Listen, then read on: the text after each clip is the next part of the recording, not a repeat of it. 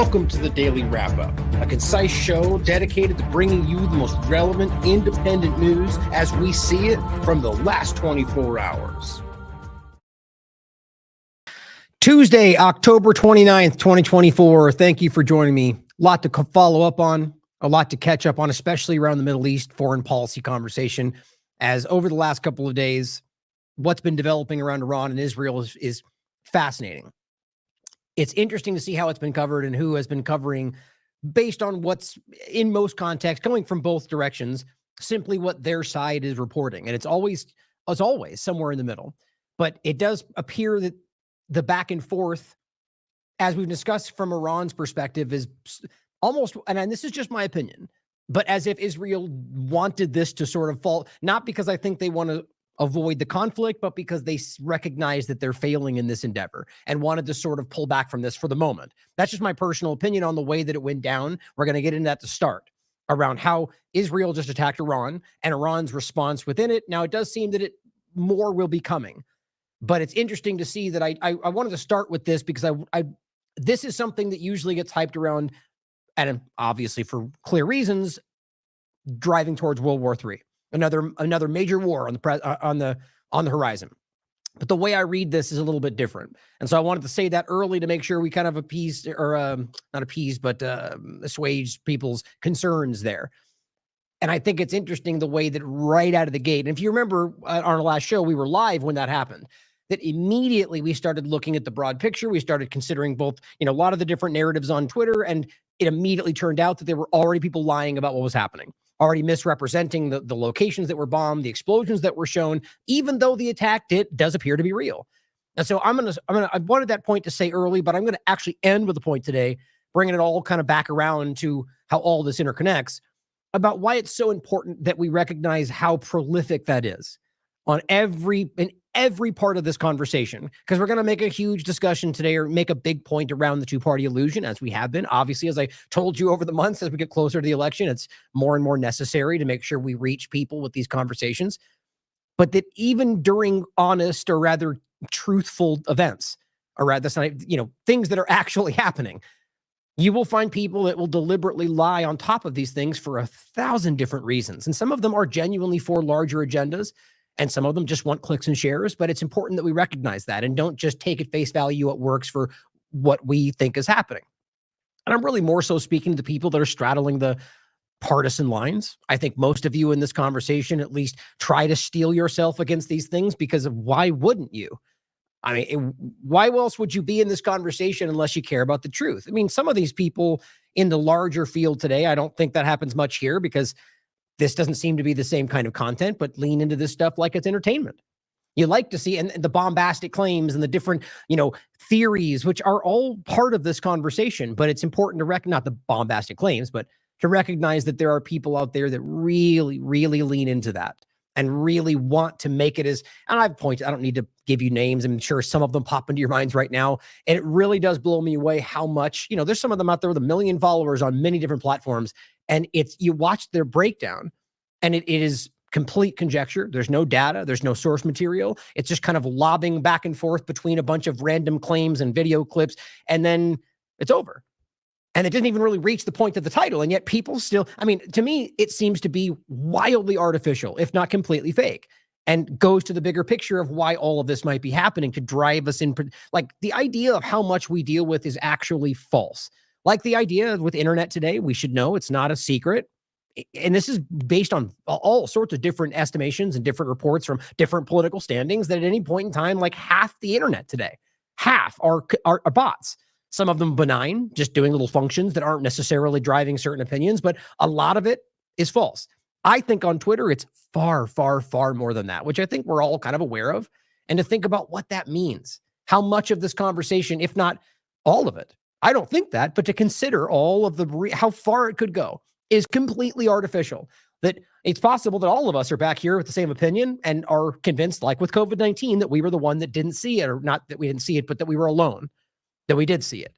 A lot of people we tried to reach. Remember, we made those bracelets. You are not alone, because people were convinced that they were the only one, because the media and the mainstream alternative media just hovered over the conversation, forcing you to think that.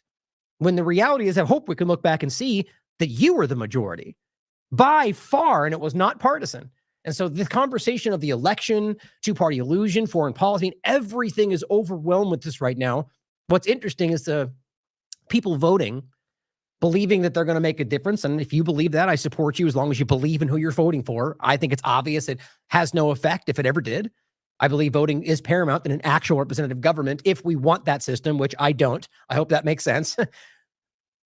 The point being that there's a lot of people that are engaging with this because they genuinely don't know what else to do. And I think that right now, with how dishonest it all is, it pushes people into trying to fall back into the system. And there's so much dishonesty around every dynamic of what we're talking about. And it goes across the entire conversation. And a lot of them are convinced that this is so important that even if I don't like either of them, I have to make a choice because this is more important than it's ever been, which, if you remember, is the thing they say almost every single time, pretty much every single time. But that they are convinced that this is some kind of a pinnacle moment. What's interesting is it is, but not the election selection process. But I think the larger dynamic around what's happening, the kind of destruction of the two-party illusion, the dynamic that's happening, the control, the influence of the U.S. government in the West, the failing dynamic of Zionism and how that's being exposed around the world. There is something teetering on this right now. And I think the drive to make that the election focus as opposed to that is the whole point. So you're picking up on something. There is something crazy happening. It's just not the technocrat Zionist versus the technocrat Zionist, which is what this actually represents. And we're going to make a whole point about that today. But we're going to start with foreign policy because I think it's very important that we don't lose sight of what's going on there. I mean, even if this was everything you thought it was in this selection, objectively, from a human perspective, what's going on in the Middle East, especially since it's your tax dollars and in your name and your government, primarily 70-something% of the funding. Obviously, it's our responsibility as Americans to point this out, but objectively, a more important thing happening in the world. That's not to say you should have to care more, but let's not pretend like this in and of itself is more important than everything else that's going on, especially because of what our government is doing in our name. But then you recognize, at least as I do, that it's illegitimate, that the dynamic of voting in itself has been stolen from you, that all of these things are not there, then absolutely far more. But all I'm asking is that people consider that these things are valid, very important. Human life matters no matter where it's being, no matter where in the world. On top of that, that it is, no matter what we want to talk about, a central part of this selection. Right now, as I'm going to point about in the recent Trump rally, we're being told, like I see Kim Iverson get this a lot on Twitter, that, why are you only focusing on this? There's other things in the world besides Israel. And then you go to their rally, and most of the people at the rally for Republican side are telling you why Israel's important. So how do you explain that? How do we reconcile the argument that most of their conversation seems to swirl around Israel, immigration, and foreign policy, yet then when we talk about it, we're told that's the least important. We need to look back over here where they're telling us to look to Israel. I mean, there's so many of those blatant logical contradictions that I just don't know why everybody, and maybe they do, can't fully see it. So let's start with that. Oh, actually, before we jump into everything, I wanted to make sure I shout this out again, seeing as how on the 1st, I will be at this event. I wanted to make sure you guys had the links. These will be included. I actually just added them last, so I believe it'll be at the very bottom of the links section, but these are at the top of my posted information in every video that's out there right now, so make sure you check that out. But this is for the Liberty on the Rocks event, the Voluntarism Conference 2024. Now, if you remember, this is going to be on this page on TLAV, and this very spot right here is where I'm going to be streaming my all-day coverage, kind of side interview, crowd discussions, different points, as well as just my content throughout the day, clips from interviews, or maybe just if we have a break between what's going on, just discussing what's going on in the world. So this will be entirely TLAV produced, rather live streamed section of it for the conference. And so we'll be interviewing them as they come off the stage, talking with them. I'll be hosting a panel at the end and a lot of different stuff going on. But the reason I say it like that is because the event itself is here, which you can check out and everything, the information for being a part of it, for whether you want to be there all 3 days, just for the conference itself or just online, you can check it out through here. Just to make sure you guys see those are two separate things, even though they're both happening at the event. And really, it's just about trying to maximize understanding and insight into this larger point, because this is really about understanding this and why it's important as we come into the illusion of authority and the jingoism and all the craziness that happens around this illegitimate process. And this comes from a perspective of why we should ever eat, whether or not you believe the election is legitimate or the voting is actually happening, that you should ever want to choose your ruler. You can call them representatives. You can call it whatever you want. Larkin Rose and I had a great conversation about this. You should check out his work. The idea of the illusion of authority and why we should even be asking for somebody to dictate what we can and can't do, because there's some kind of guide or, the laws of the land, all these different things that we talk about that are ultimately, as we have seen throughout history, used to keep you under control, less free, lacking liberty under the guise that we have to, because that's what society dictates. Now, it's a very hard sell for people that are just unwilling to consider the reality that just because there is no, whatever you want to call it, like it's not that there's no, at the same point about anarchism. It's not about no rulers. It's not about no rules. It's about no rulers. There are always, rules, let's say, guiding principles. There's not always something that says if you do this or do it not the way we like, that we're going to put you in a cage or shoot you or hurt you via violence, which is ultimately the way our system works. The people that don't want to hear this, it'll sound ludicrous, but you have to understand that there is obvious points to make about why we are in a structure, even if you believe in the core idea that somehow there is an authority that we should be listening to, that people use that. And we are at a point now, we are so far away from and this is why I straddle the idea of believing in something like the Constitution, believing in the ideals that began this country. Just because I have a different vision on how everything should go doesn't mean I can't see the virtue in what we currently have versus a lot of other things. So my point is, I would personally choose something that has nothing to do with voting or representatives or any kind of government control over your life. However, in a situation we have, I can understand that the idea of the Constitution is something, and I asked this to Larkin Rose, because it's certainly possible there are people out there that would say that I am missing something, that I am naive, and they very well may be right. But I want it to be clear that I have that mindset, but nonetheless will fight to hope that people can see why the Constitution, if we're stuck with this system, is something that is being used to help us carve out the maximum amount of liberty possible or something like that. And I think it's very important to understand that, because I've talked about the Constitution a lot. And the more I grow into this, the more I understand these different things, the more I evolve my own opinion, the more it becomes clear to me why this idea is so important. One of the reasons why I'm going to this conference, because it's as I've said, even in my recent interview with Howard, that I'm going to play tomorrow, most likely, is that I don't like to label myself. I don't like to make it about one thing or the other, because I personally find that to be part of the problem. But I think the idea of voluntarism, the idea of agorism, anarchy in itself, that's not chaos, because that's not what it means, but the idea of living in a society where we have no rulers, definite structure and rules, and realize that without all those things, the same exact dynamic keeps going. Every single thing you're living with right now, save for the government, regulation, control, influence, and overarching hand, is all still you. Who's going to build the roads? You are. And the person who owns that company, and no longer is controlled by the government. And maybe that'll change some of the way they do it. Maybe things will be less safe. The point is that over time in that dynamic, the reality is these things can build to a point to where a real free market would exist, and somebody who builds bad things because they want to save money will end up not getting the next contract. And the point is, it's always down to us still. Now, all that is just to start with the point that I think we need to think outside the box when it comes to a situation as we go through today is pretty embarrassing. Like it's cringeworthy to watch the level of lowest common denominator, childish jingoism about the idea that he's going to do all the good things. Oh, and how is he going to do that? Well, because he's gonna make it better for us because Trump said, and we trust him. He's a good man.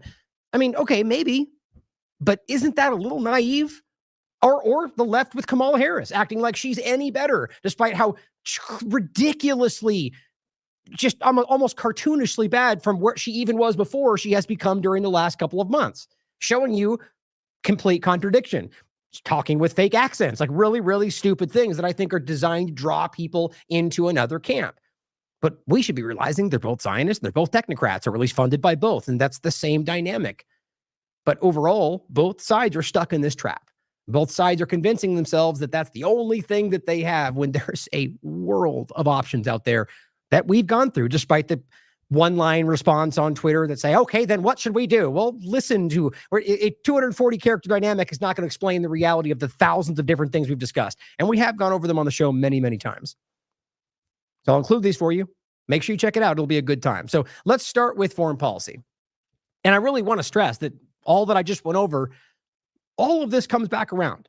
Because if we can't see by now, especially with the rally you just saw with all these neocons screaming about fighting jihad, that we're right back in square one when your current dynamic is literally driving you to more foreign policy, like recognize that these things are interconnected. Recognize how they really don't want you making that point. So I wanted to make sure I saw this too. I pointed this out anyway. Today in general, which by the way, I could do almost every single day, I want to make a real big point to highlight antiwar.com. Just one of the best genuine, like it's not, it by design, not flashy. There's not all, it's just factual information with great research and excellent editorial brain. Like this is quality information. And I always point them out. I just want to make a really big point today to make sure that if you're not following antiwar.com, if you're not looking at their content or following them on Twitter, looking at their different aspects, their tangential work, you're missing out. Because it is on point. And it's not just because I agree with them. It's because they are very, very factual. It's about fact-based information. And of course, we could all be wrong from time to time. That's why you should question everything and come to your own conclusions. But here's their website in general, if you want to check it out. I'm only saying that because I decided there were so many different things that I was going to cover that I looked on their main page and I'm like, look at that. They got 90% that's on there. So I wanted to make sure instead of some other website that I was using them to highlight the work today, just so you can see why they're so prevalent in the conversation today. But starting with the Iran point, this was the page we had up from last time live while this started happening. And someone in the chat said, oh my gosh, they're bombing Iran. And so sure enough, it did appear that something had happened. But as I said before, we quickly saw that there was already misinformation flying everywhere. But this just ended here. I thought was interesting. So Israel strike on Iran, kills 4 soldiers. That's where the BBC followed up. But I found this interesting.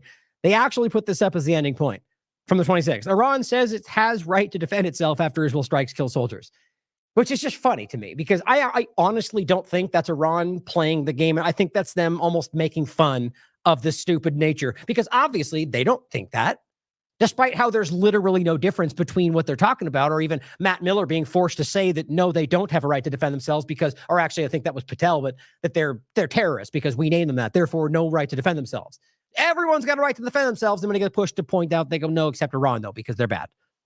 I mean, it's just kindergarten level, dumb lie. There's no logic at all. It's just simply, we don't like them, therefore does not apply. Oh, so you make the rules, except we don't want to be the policeman of the world, except, round and round we go.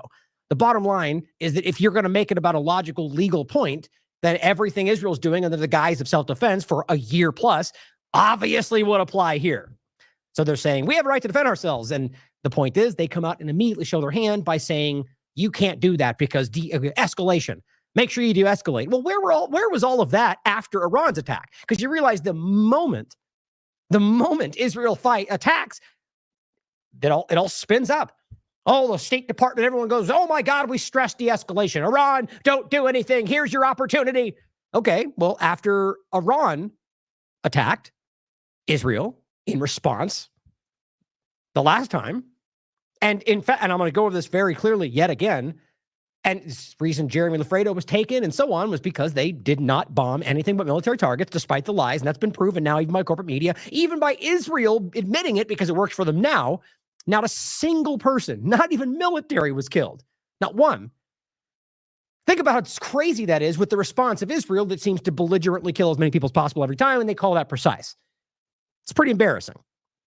But so why didn't the U.S. stand up after Iran precision targeted military targets and even warned them beforehand, and they still got through because they clearly wanted to de-escalate? Why didn't the U.S. stand up and go, Israel, don't do anything? That would be an escalation. Please de-escalate because that would be irresponsible. Because they're hypocrites. I don't need to sell you on this. I just think it's worthy of pointing out for somebody that didn't connect that dot or maybe new to the conversation. That's called being a hypocrite. That's inconsistency. And if you're of the mind that as well, it doesn't apply because Iran bad guy, well, then you're a child. Because that's not how international politics, that's not how the law works. But again, I forgive you, seeing as how both sides of the conversation wanted you to believe that your rights only apply when they tell you they do. We'll take away your free speech. That's not how it works, ladies and gentlemen. But it does appear this happened.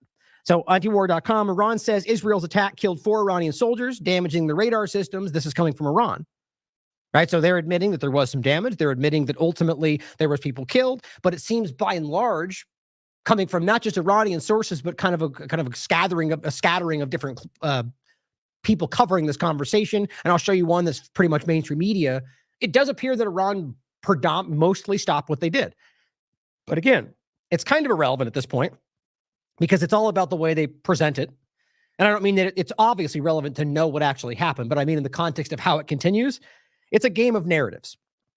So at this point, Israel, from their perspective, attacked and won, and we're strong, and you guys are weak, and we have one up on you, despite the fact that the whole game is about trying to de-escalate as the U.S. is presenting it as Israel, we had a right to defend, and now we're done, right?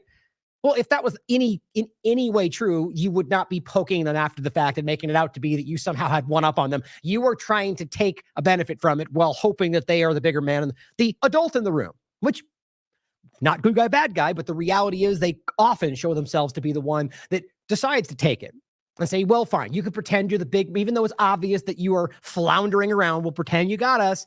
Can we de-escalate now? And then eventually Iran and Israel attacks anyway. This is how it continues to go on. Or assassinates a scientist, or carries out operations through the U.S. government. Constant. But it says they were launched Saturday morning, killing 4. The Iranian army said in a statement that the soldiers lost their lives, quote, while confronting the projectiles of the criminal Zionist regime in order to safeguard the security of Iran and prevent harm to Iranian national and nation interests. Does not appear that there was any kind of civilian fallout for soldiers. Of course, just like I said, here's the U.S. government. This is as of the 26th. U.S. calls for de-escalation as Iran claims right to self-defense. Claims, in quotes. It's just so transparently stupid. If it applies, it applies. You can't just keep pretend like, well, they claim it. Well, and they don't say Israel claims they have a right to self. You just come out and say it aggressively. Headline is, Israel has a right to defend itself. It's just silly. After Israeli strikes. Yeah, well, that's obviously, by definition, of theirs, of course, this would be the response, right? They literally after Israeli strikes, but it's funny as they work themselves into a pretzel to try to make the argument that this is somehow an attack by Iran. It's sad. And understand, guys, this is the NBC, MSNBC, Fox, CNN, all of them, which just continues to show you, despite the aggressive opportunism, which does get some kind of kickback from Israel, where they'll come out and cover 3% of the genocide, which is shocking to most people. Israel hates them for it, but then they fall right back into line when it's necessary. And you just have to make sure you see that. I don't think any of these people care about ultimately the truth. Now, this is Reuters this is from yesterday. Iran says it will, quote, use all available tools to respond to Israel's attacks. Now, that very well could be exactly what they're doing. It wouldn't surprise me, seeing as how, if you really want to go back, let's just take October 7th forward, seeing as how Israel wants you to believe the world started on that day. Well, from that moment forward, you can clearly see who attacked first, in quotes. Because obviously this has been going on a lot longer than that, well before even Operation Ajax. But the reality being, which is the illegal regime change when they put the Shah in place in 79, I believe, when they took it back, from the Iranian revolution. The point is that it's not hard to see that Israel is the instigator here, even based on their own dynamic. But it's hard you can go back as far as you want and try to make it something different. The point is not about that. It's that Iran would arguably if you want to be objective about it, argue that they feel like they should have a right to respond to this. Not like that should matter in this case. My point is that Iran, I'm going to argue, is likely going to let this lie. That's the instinct that I get based on what they've done before, because this is embarrassing for Israel. The way this is going, the multi-front war, right? It's not sustainable. What Israel's involved in right now, without the overwhelming support, which is already there, of the United States, and even then they're still failing, I don't see how this is a likely positive outcome for them. So this looks meek, especially since the information's now come out where it seems like they did not really get through, and I'll show you that. So to me, this is about keeping the threat as opposed to actually following through with the attack, but we'll wait and see. Now here is the deputy coordinator of the IRGC for the Iranian military, the Guard. It says, you will see in the coming days that more crushing blows will be inflicted on the Zionist regime, and the Zionists will be surprised by new measures and initiatives that will suffer bigger defeats. So again, this is just my opinion. I get the sense that they're not talking about a direct attack from Iran, but multiple different dynamics encroach. Because right now what we have to see, and we're going to get into Lebanon in a minute, that multiple times now, Israel, and well before October 7th also, by the way, but so post-October 7th and the beginning of the real aspect of the Lebanon engagement from Israel, they failed repeatedly. At least twice I've seen an engagement on the ground where they were embarrassed. Last one I heard 8+ people were killed on Israel's side, and now they basically pulled back. And now, guess what? Now we're back in the idea of a negotiation. Like all in just a quick succession, which I don't believe is honest. We'll get to that in a second, but it just shows you how quickly things can shift. To me, this is about the recognition of that and the idea that we have Lebanon and Syria and even Iraq, if you want to bring it in, and Palestine and many others in this that are, let's be clear, this is not picking on Israel or some kind of war against Israel. This is about the reality that they are fighting for Palestinian self-determination. Now, of course, they could be fighting for in some other dynamic, but that's their stated intention. Of course, they could be lying.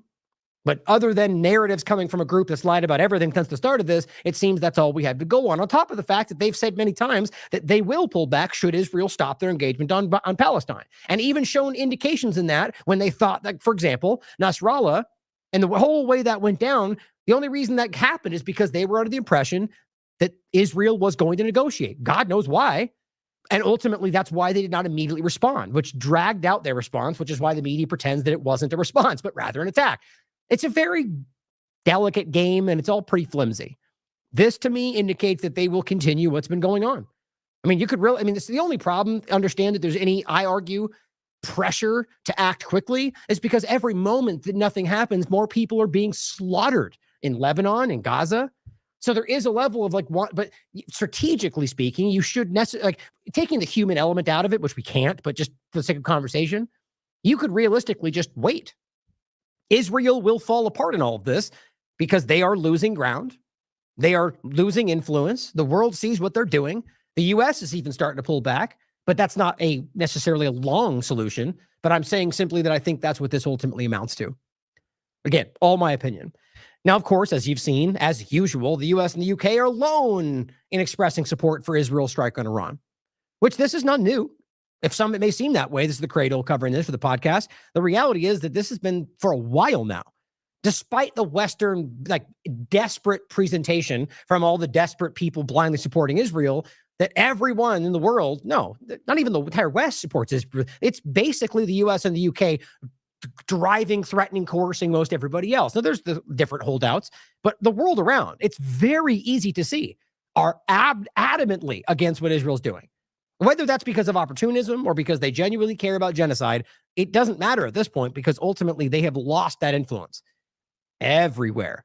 This is, again, why I said this in the first couple of weeks. They have lost the information war. That was obvious to me right out of the gate because of how blindly they went at this and woke up everybody. Many, many, many people that would have otherwise to the death blindly supported Israel who are now overburdened with death, images of dead children everywhere they look. They just can't ignore that. Now, even Haaretz on the 27th wrote an article entitled, "Iran is striving for regional strategic achievements, not an exchange of blows with Israel." Now, of course, you get into it. Of course, it's always framed as sort of Iran is the undermining secret. But the point is, it's interesting that even Haaretz is highlighting, look, this is not about the evil villain Iran just trying to murder Jews. It's about the idea that they're trying to genuinely seek some kind of strategic advancement. Now, of course, Israel would want to frame that as a nuclear weapon or overthrowing of the countries, but there is zero evidence to back that up. And even the U.S. and the IAEA have stated recently that they're not doing that. And I don't see any indication that they're toppling countries around the world. I can see a lot of that for Israel and the United States, currently illegally occupying more than one location. It takes a special kind of willful ignorance to not recognize that. Now, here's what the U.S. politicians had to say. Now, this is a correspondent, rather, but nonetheless, these are the U.S. perspective of how, and she's citing a spokesman for the White House. But the point is that ultimately, just this blind support in the midst of everything we keep seeing. And this is the White House national security spokesman says, "We understand that Israel is conducting targeted strikes against military targets in Iran as an exercise of self-defense." That's just lazy. And in response to Iran's ballistic missile attack, which, by the way, was a response to the assassination of Nasrallah. And it says, "We would refer you to the Israeli government for more information on their operation." Yeah, rightly so. Orwell, their face palm. It's just, look, here's what's crazy about this. And this is the same thing I keep saying about the two-party illusion dynamic.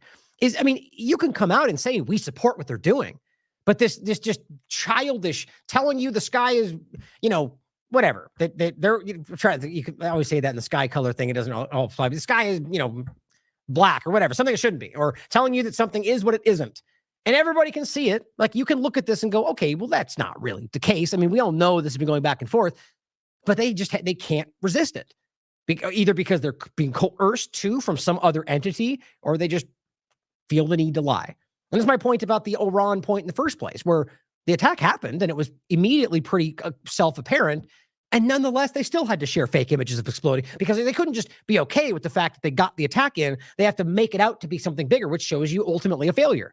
Ultimately, it shows you insecurity, desperation.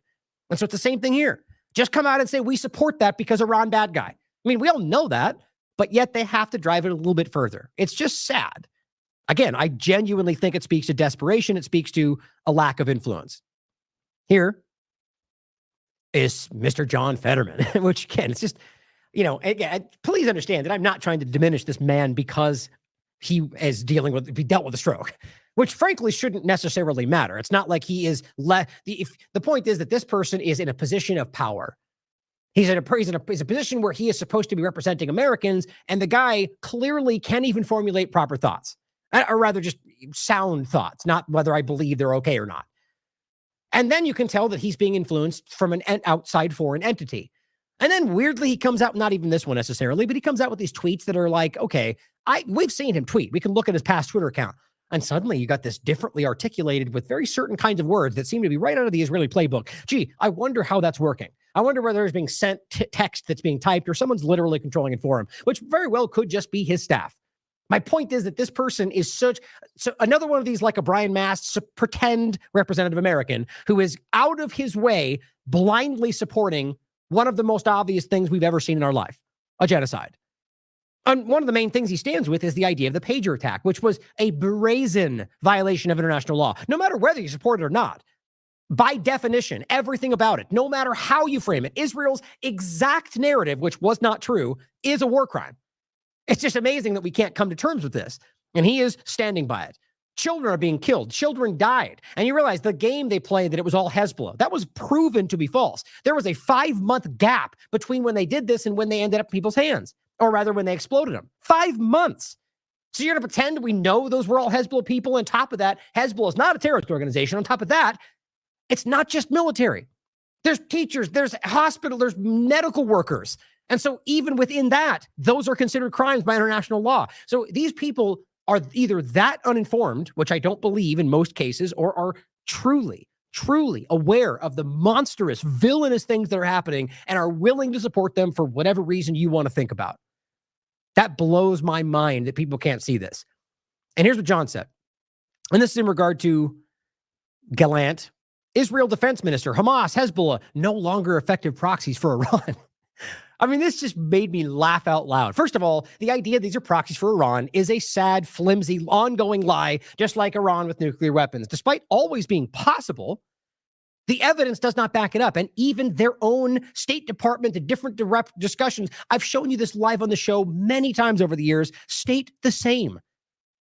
Yes, they're allies. Yes, they were. Yes, there's even weapons transfer, just like the U.S. transfers weapons to pretty much the worst, most dangerous people in the world.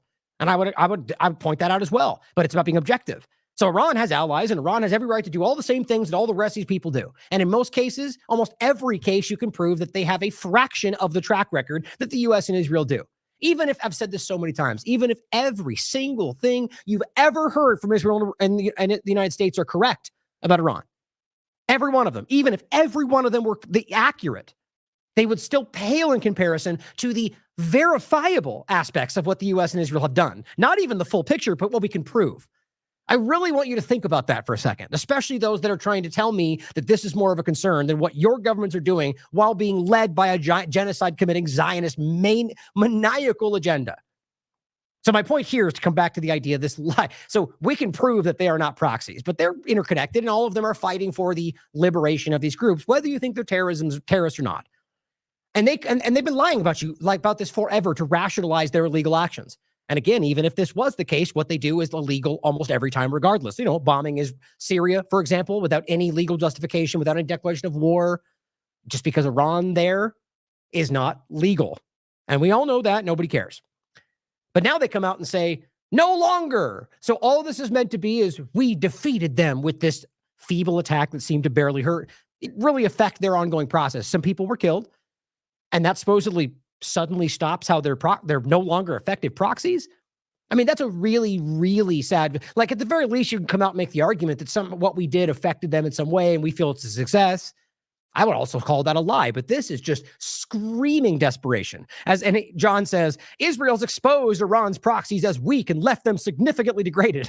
What? What are we talking about here? The idea that, first of all, we're going to get to in a minute, that even by this recent report, at least 74% of who have been killed in Gaza, and they themselves say it's an underestimate, are civilians, according to multiple different reports. So, and on top of that, we can clearly prove that Hamas is not degraded. I mean, that's the most embarrassingly obvious part of all of this with U.S. support. You're going to pretend like somehow Hezbollah has been degraded in what you've been doing in Lebanon? I mean, yes, they have had assassinations, but you can clearly prove that's not true. So this is just, I mean, my thought on this was going, what are they trying to accomplish here? They're going to come out and say, we did it. They've defeated, and this is supposed to make me go, oh, they got them.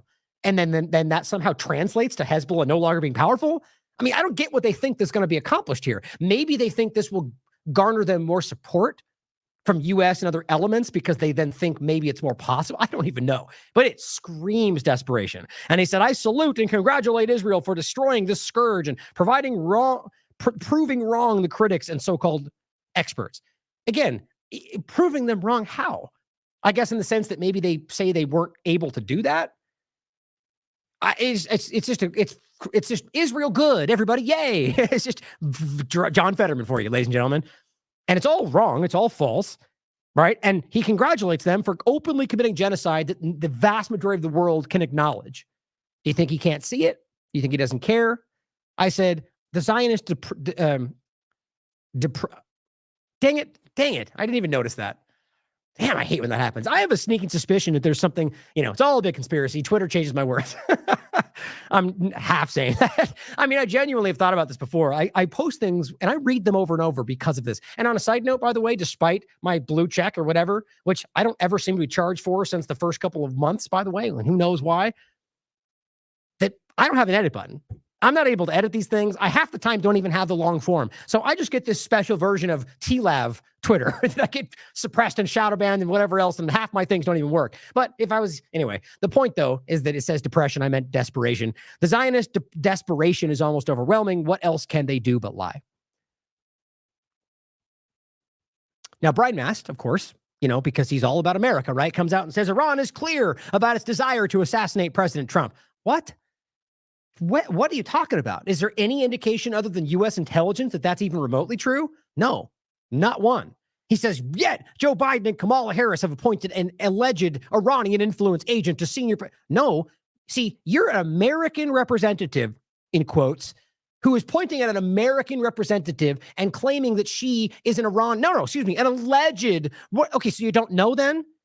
So what's the issue? You don't know. Can you prove she's an Iranian agent? The point is, this is coming from Israeli accusations because she has that background. So let's pretend like this is not just blatantly racist or really about Iran bad no matter what, and even if you're a citizen. But wait a minute. I thought Brian was fighting for the Iranian people. You see, my point is this is just clouded with inconsistency. But it's saying to a role overseeing the training of American troops. This is an American. Now, look, is it possible she's working for Iran? Of course it is. Of course it is. I would never say otherwise. Is there any evidence for that? Not a shred. Now, if I see it, I'll happily report it to you. But let me stress this. This is a person that is supposed to be representing Americans who is going after another American representative because Israel said so with zero evidence. This man is a monster. Like legitimately one of the worst people in this conversation, who is screaming at his own constituents, who is laughing about dead children, who is going around in his uniform for the Israeli military while pretending he represents you. Now, again, tell me why it's unimportant that we should be talking about Israel during this selection. This is terrifying to me. And again, bringing it back to assassinating Trump, there's nothing that makes that. There's no allegations about that. The Iranian government's not saying that. I don't even see Iranians saying that. But Brian Mast wants you to think so. I wonder where that's coming from. It's just crazy to me why people can't see through these monsters. Now here's Mike Johnson, Republican, says Congress stands resolutely behind Israel as our ally strikes in self-defense. Like, what am I supposed to say today, guys? Okay, self-defense, got it. Response, got it. You're a bad guy, got it. These are high-level people in this occupied government. And no, I don't mean Jewish people, ladies and gentlemen. If you want to assume that, there's plenty of people out there doing that. We're talking about Zionism. And the obvious, without question, influence that even MSNBC covers about AIPAC and Israeli lobbies and everything about it provably influencing the outcome of policy, if not controlling it. I don't know why that's contentious with how much evidence we have, but actually we know why. The point makes itself. That's exactly the point. But Tony Montana says you're all traitors, and just simply highlights how they're all doing the same thing. Like, just like last time I showed you, I brought up, I think it was almost all of Congress. All of them, left or right, came out with the last time, and because they were given directions. I support the current thing. Israel, America stands with the greatest allies, says David Kostov. Mike Pence, America stands with Israel. Dan Crenshaw, America stands with Israel. Joe Wilson, America stands with Israel. Almost like they were given the exact typing. Almost unanimous. I don't know why conservatives do not freak out about that. Now here, as Casey Wright shared, is a bit of coverage around the attacks from Israel. Now this, take it for what you will. I think it's important to highlight that the points he makes, no matter where it comes from, I think are very valid. It doesn't necessarily prove what, hiccups all of a sudden. Doesn't necessarily prove what he's saying, but he makes an excellent point that I'll let him make it for himself. Like the dynamic of where they are, the argument that most Iranians, which I believe is false, are supposedly anti their government, and that's why they're fighting for their freedom. Now, there's definitely people that don't like the current government, just like half this country currently doesn't like the U.S. current government. Does that mean we should deserve regime change? I mean, it's just the lack of overlapping logic. The point, though, is I don't believe that's the case in Iran, like the way they're framing it. But if it was, then they would have video, right? Most likely. It's not solid, absolute, but they would have video of the different locations that they claim they bombed and so on. It seems to appear that most of it was stopped, that ultimately their systems were able to stop the vast majority of what they were trying to get through. Now, I'm expecting almost that once that comes out more and more, that Israel will bring it back around and say, well, we just wanted to de-escalate. That's their last ditch effort, but I don't think that was the case. But you can decide for yourself. I think the video does a good job explaining this. Most dramatic footage came from the outskirts of the Nevatim Air Base, which houses Israel's prized F-35 warplanes. Those videos showed in the range of 20 strikes on that airbase alone. Israel later acknowledged, in fact, that Nevatim had indeed been struck, although it claimed that the damage to the airbase was modest. Now, again, he's talking about the first attack from Iran before he goes into Israel responding. Now, the point is that we now know for a fact that they got a pretty solid strikes on that base, if not more, that they only hit military targets and not a single person was killed. And they warned them about that and still got plenty through. I find that to be fascinating. Now, and again, the point is they warned them because it was obviously about saying we're going to bomb, just like Trump says they did last time, by the way, despite them lying about that the very last time. All the traumatic brain injuries when they said they're weak and they couldn't even get through. Remember, that was what Trump said. Now today he says, well, they warned me and that's why they didn't want to attack us. See, they lie to you every time. Whatever works from the moment.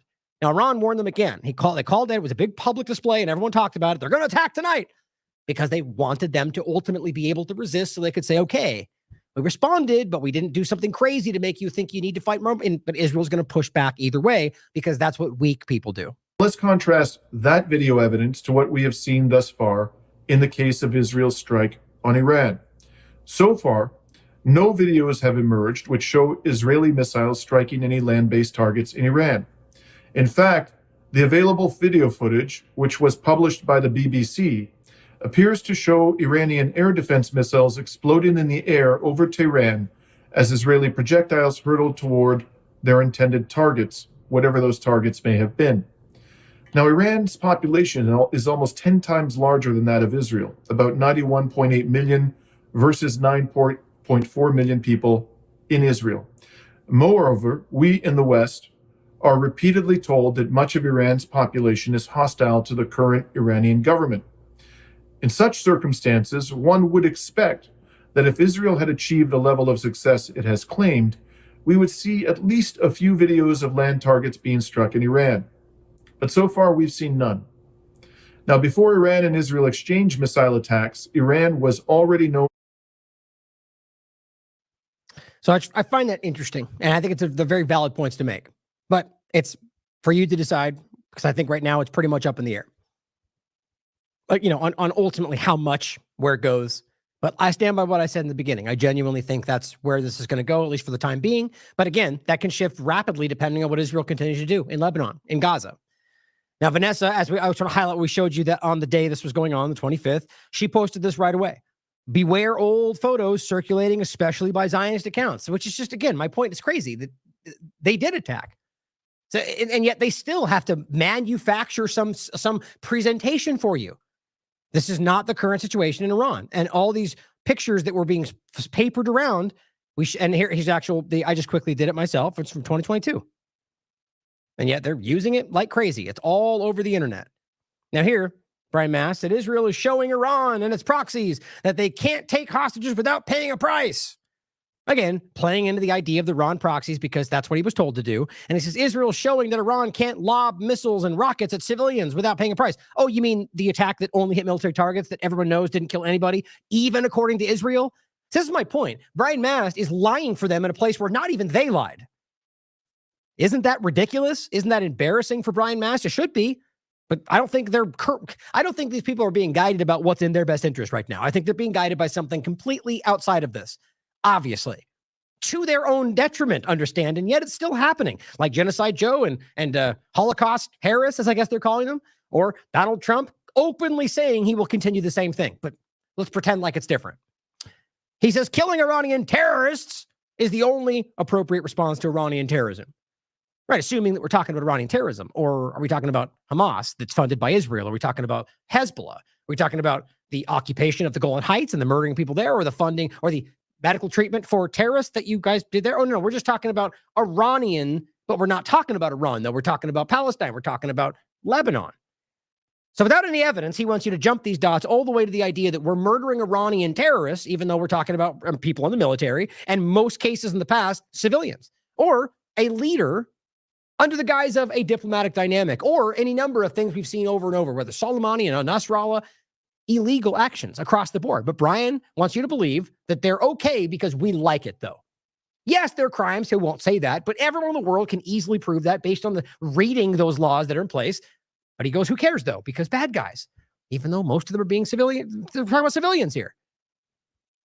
Gen X Girl says, dude, Israel has had to use 2-year-old footage of oil refineries burning since they haven't hit anything worth posting. So here we are again, where they are in fact posting fake images, even directly from Israeli sources, where they're showing you fake information and pretending like that was an actual hit. My point is that Brian and the rest of these people are literally driving false narratives for a foreign government.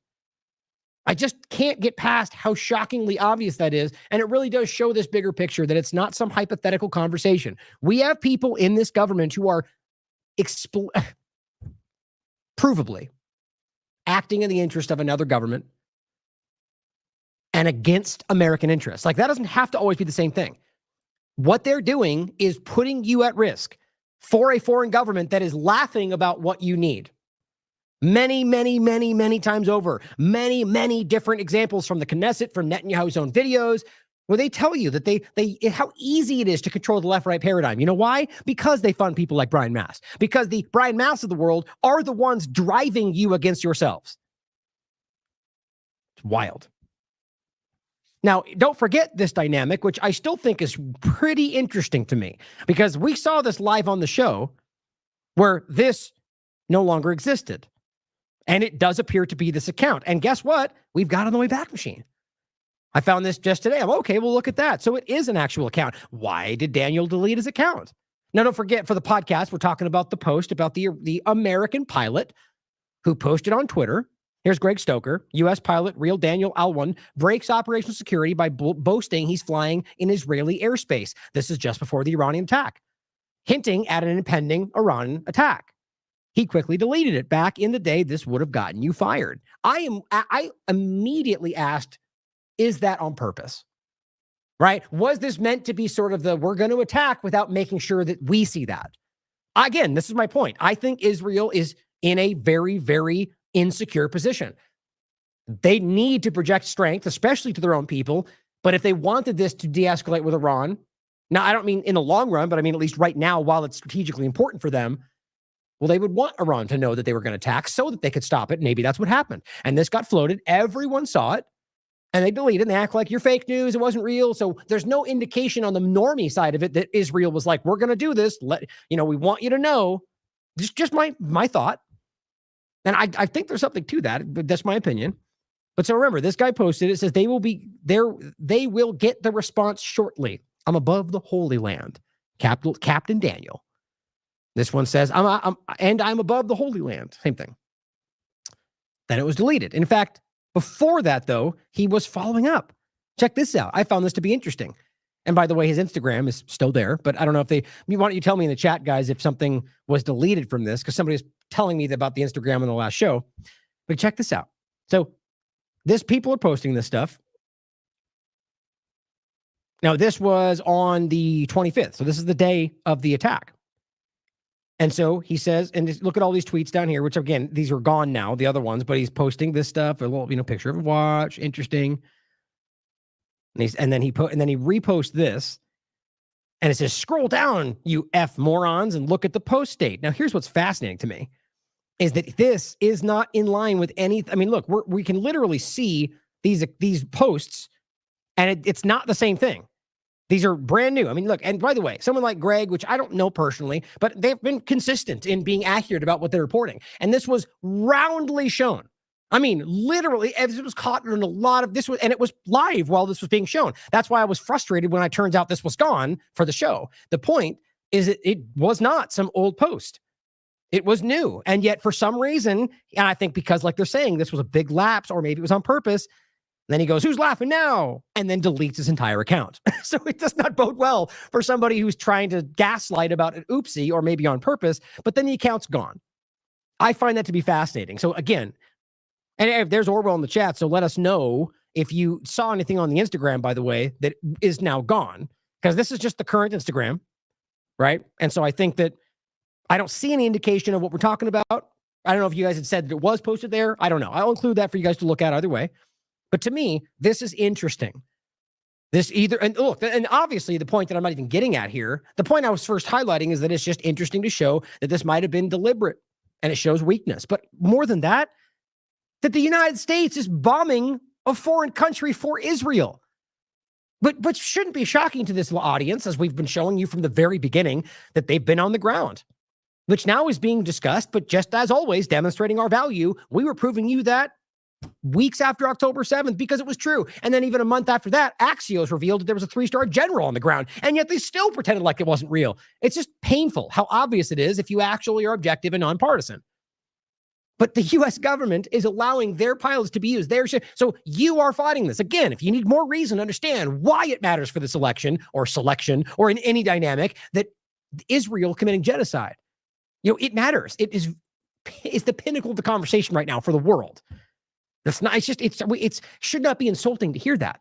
It's obvious because this is a earth-shattering event. Here's the point. We're not going to, going forward, take an election of the past. Going forward 100 years, do you talk about the random election in 2016? No. These things, because they are historically pretty irrelevant when you understand, at least from my perspective, what's going on. Even if you believe it's the pinnacle of democracy, it's still less relevant, let's say, than the conversation of many genocides that we've discussed.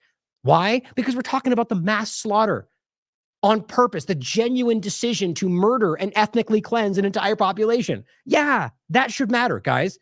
And I shouldn't even need to stress that. I know you probably are all on the same page, but it's interesting to me that this gets ignored in the conversation of the selection. Now, antiwar.com, make sure you check them out. It says U.S. was prepared to rescue Israeli pilots attacking Iran if needed. Now that becomes especially interesting with what we just pointed to, right? Maybe that's because they're talking about U.S. pilots that were actually flying for Israel. Or not. Either way, it's just showing you how dedicated they are to maintaining the genocide and literally helping them attack a foreign country with no legal justification. You realize how crazy that is? Like, just in so many different ways. But again, everyone has their opinions about this when it comes back to the support for Israel. Like, I'm not asking you to choose sides. It's about being consistent with logic. And if you're being consistent with logic, even if you support Israel, you can recognize that what they're doing is consistently the violation in all of this, even if you also think Iran's actions are violating. The point is that you can prove from square one what they're doing is illegal. The assassination of the scientist before this even started was illegal. There's no way around it. So if we're going to go back before that, doesn't that mean they can respond? You get the game. It's infuriating. And again, anybody honest can see this. Again, it doesn't mean you're choosing sides. It's just being honest about the facts. So in a larger sense, because of all of this, as we get to actually, before we get into the Gaza specifically in Lebanon, the U.S. government for Israel, in my opinion, is rolling out a massive effort of regime change. Now, I was saying this before. I've talked about the idea we touched on examples of Honduras, which I think is underway right now, and different, more of the southern aspects, but we've also talked about the Middle East and different countries. My point is that right now, I think driven because of Israel, the U.S. government is desperately trying to move pieces around the board, trying to remove leaders that are suddenly not supporting Israel's genocide and replace them with people that are amenable to whatever they want, including genocide. And it's everywhere. I mean, it's crazy. And this is just a couple of examples, or maybe like 5 or 6 examples that I've seen over the last couple of days. But if you go back and, take this back post October 7th, you can start to see the failure of the so-called normalization deals, which were nothing but coercing governments to blindly go against the wishes of their people, democracy. And then it has fallen into this position of, like, even Saudi Arabia had kind of put the halt on that. Israel is desperate. And so you see them trying to move pieces in a way to change the fact that everybody, everywhere, everyone, everywhere sees what this is. So the U.S. approves $2 billion in arms sales for Taiwan. Why not? Let's kick this up. Let's throw dirt. Like, my point is, in the midst of what's going on, you want to create a dynamic where China is going to have a reason. I mean, whatever your thoughts about Taiwan, think about how ridiculous this is to do right now. And I also recognize that ultimately, Taiwan would, like any other location, I would argue, has the right to say, well, we want to be our own location. But the question is it any different than, say, when Texas or California said they want to break off from the United States? And they said, no, that's not going to happen. Or the fact that the Donbass or Crimea, same thing. But of course, they only like it in one certain way. And on top of that, I have not heard any public declaration from leadership of Taiwan saying, we are formally declaring our separation. Okay. So if that were to happen, then I could stand by something and say I support that. My point is that wouldn't be the U.S.'s place to get involved, just like it wouldn't be anywhere else. But the point is that the U.S. government, if you really understand the situation, is making this the case. They are driving this in for obvious political reasons. And funding that is just a blatant way of poking the bear. They want this to spin out, in my opinion. And it just shows you this is about trying to create, it very well could just be chaos. Create different things so we stop paying attention to the genocide. At the end of the day, though, this is something that you have to recognize is the opposite of everything they tell you they're doing. We don't want to be the policeman of the world. We don't want to, well, obviously not. What you're doing is the opposite of, can you imagine if China did this in any other dynamic? Well, how about China comes over and goes, you know what, Texas, we support your desire to separate from the United States. Don't you support freedom and liberty and democracy? Well, clearly they wouldn't go along with that. They would say China was influencing their dynamic. Say China is trying to, well, how is that any different? Right? It's embarrassing that we can't see through that in some cases, but I think most people are beginning to recognize that the U.S. government's track record is literally overthrowing governments illegitimately all around the world as far back as you can look while projecting on everybody else. Now, guess what? Here's Syria again. Now, realize that Syria is a central part to the failure of what Israel and the U.S. have been trying to do in the Middle East. And now the Israeli minister, for whatever reason, stands up and threatens Assad. You are in danger. And he very well is, I would argue, because of the fact that they are lashing out in sheer desperation. And you have to realize that, let's just say, they have been trying to go after Assad for a very long time. That's what all this is ultimately about. That's why when you realize the entire Middle East dynamic is the U.S. government fighting wars for Israel. Not one side or the other, both your government. So it's Syria, a close ally of Hezbollah and member of the resistance axis, has been under constant Israeli attacks for several years. And they just routinely bomb Damascus, kill civilians on a regular basis. And the so-called international community is deadly silent about it. So my point is, for whatever reason, this is yesterday, they're just standing up and going, you're next. Again, it could be a hollow threat in order to get you to look anywhere else, but I actually think this is building. I think the U.S. and Israel are trying to, I'm willing to bet you they sat down and planned out how to divert attention, how to shift the direction of the narrative, how to take back some level of control through just absolute destruction and violation of anything that anyone's ever held sacred. Least of which is the rules-based order that they seem to pretend they still are. Aramate. That we're back to Russiagate, guys. No joke. We're literally being told by one of the central swamp creatures of the Washington dynamic, Newland, that Russia is going to do it again. Apparently, the thing that we have the thing that's never happened. Or rather, look, to put it this way, as always, I have no doubt that Russia or any other government is always doing what it can to influence what they want from our country, just like the U.S. does everywhere. That's what they do. Not to say that we should accept it. It's something that we should try. I mean, my point is that it's everywhere. But that does not go, in my opinion, to the extent that they overthrew or controlled an election. It's certainly possible. But again, if we want to talk about that, maybe we should wrap our minds around. Let me see if that just the Guardian comes up. Nope. I'll just bring up this one. Oops, that always happens. I covered this recently, and this was an article written by The Guardian and Mondo, or rather Mondo, one of a couple of mainstream article platforms. But I entitled "The Israeli Election Interference and Psychological Operation Industrial Complex."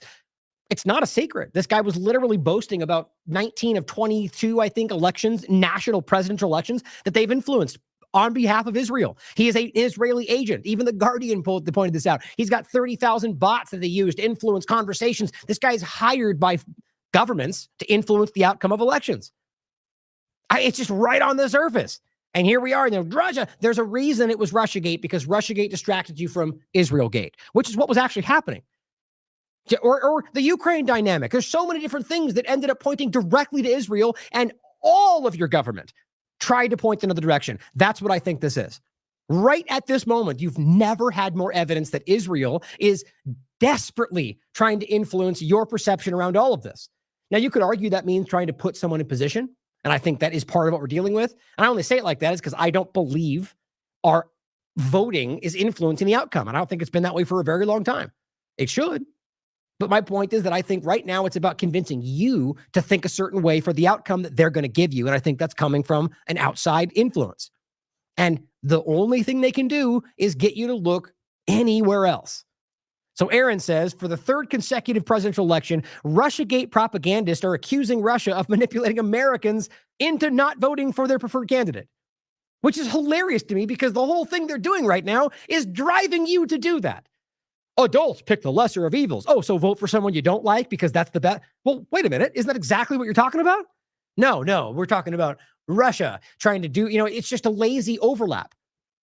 Your own people are telling you to do that right now. And if you can't see the influence from Israel, which we'll get to, then you're blinding yourself to all of them. But it says here, Victoria Newland complains that Twitter is no longer partnering with the U.S. government to censor stories, except they are, though. No question. It's weird that she would say that despite in his own lawsuit. He claimed that 87% of the requests from the government have been appeased and that they already met, if not exceeded, the GARM requirements. And yet we all bought the narrative that we were sold around that because that makes sense, right? Even Mike Benz admitted that ultimately the GARM thing didn't even go away. They disbanded, but the actual influence that they had set up was still present. But we don't talk about these things because we're all blinded by partisan politics, right? They are complying. They're censoring for Israel. They're working with the ADL. Why are we lying about these things? Why would Newland pretend that's not the case? Because Israel. Now it says this is she says what she calls content moderation that we saw in 2020. Well, that's interesting. Isn't that a good time to share this one?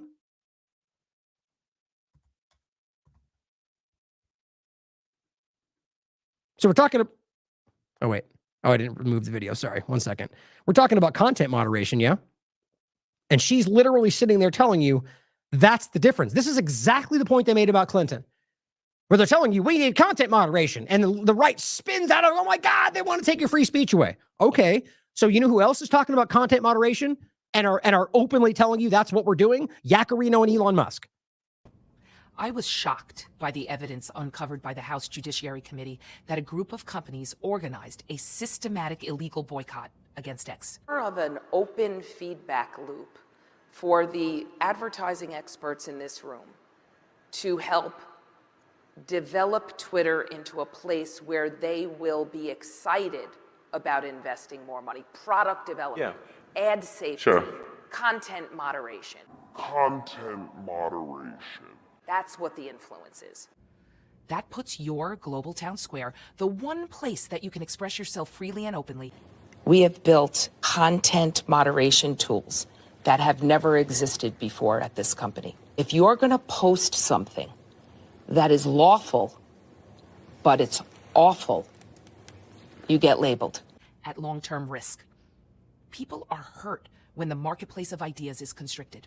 And we've introduced a new policy called freedom of speech, not reach. No small group of people should be able to monopolize what gets monetized.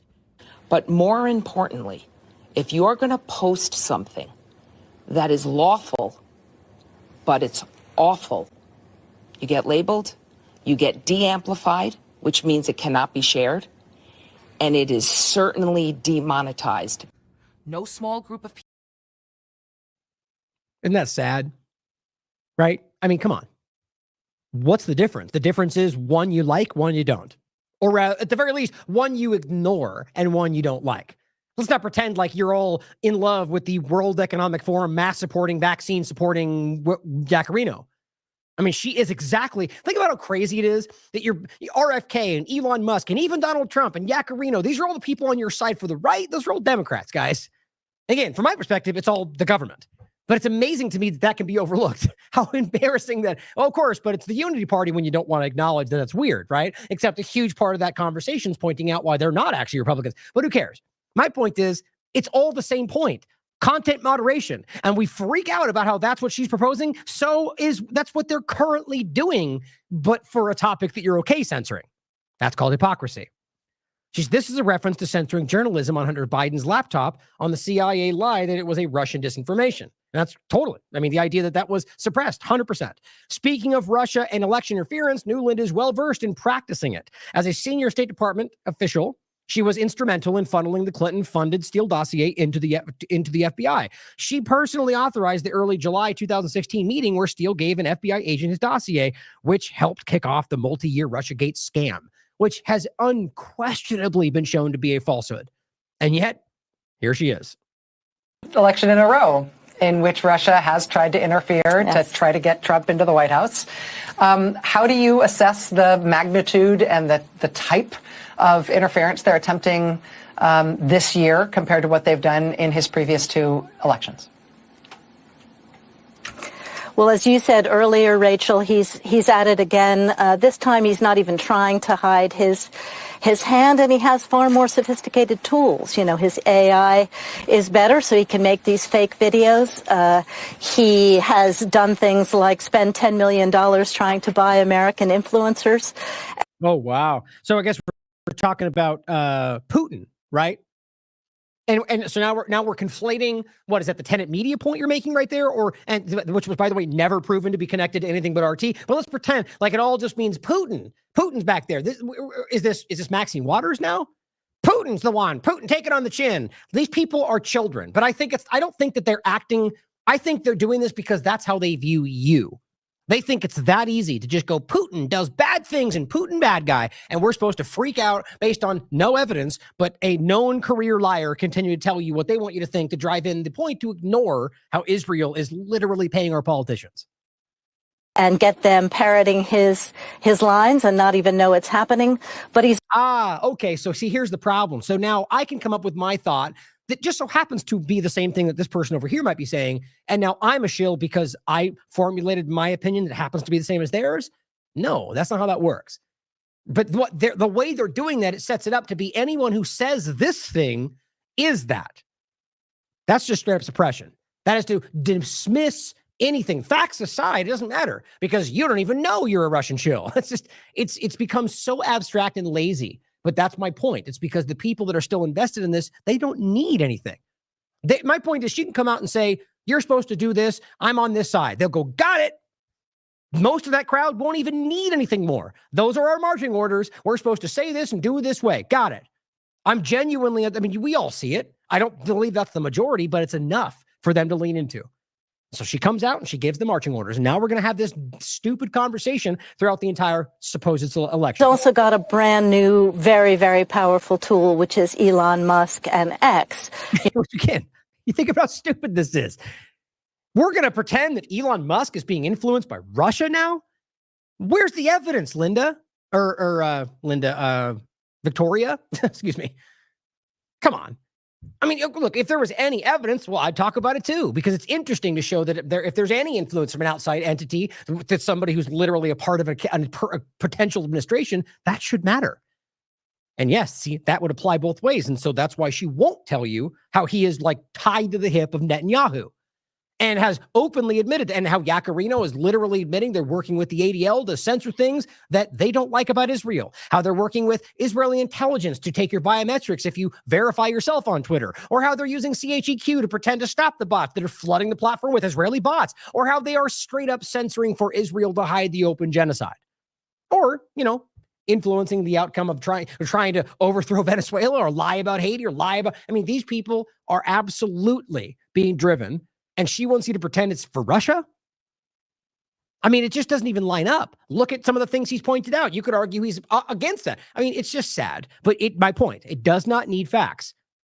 This is the marching order. In 2020, the social media companies worked hard with the U.S. government to try to do content moderation, to try to catch this. And see, that's the point. They point like, oh my God, see?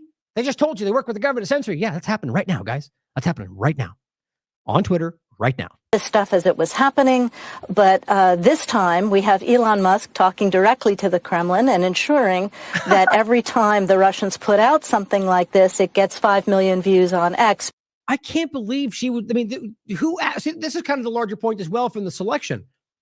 People are going to hear this, even Democrats, and go, okay, like I may want to lean into that because I don't like Trump. But I'm talking about the ones, let's say the liberals that may not be blinded by the team sport politics that kind of go, well, okay, where's the evidence here? And then when you come to realize that it's actually very easy to see that it's the opposite, well, what does that do? It drives people to go, well, this is the party that's lying to me. I can't stop seeing that. And I'm the one pointing out that Trump and the rest of them are lying about 1,000 things, but it's not like this.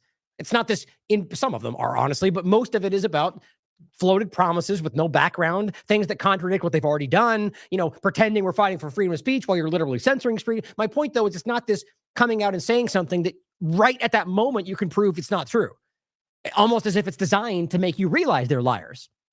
I just can't stop seeing that. That's why I'm more concerned about the ones falling for the selection that is going to be the Trump administration. Before anybody can catch it. So it's quite dangerous.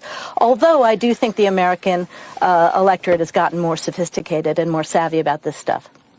Right. But we'll do it for you, though. You're getting better, but you're still stupid. So listen to us. These people have such a low opinion of you. It's hilarious. And they're wrong, by the way. But including this to make sure you check out the real entity that's without question influencing the outcome of these elections. Now, in the point of a foreign policy point about Russia, specifically, since she mentions that, well, guess what? A U.S. Ranger was attacked, just a Ranger group attacked in Russia. Now, and look, you could argue this has been manufactured, but it's kind of hard to manufacture something like this, showing the tattoos that they have coming from special forces, right? And there's a couple of these going around. Jay Bose, in Russia, Bronsk. Russia Special Forces tracked, ambushed, and wiped out, according to them, a team of Western saboteurs working under the Ukrainian flag who infiltrated the border. Apparently U.S. and Canadian. Tattoos clearly show that they are current or ex-U.S. forces. That's certainly possible they could be ex. But just think about this. Now, this is my point about the larger discussion of regime change and chaos. You're literally sending in, whether Ukraine or the United States, Canadian and U.S. troops to try to sow chaos inside of Russia. They're just like with the whole point of Ukraine itself. I think they're back to square one. I think they're desperately trying to get Russia to react in a way that can be used for a larger dynamic. I mean, look at it this way. Do you know what the U.S. government would do if they caught Russian troops trying to infiltrate Washington or whatever else? You damn well know what they would do, guys. They would create some physical, they would respond with action, which I'm not supporting of. My point would be that there's no reason to bluster. Weak people do that. You don't need to bomb and murder people to act like you're strong. Strong people don't need to do that. Your strength is shown by your action. in the sense of like your deliberation, your understanding, you don't need to come out and, like, my point would be, if you're in the middle of something, to act with violence before it's necessary shows that you're the weak one. That's my opinion. In this case, everything they do is pounding their chest and saying, we're going to do this. Or Trump would say, we'll respond like you've never seen before, even though that's just usually a bluff. I believe this is about trying to sow chaos. Here is the DOD reviewing the weapons and funding going to Ukraine, finding half of weapons that were sent to Ukraine lacked documentation. I mean, how do we not see what this is? You realize that's Trump's administration. It's everybody, guys. This has been going on a long time. During Trump's administration, during Biden's administration. I mean, this goes back long before even the discussion of the ongoing Ukrainian war. They have been conducting operations against these people. And again, we could talk about Donbass specifically, Crimea, or specifically Russia, or the decades and decades of basically creating a neo-Nazi front inside of Ukraine, predominantly post-2014 with the coup, but for a lot longer than that. Going back to 1948, I'll include this since I haven't brought it up in a while. This is the show I did a while back called Not Just the Azov Movement. Documents, and you can look at them yourself. There's CIA documents that literally state that they were cultivating fascism to be used against the Soviet Union at the time.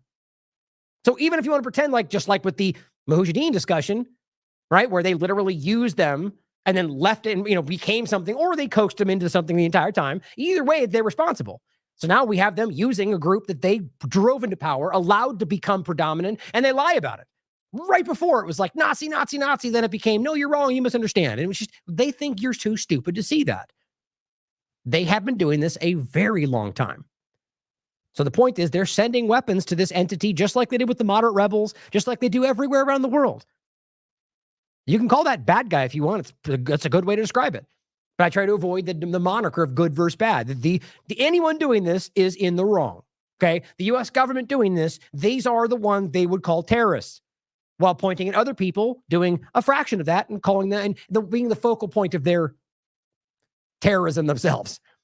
All of these governments are capable of these things in my mind. The reality is there's only one, or rather, I think a couple of them at this point, that are being provably shown to not just seed weapons in these dangerous locations, but fund the people they claim they're fighting. I don't know why we pretend this isn't the case anymore. Now, here's Dr. Strangelove pointing at what Blinken said. Now, again, all this is in the last couple of days. As he says, U.S. looking for the new Donbass, right? Georgia is about to hit the jackpot. Georgia not in the United States. Here's the actual tweet. The Georgian people embraced democracy yesterday. Now Georgia's political leaders must respect the rule of law. Oh, okay. So you drove something into action on the ground, right? Some USAID NED driven fake protest, and you go, we demand that you respond to what they say. What do you mean you demand? Or rather specifically, that you must respect what they sell. This is embarrassing to show. These are people that are literally supporting genocide, acting like they support the rule of law. And then Blinken, of all people, the one who's been caught lying 14 times over around starving children, is going to stand up and pretend like he's some arbiter of what's right and wrong. And he goes on to say the repeal of legislation that undermines the fundamental freedoms, address deficiencies in the electoral process. Really? And move Georgia towards its Euro-Atlantic future. Okay, so guys, whatever you think about the location, regardless of whether it's one of the most despotic places on the planet, this is an entity that has driven that into reality everywhere it's gone, who is now telling you, we need you to do what we tell you because we claim we're supporting the people. Okay, well, what about the people of Donbass? People of Crimea? What about the people of the Sudan? What about the people of Haiti? Oh, I guess we don't care about their democracy because you get what you want from them already. You realize how easy it is to see how flimsily dishonest these people, they lie about everything right on the surface. And if it wasn't for the blind partisan support of the minority of this country, that they wouldn't get away with this. You are literally trying to put people in positions in all these different countries. This is close to Russia for obvious reasons. And pretending, let's just even say that this is let's just say this is completely organic and the people want this change. They're still sticking their fingers in and trying to get what they want from it. That's how this works. The people of Georgia will not get anything they want if they allow the insider manipulators to drive the outcome. And I guarantee you, they're going to be doing things like they've done in every dynamic with Syria, any situation. Ukraine's the same. You can see them shoot their own protesters, blame it on the other side, and then use that as the catalyst to overthrow the government. Over and over and over. And I played this directly from the clip from the Cathy Ashton with the Estonia member of parliament, saying we know that we've. I mean, I think I have that right in the beginning. I just played it the other day. I'll only play the first part of it, actually. And it's important to see that ultimately they know and they admit that it was the side they're supporting that shot protesters. And she like reluctantly goes, yeah. And just let it go. Ignore it. On February 20th of 2013, the world was shocked by video footage of snipers firing on protesters in Kiev, Ukraine. 21 people were murdered, and it was widely assumed that President Viktor Yanukovych and his supporters were behind the attacks. However, a phone conversation between EU Foreign Policy Chief Cathy Ashton and Estonia's Foreign Minister Urmas Paet, which was leaked to the public on March 5th, reveals that the snipers were actually from the new coalition government, and that Western diplomats knew this and covered it up. Yeah. So that he has some sort of, how to say, trust among all these Maidan people and civil society. And second, what was quite disturbing, the same Olga told that, well, all the evidence shows that people who were killed by snipers from both sides, among policemen and people from the streets, that they were the same snipers killing people from both sides. Well, that's, yeah. So that, and then she also showed me some photos. She said that has medical doctor. She can, say that it is the same handwriting, the same type of bullets. And it's really disturbing that now the new coalition, that they don't want to investigate what exactly happened. So that there is now stronger and stronger understanding that behind snipers, it was not Yanukovych, but it was somebody from the new coalition. I sure miss Storm Cloud's Gathering, by the way, who was the one that video comes from. He used to do such amazing work. And I believe he just ultimately built a homestead and just kind of got away from it all, so good for him.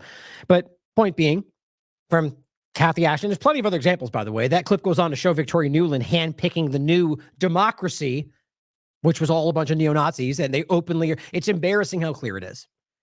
All right, the point is, they clearly shot their own people. And she even's like, oh, yeah. Like, the way she responds is as if it's like, well, yeah, but we're not supposed to say that. Like, it's just so obvious.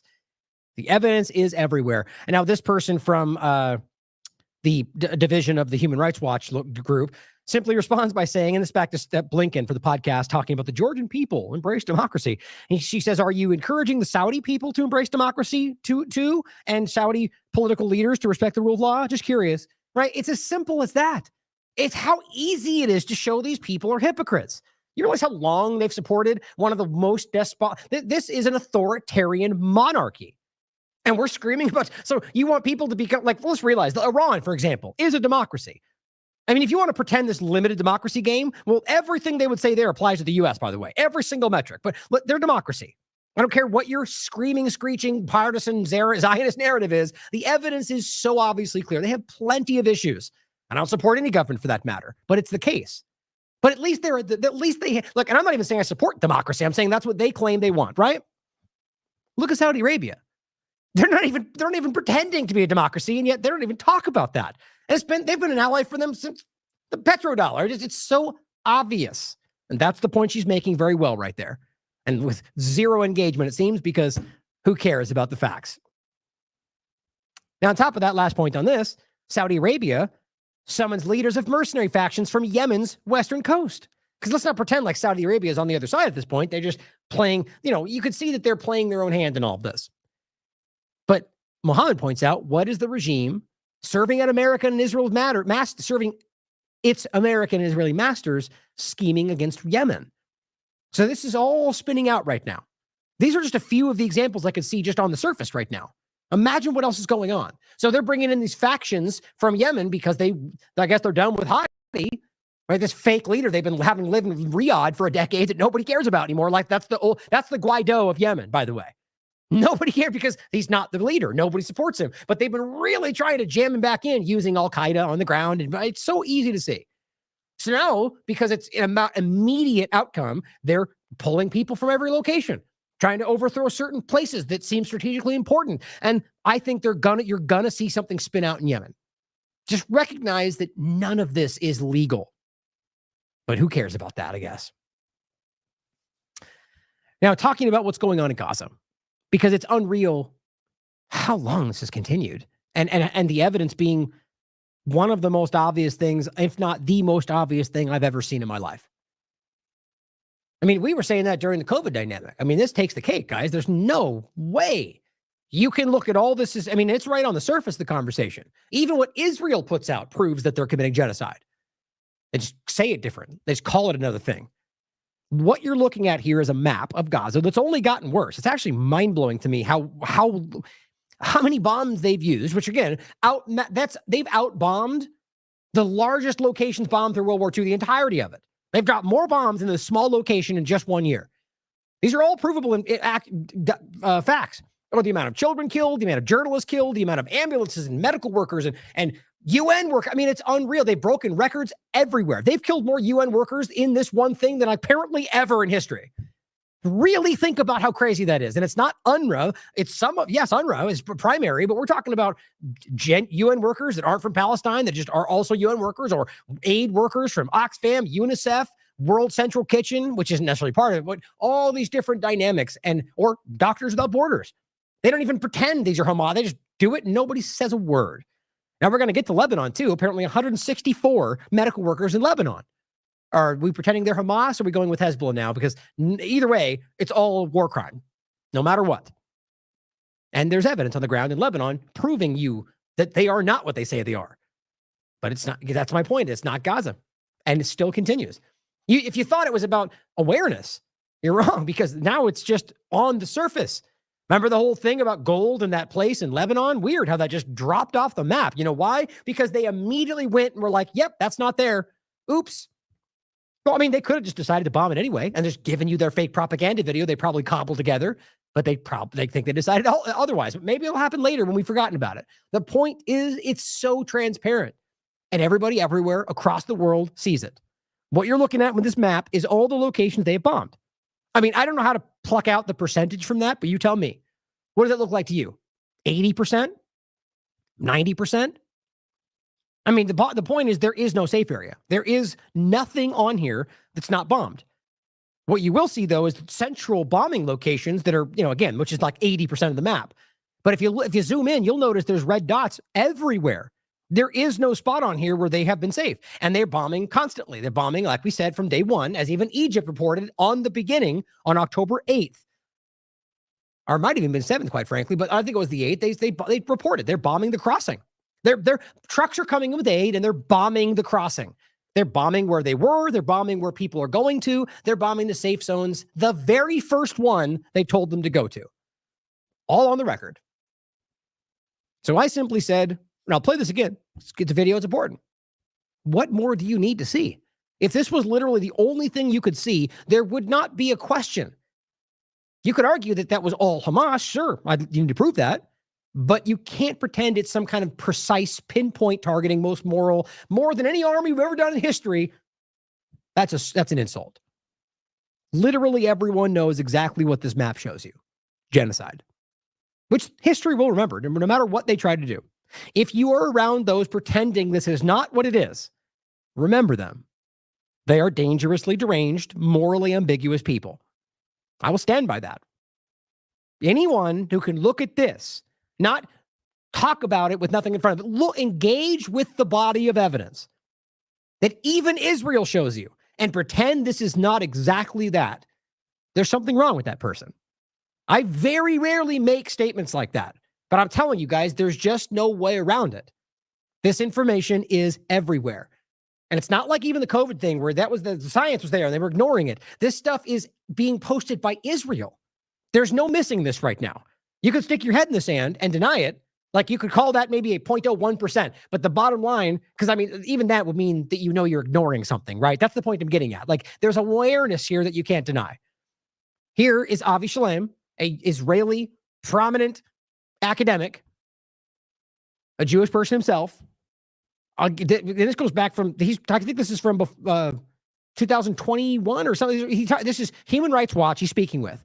And they're discussing the nation state law, where they passed a law that says this is the state for the Jews alone. And Netanyahu even stood up and defended that when a person on TV said, no, they have equal rights. And he said, no, it's for the Jews alone.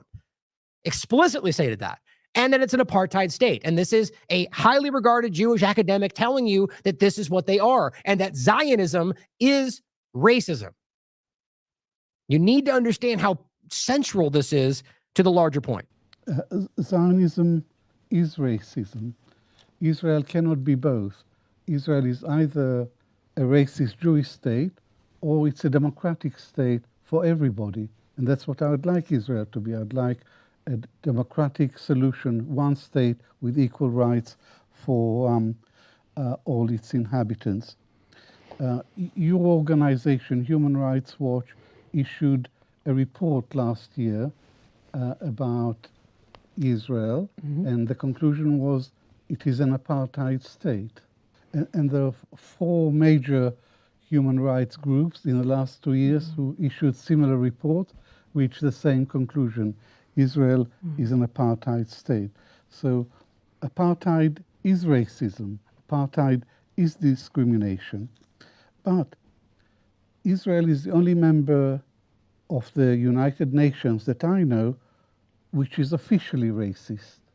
And I say this because of the July 2018 nation-state law, which says the Jews have a unique right to self-determination in Israel. Unique means exclusive. Yes. It means Arabs have no right to self-determination. It means even if Arabs became a majority, they would still have no right to self-determination. So most certainly Zionism is a racist ideology, and it is largely responsible for the Nakba that has unfolded throughout the last century and continues today. Yep.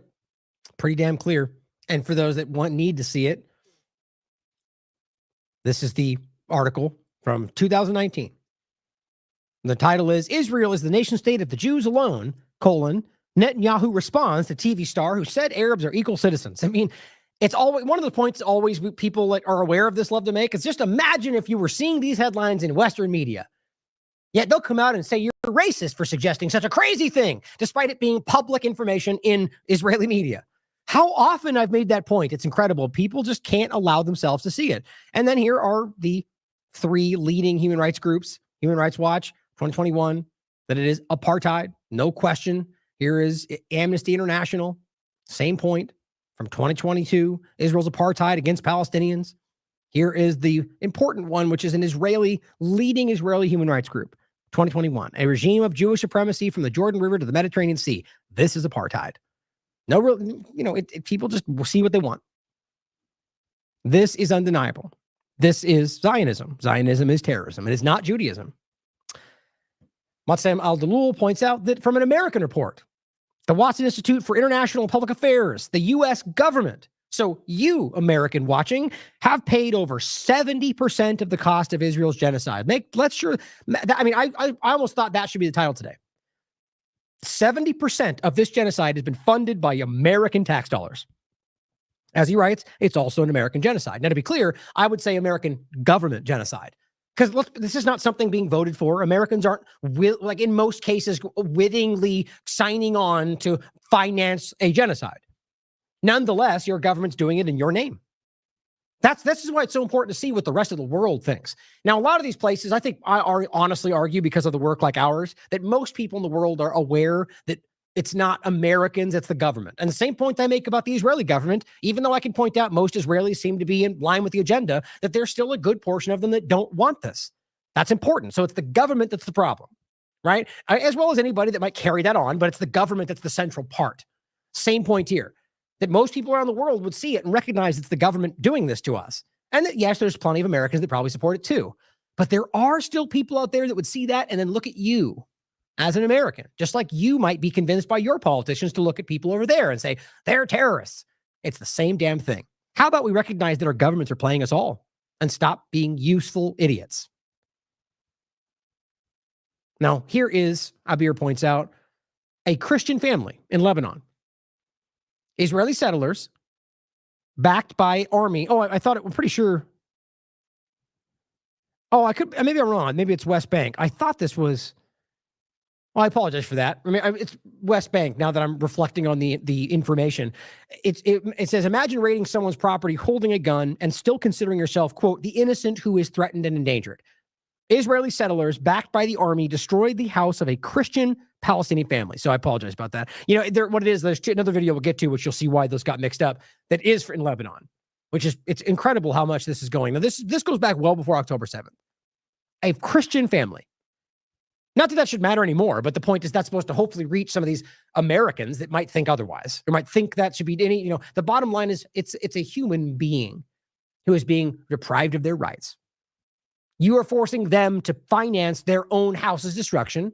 And if they don't, you hurt them for it or force them to do it. There's no legal justification here, guys. This is ridiculous. This is a group that has been displaced from their own home. That's why UNRWA exists, keeping track of the right of return. And then when they've built a home in a place where they were told to go, they swing back around and go, guess what? We want to build a park. You got to get out because you're not Jewish. That's literally what goes on. And then it turns out, well, the point being is they don't have a permit. You can prove these people have been fighting for permits for decades and getting denied. And then they use that as the outside observer is going to go, oh, well, they don't have a permit, so they shouldn't be there if they really want to ignore the facts. Either way, this is illegal in everyone's perspective, even the United States. But who cares, right? Because election, because politics. I just am appealing to the humanity out there. That people just have, you know, deep down, you are a moral in person. You know what's right and wrong. There's nothing right about this. Now, the point is about how this is the West Bank. We're talking about illegal settlers. This guy being one of the most sinister. A person that was killing in people, raping, pillaging, murdering, burning things down. And this guy's is not my opinion. This is one of the most obvious examples. This is the guy that recently got killed. And then they eulogized him for being a murderer. I'm not making that up. As BM says, just so you get the full picture, in October 2023, following a history of taking part in anti-Palestinian terrorism, this guy that you saw murders a Palestinian harvesting olives. Instead of being jailed, and this is a public story, by the way, he's recruited to the reserves. His intention to take revenge on Palestinians, any Palestinians, which is exactly what the most radical parts of their government want. He proceeds to serve in Gaza, unauthorizedly burning houses, which is what they praise him for, by the way, in the clip I just showed you the other day. They literally say in this eulogy that you burned houses down. Actually, I have it next. Let me show you that first, since we're going to go to another clip, which is another one.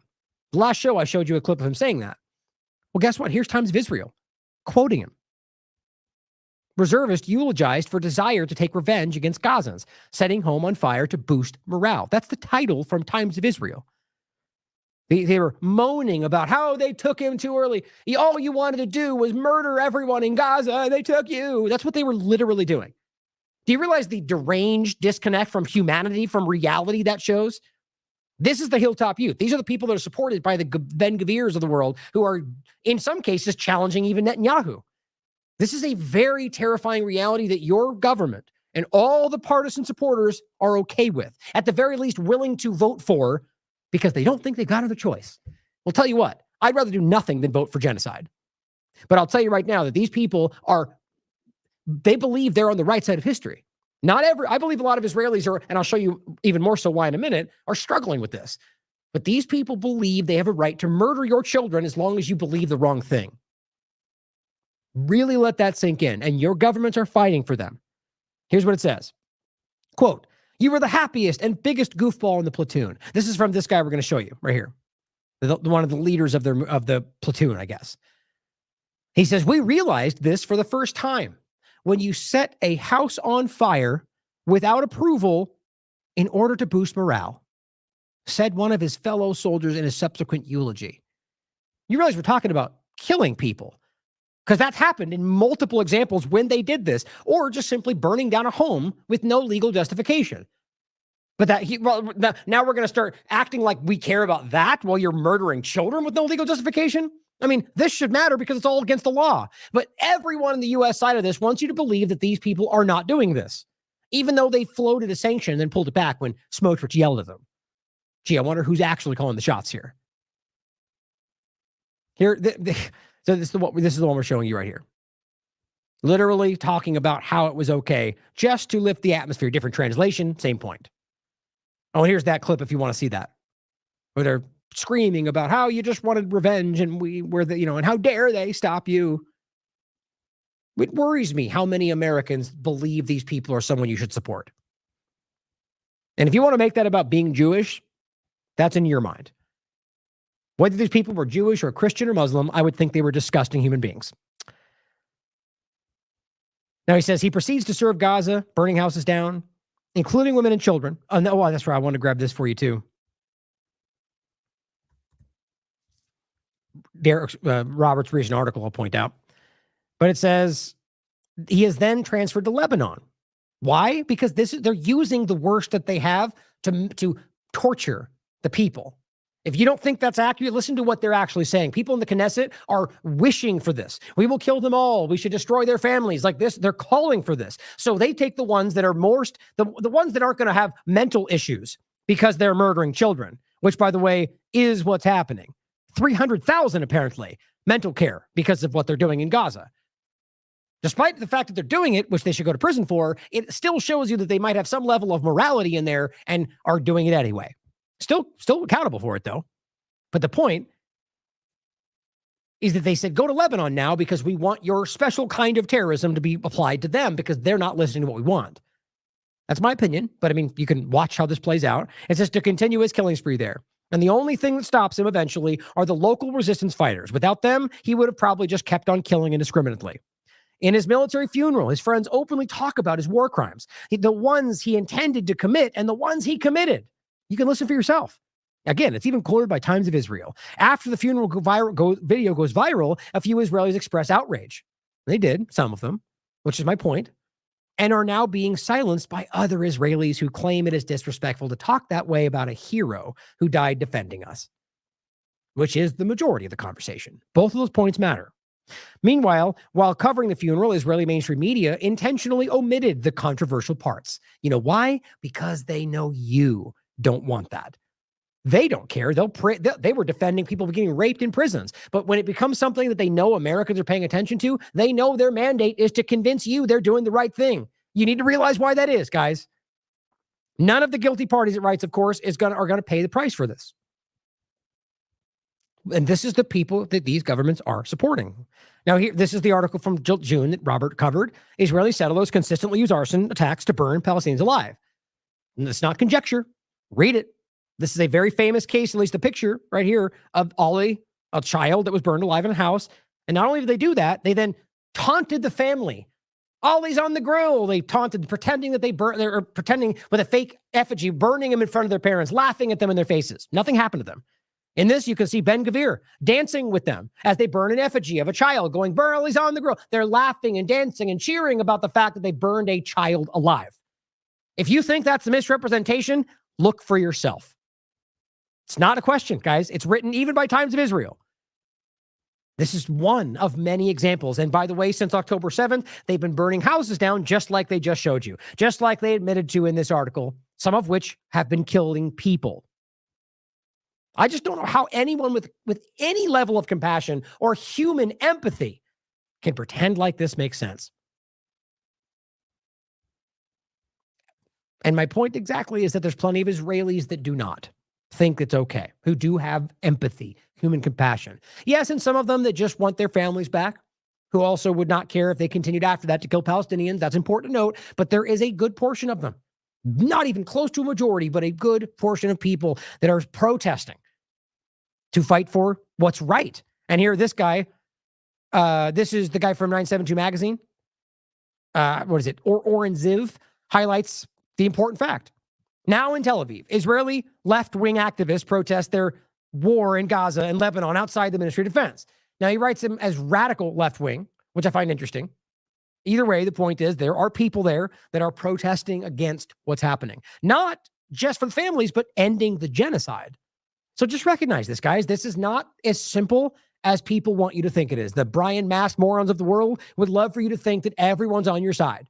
If you believe this is okay, you are in the rapidly diminishing minority. Now, Mint Press News recently put this out, but this has been something we've covered already in the show. 300,000 Israelis need mental health care following the genocide and regional war. This is according to the Israeli Ministry of Health. They've stated it expects to receive almost 500,000 Israelis for mental health treatment. Now, I think they're putting this out because they want it to kind of garner sympathy. But this is my point about how reactive their propaganda is. Apparently, they're just too stupid to think past the idea that this may actually hurt them in the long run, right? The idea that you're exposing that what you're putting them through is something that causes any human soul without psychopathic tendencies to go, maybe I'm wrong. Maybe I shouldn't be murdering children and laughing about it on TikTok.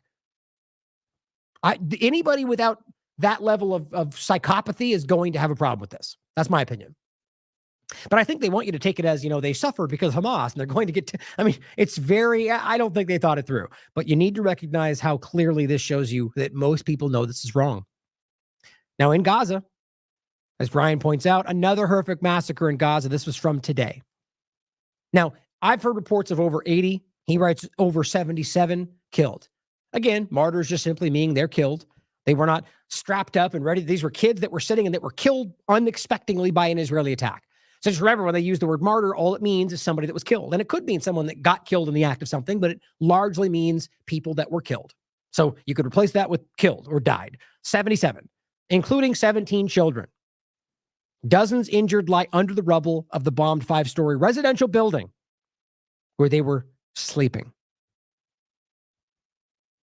It's sad. It never stops. Day in, day out. Day in, day out. Dr. Mustafa points this out as well. A whole extended family was wiped out in an airstrike on their homes. More than 80, he says, human beings massacred, fathers, mothers, children, grandkids. And this comes directly from a human rights activist advocate on the ground saying he belongs in a horrific a massacre against his relatives, the Abu Nasir family. His wife's uncle, his wife, his children, more than 80 family members were martyred because of this attack. Not even a conversation about some Hamas operative. No, it doesn't even matter. It does obviously matter. In the minds of the U.S. and Israel, it doesn't matter. Because no one's pushing. No one's asking anymore. We should be. Now, here's an important report coming from Action on Armed Violence. Now, remember, this lines up with the Lancet report. This lines up with pretty much every other report that's already been done. And what they find in this, to cut to the chase, and there's a lot of good data here. You should read it for yourself, is the point that their analysis finds that 40,717 of the fatalities, remember, that's just the number that we can prove, conclude that 74% are civilians. 74%. And even they will stress this has to be an underestimate, but we're basing it on what we have in front of us. And don't forget that the numbers from the Ministry of Health have already been admitted by Israeli intelligence to be generally accurate, or by the army, additionally, by the way, to be reliable. I love throwing this in the face of these screamers online, even our supposed American representatives that love to go, oh yeah, the Ministry of Gaza, you could take words from Hamas. Well, guess who is? Israel. So you're stupid. I love that clip from Grandma's Boy. So you're dumb. The army checked and found that Gaza Health Ministry fatalities are reliable. And this goes back long before October 7th, as even the U.S. media has reported. And Vice, again, this is different. Our army says reliable. The Israeli intelligence says generally accurate. But yet we're supposed to pretend like we blindly disregard them whenever it doesn't work for Israel. But then acknowledge them when they want it to, right? That's how they work. Can we throw two things at the wall at once and just pick whichever one works? That's how they operate. Now, war on Gaza, Middle East Eye. Israeli strike kills nearly 100 Palestinians sleeping in homes. That's the 80 or more. It's still being discussed because the people in the rubble, people that got, think about what these bombs do. These 2,000-pound bombs just destroy everything. There's another point I'm going to get to, which I think is uncomfortable. We'll talk about in a second about children, but plight of Gaza civilians unbearable. This is on the 27th. So this is before, just every day is the point. Israel kills over 50 in one day. No one wants to talk about it. Israeli forces on the 28th kill 96 in 48 hours. Day after day after day after day. Here's Pelham pointing out, I'm not sure who needs to know this, but The ones who are bombing refugee camps, bombing civilian homes, targeting children, targeting UN workers, starving citizens, bombing hospitals, killing doctors and nurses, bombing schools, bombing mosques, ethnic cleansing, stealing land are not the good guys. Shouldn't have to make that point. This is what you're seeing in northern Gaza. Nothing but absolute destruction. It's crazy. Absolutely crazy. Dr. Izzadeen highlights that this is the point to make. And there's so many videos that we could have included in just this one point, but what they've been doing in the places they removed from northern Gaza, right? So the case is that they act like we're getting rid of they're getting rid of Hamas.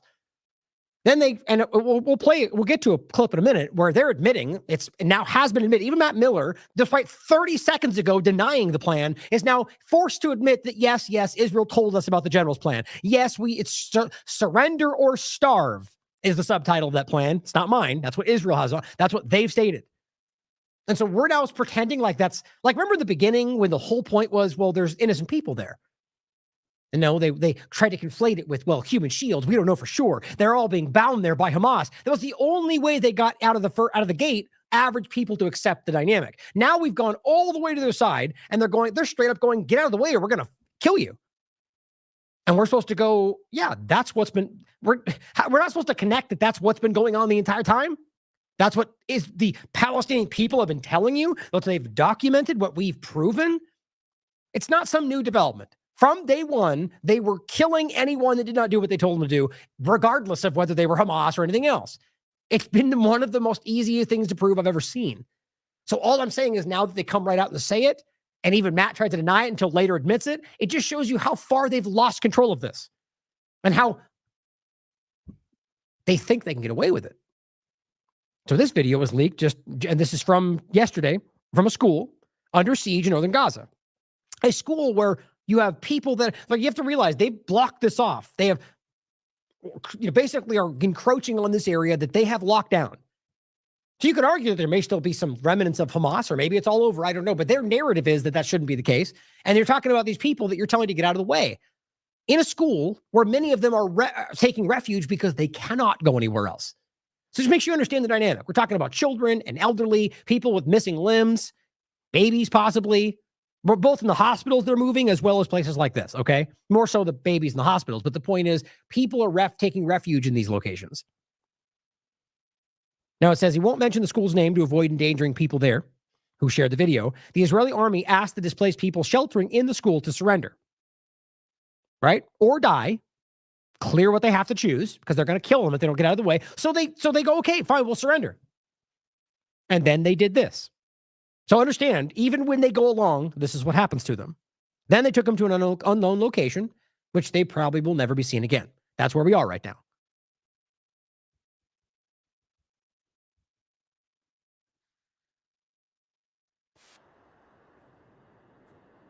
They have them handcuffed or bound on the ground.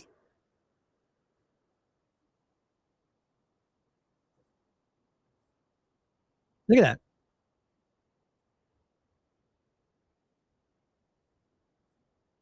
Do we not have any humanity, right? Any compassion? I mean, you can clearly hear this woman is terrified. So the point is that whether or not you go along, whether or not you surrender, whether or not you get out of the way, whether or not you're Hamas or Palestinian, they will take you down. I don't even know why I have to make that point, seeing as how every point of this from day one has proven that. And by the way, also 47 different statements from members of the Knesset or Israeli soldiers or on and on and on, openly saying kill them all. But, I'm the crazy one, right? Here's antiwar.com. Israel kills 5 journalists in Sunday Gaza attacks. Oh, that's 27th, by the way. In case you missed it, 5 more journalists were just killed, but no one's talking about that, right? Nobody. I mean, obviously my point is about mainstream, about the people that claim to care about these things. That shouldn't be hyperbole. It's obviously Andy Warwick's talking about it. My point is to make it clear that the ones pretending they care about these things aren't mentioning it. Now, this is the one that really kind of gets it. We've talked about this during Syria. Remember that conversation that got dropped as well? I forget how many it was. Something like this, 20, 30, 50,000 just children. Somebody wrote an entire article about this. So I think it was one of these, it's like Save the Children, one of these groups that basically said, look, there's tens of thousands of children from Syria that have gone missing. Now, as she points out in this video, they could be killed. They could be under rubble. But after even still to this point, there's still, there's just like we're going to see in Gaza, it'll take longer than you might think to remove just the rubble. But there is examples where there's children that just vanished. You know my thoughts on this, guys. Like any war zone, and especially when we're talking about a group like the Israeli government that's been caught for doing all of these things, what's happening? We're talking about trafficking. We're talking about organ harvesting. I mean, these are not things we should shy away from. My point is there was a hell of a lot of children that went missing. We're in the midst of this right now, and according to Save Our Children, there's 20,000 missing children. Now, yes, you could argue most of them were probably killed and buried under rubble, but I'm telling you, we can prove to you how many have been taken by Israel on the record that have never been seen again. Think about that for a second. Here is one of the doctors you heard from a lot trying to get your attention. Sam, there are over 20,000 children in Gaza who are missing. These are reports by Save the Children and other very credible organizations. And do you know what I mean by missing? Can you imagine where they might be? I can't. Under the rubble, in mass graves, maimed beyond recognition so that nobody can identify them and know, what the child's identity is. Some of them have been detained, children under the age of 18, under the age of 16, who've been detained by Israeli forces who have disappeared. In places where it's been proven that they get raped. And I'm talking about before October 7th. I'll show you next. But especially since then, where you can prove, even on a video captured, that they're raping. And then they had an entire debate about why they should be allowed to do that. That's what you're talking about. These are all, can you imagine?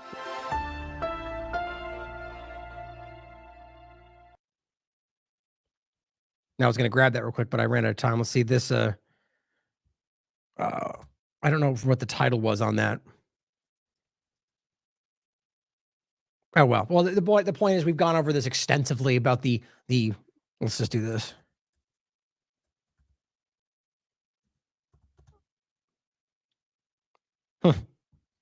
Well, in general, this goes along with the conversation. This is from Haaretz, 2024. By legitimizing rape, Israeli society takes one step closer to total moral decay. My point is, even Haaretz and even human rights groups have highlighted that they have done the children, specifically children, which just, all this turns my stomach. The reality being that this has been on the record for decades, and your governments just don't care. So, and as Francesca Albanese points out, 20,000 missing children in Gaza. We call it genocide because it is genocide. But here, I'll play this again too, since this goes along with that point for those that might not have seen it. Like, this is not a secret, guys. This is what happened when the State Department tried to call this very thing out. We have to condemn the atrocities that happen every day to Palestinians in the West Bank. You mentioned sexual violence. I was part of the human rights vetting process for arms going to Israel, and a charity called Defense of Children International Palestine drew our attention at the State Department to the sexual assault, actually the rape of a 13-year-old boy that occurred in an Israeli prison in the Mosque in Jerusalem. We examined these allegations. We believe they were credible. We put them to the government of Israel. And you know what happened the next day? The IDF went into the DCIP offices and removed all their computers and declared them a terrorist entity. I think it is vital that atrocities not happen to anyone, not sexual violations, not any kind of gross violation of human rights. We are looking at a situation where there is so much dehumanification, where people are not seen. So think about that. Think about how obvious that is. And think about the idea of Matt Miller and the rest of them acting like we're going to wait for their investigation. We're going to let them tell us how this all went down. Well, there you go. So talking about the healthcare side of this as well, Daniel Motos points this out. And by the way, she has something else we're going to reference down the show about Lebanon that's important. Al-Mazain Center for Human Rights' latest report reveals the destruction of Gaza's health sector due to the relentless Israeli attacks since the beginning of the ongoing Israeli genocide in Gaza. 162 healthcare facilities. And realize this is Gaza, just alone. 132 ambulances. Now, by the way, I just saw a the very last fire truck was just bombed in Gaza because that's how that goes.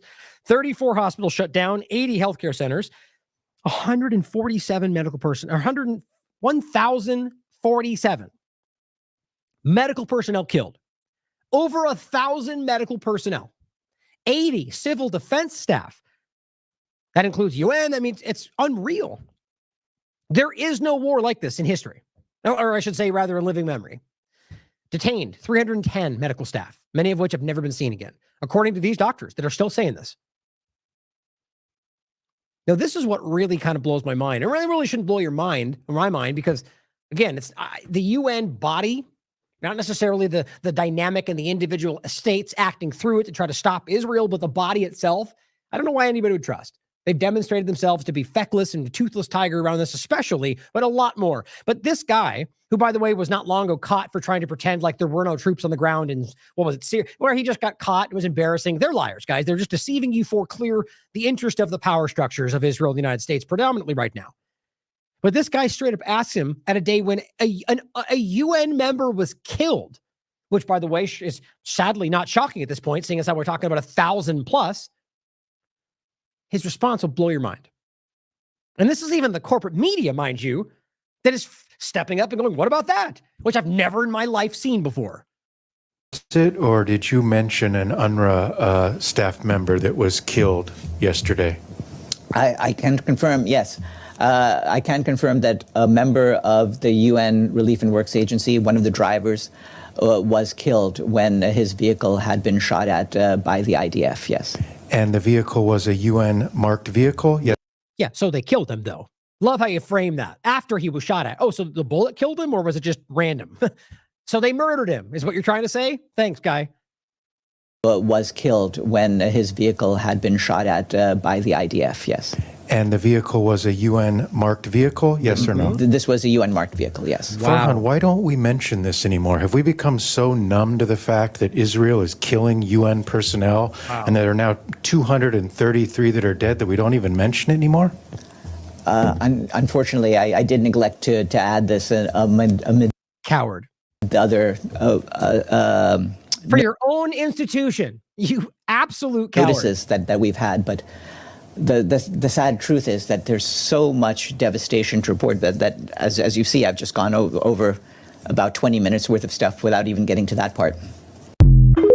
Or you mean not including it unless you were asked about it. And the reality being that if you're going to be reporting from a UN perspective, you'd think that a UN member being killed would be on the top of the list, at least make the list, but I guess not. Like, it looks pretty clear that he responded to the question and probably would. The idea is that something's influencing that. It very well could be the United States.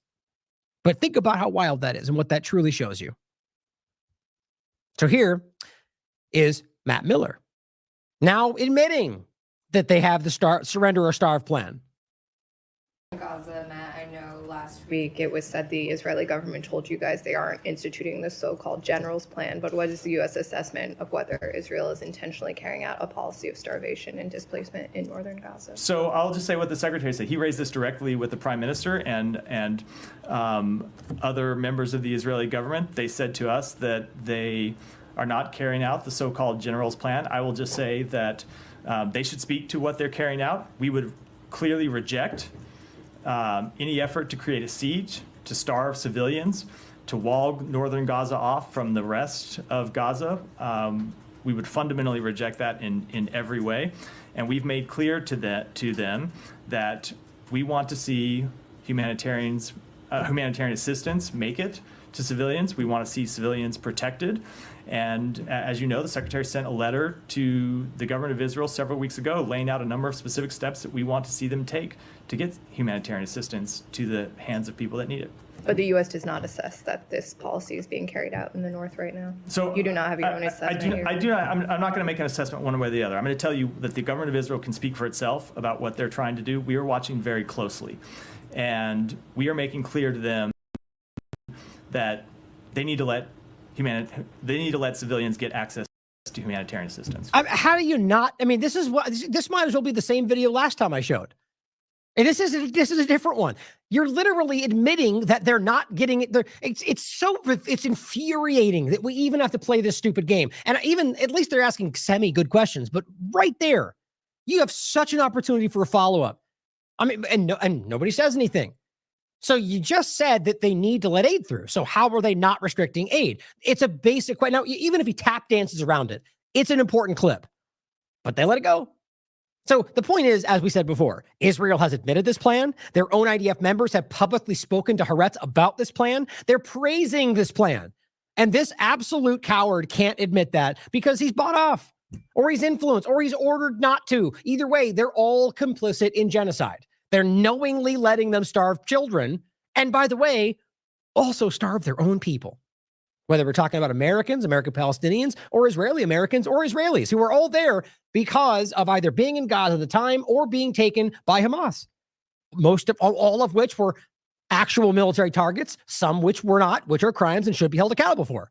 The bottom line is they're starving those people when they do this. They're bombing those people when they do this. That's why their whole population is screaming about that. But here we are. This guy just keeps doubling down. It should make you sick. These are people that are not acting in your interest, America. They're not. They're acting to defend a genocidal maniac that's acting because of your support. Through them. Money, everything. Now here's Robert's article from October 16th. Israel's surrender or starve general's plan for northern Gaza is nothing new. So regardless of whether they want to pretend that they said it out loud, which they did, and it's been admitted to, it's not new. It's been going on long before October 7th. But obviously, in undeniable reality since then. Now, antiwar.com, Israeli Knesset passes bill to ban UN Palestinian Relief Agency. So we're totally not doing all that, but we're going to go ahead and stop the group that's primarily responsible for doing that. I mean, it's again, this is past the point of pretending like it makes sense. It is embarrassing. It's insulting. It's just literally, I mean, it might as well be Matt saying, that's not true, but let me show you how they're starving people. But then when you show people being like Netanyahu pulling food out of a child's mouth and then going on to say, but that's not starvation though. Well, Israel claims what they're doing is actually giving them exercise, whatever the stupid thing, and they will just pretend. And the journalists in there will kind of maybe ask questions, but not follow through. And the people that want to pretend will continue to pretend. This shows you more than anything, the power structure, who doesn't care what you think. Do not let that drift away. Based off that, we're going to go select one of them to keep doing it. Keep these things in your mind. As Casey Wright points out, they've just passed the law banning UNRWA from operating in Palestine, which we all saw coming. They've been trying to get rid of UNRWA. They've wrote about this before October 7th because it's a central reality to exposing what Israel is, denying them the right of return, which they've already agreed to, by the way. So they're violating yet another UN resolution, but it doesn't matter because they're illegitimate in every possible way. But I still argue for the two-state solution and the right for them to have a country because of the reality of where we are. But if you want to be honest about the reality of the law, it's an illegal entity and it shouldn't exist. But because of where we are, and as even most Palestinian supporters will point out, or Palestinians themselves, the best way to resolve it is to actually agree to what Israel's always pretended they want, but has always made sure they stopped a two-state solution. But they have 99 doctors that recently signed a letter saying that 68,000 Palestinians had already starved to death. 68,000 on top of everything else. But this will undoubtedly increase that number exponentially. They know that. That's why they're doing it. And your government supports it. Max Blumenthal points out that Israel launched its propaganda assault on UNRWA last January when it laundered a smear in the Wall Street Journal, falsely linking the agency to October 7th. The co-author of that smear piece, by the way, turned out to be an ex-Israeli army spokesman. Of course. That's everywhere. As Alan McLeod will show another point we'll get to in a minute, we're talking about MSNBC or someone like, what is it? I forget his name now. It's amazing how many examples you have of these people being almost, in some cases, current Israeli assets or active or, in acting in the interest with everything they do this is the same Unit 8200 overlap. Now, as always, to try to deny and hide that fact, people love to make it out to be that I'm talking about Jews. I'm not. I don't care whether you're Christian or Muslim. If you're doing that for Israel, you're a problem. Or any government for that matter, but it's about a government that's trying to manipulate the outcome of our policy against our interests. What a crazy thing, right? I'm such a racist. And you guys, this is why this is falling apart. because I will stand my ground like a lot of people have been doing. You can keep making up lies about me. I'm going to keep showing the facts. Eventually, people will, I mean, right now it's already happening. People will see it. But here's UNRWA saying, as of yesterday, the vote by the Israeli parliament against UNRWA is unprecedented.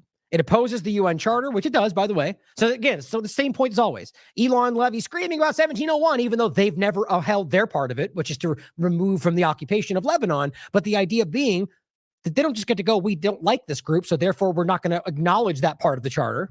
They're the ones pretending other Lebanon won't abide by the charter. Well, they actively don't abide by the charter. That's called hypocrisy, even if you agree with their statements of Lebanon. But it says failing to push back against these bills will weaken our common multilateral mechanism. Now, whether you support that or not, point is what they're doing is in the interest of hurting Palestinian people. Now, the joke about how they would care about this, well, now it's been exposed that they've never cared. Oh my God, we're shocked, right? The Department of Defense audit on military aid for Israel. Well, guess what? Not investigate for human rights violations. You know, the one thing that the whole reason it matters, right? So we're auditing it to make sure we're not losing money, but who cares about children being killed with our weapons? The only thing that matters for the audit, because if they were to prove that, they wouldn't be allowed to sell them. I wonder what's driving that mechanism. Merchants of death, maybe, the influence, the stock options, or maybe just the fact that they don't care because they're fighting for Israel. Either way, it's a slap in the face to pretend like they ever cared, like they were deciding whether they were or not, like Blinken and the whole conversation, and exposed for, in fact, telling them that they could order it. But no, doesn't matter. We're not even going to look into it. You know why? Because that very investigation, if it was done right, would lead you right back to the U.S. government and right to the feet of Blinken. Which, by the way, ProPublica, which I'll bring up since I kind of mentioned that point, Israel deliberately blocked humanitarian aid to Gaza. 2 government bodies concluded. Anthony Blinken rejected them and even authorized them to bomb aid locations if it was going to help Hamas. This was all very public. Even corporate media covered it. But weirdly enough, it just dropped. Even for corporate media, it's never discussed again. Has to show you something. Now, antiwar.com, again, make sure you check them out. Gaza ceasefire talks resume in Qatar. But no progress expected. Yeah, like it ever was in any context. Netanyahu has been shown over and over by his own people to never have cared about this, which I'll bring up again. And I could show you about 9 of these in a row, all from Haaretz, or actually Times of Israel too, saying the same thing. This one goes back to this was the anniversary that I think, oh no, maybe that's, I forget if it's backwards. Anyway, it's not super recent, but it's not old either. It's post October 7th, about halfway through. It says how Netanyahu has systematically foiled talks to release hostages, despite claiming that's what they wanted. I mean, it's just blatant. So now that they pretend to go back to the table, even though it's been proven that they have been undermining the process from day one, it's because they're failing. That's what I was saying before. After the pretend we're going to go after Lebanon, they failed repeatedly. Well, they have to pretend. The only win would to make it look like they're the ones seeking peace and everyone else is attacking them. That's the last saving effort. So go back to the fake table. Pretend like we're the one fighting it and Hamas and Hezbollah won't let us. That's what they're doing. But they are going to continue to undermine the talks. Alan McLeod pointed this out about the solution. So remember how far this has gone? From the pretending two-state solution, which now we can prove as a matter of fact they've never wanted. And again, these are so easy to bring up for people that haven't seen these things. This is from Haaretz directly. Anyone who wants to thwart the establishment of a Palestinian state, otherwise the two-state solution, has to support bolstering Hamas and transferring money to Hamas. Haaretz posted that on October 9th. That's a statement from him in 2019. And we've played the clip 1,000 times over. I'm not going to play it again of them telling you, yes, we sent billions of dollars in cash in an area where the only thing they can use that for is weapons. You can't buy aid because that has to be trucked in. So the lie was obvious. And it's clear. We want to stop them from having a state. Outwardly, the whole time, they were pretending that's all they wanted, and it was Hamas that was stopping them. At some point, again, more than anything I've ever seen, something needs to be written about how wild this all has been. The psychosis around it. The provable evidence that just gets blind. Either that they're ignoring it or that they somehow aren't able or even allowed to see it because of some kind of technocratic algorithmic control. Who knows? But it's always been there. It's always right in your face. It's never easy or hard to prove. So the point is that as they fight to maintain that, or rather coming from the beginning of faking for the two-state solution, then it goes to sort like the island. Remember the island? The fake, first of all, it was a plan for like shipping them off the island. Then it became, oh, here's your new location for safety. Like just cycling through the same old things. Then the pier, all these lies, the pier that was used to kill more Gazans and it never even gave them more food. I mean, all of this was coming from American tax dollars. My point is, after all of that, it's literally come back around to concentration camps. As Alan McLeod says, that's what they're talking about. He's not wrong. The Telegraph, former British Special Forces poised to deliver aid to new Gaza gated communities. Israel set to engage private military contractors to create safe bubbles for Palestinians. Right. So the ones that have been bombing the safe locations are going to create a gated community that you can welcome yourself into because it'll be safe. I mean, really? I don't get what they think people are. This is going to fall down, but they're going to do it anyways, the point. But it's amazing that people in positions of power who, in some cases, at least need you to think your vote matters, don't care. Even whether it's the platforms or the actual politicians, pretending like jamming them in their own territory into a gated area is somehow the positive outcome for you. You know, and the aid coming from the very people that have been depriving you of aid the entire time. Unreal. And here's a clip. This is from Dan Cohen. Now, this is actually unbelievable. So this is a guy who is, I guess he's a ex-CIA director, David Petraeus. Oh, that's right. We've talked about it in the past. He looks different. Is he? That's weird. Am I crazy or he looked very different than he used to? Like gotten older? I don't know. That's weird. Anyway, the point is he's openly discussing the idea of putting he says he jokes about putting Iraqis into concentration camps and proposes doing the same to Palestinians in the Gaza Strip. But the point that stands out to me is pretending like this was something. I mean, we can all see how Iraq ended up from the claims of, treating us like savior. What did McCain say? Or was it McCain? I forget. They'll treat us like, no, it was I think it was McCain saying that we're treat us like heroes, right? They'll welcome us like saving heroes or whatever the term he used. Yeah, hardly. Everyone's aware of what actually happened. The point is that they use that now as an example of like, look, we can do this for Palestinians. I mean, talk about being tone deaf. I believe there should be a vision for the future of the Palestinian people that is similar to the vision that we presented to the people of Iraq before we conducted the major operations that we did there during the surge. And we would go to the people of Fallujah and we would tell them in advance of our operation, we are going to make your lives better. We're going to do it by getting Al-Qaeda out of your neighborhoods. And then we're going to stay in those neighborhoods. We're going to create gated communities, essentially. Oh, good. So occupation in a new, smaller location. Sounds good, right? It's an accurate description, but with much more effective walls. So even bigger walls then. So even less freedom. Like the point being that you're actually describing a smaller controlled location within occupied territory that's already occupied according to literally everybody in the conversation other than Israel and the United States, and saying you should be happy about this. Almost. So this is my point from day one of all this. Proposing something that should be horrifying and asking for praise. You want to be seen as the saving hero, bringing aid for people in a location that you jam them into that is literally a concentration camp within an occupied territory. It's just incredible that people can't see through this. And I know most people can. I'm speaking to the ones that still act like this is like the outcome, like the idea that we can see that they've never wanted a solution. And that we're then going to look to those same people for the solution, which is give them less and call that a solution. In fact, we would tell them, I said, look, it costs a lot of money to be in a gated community in Florida, and we're going to give it to you for free. Wow. In Fallujah. Wow. I mean, you wonder why people look at these people like they're, I mean, you could argue that he just knows and doesn't care, but you're so out of touch that you think, yeah, look, like our gated communities in Florida, right? We'll give it to you for free. It's sad. It's very sad. And that's the point about Alan McLeod. These are concentration camps. That's what they're discussing. Now, Lebanon, to finish up the point, one last point with the West Bank. On top of everything in Gaza, Israeli strikes have killed 164 healthcare workers in Lebanon. Just since the recent engagement, 164. You realize in the beginning of that in Gaza, they were at least pretending to go at each one like they were Hamas or Human Shield or so. They tried. And then obviously they got exposed, right? They don't do it now, but that's because the enforcement arm, rules-based order, is doing it with them, so they don't care. But what's the narrative here? Are they all Hezbollah?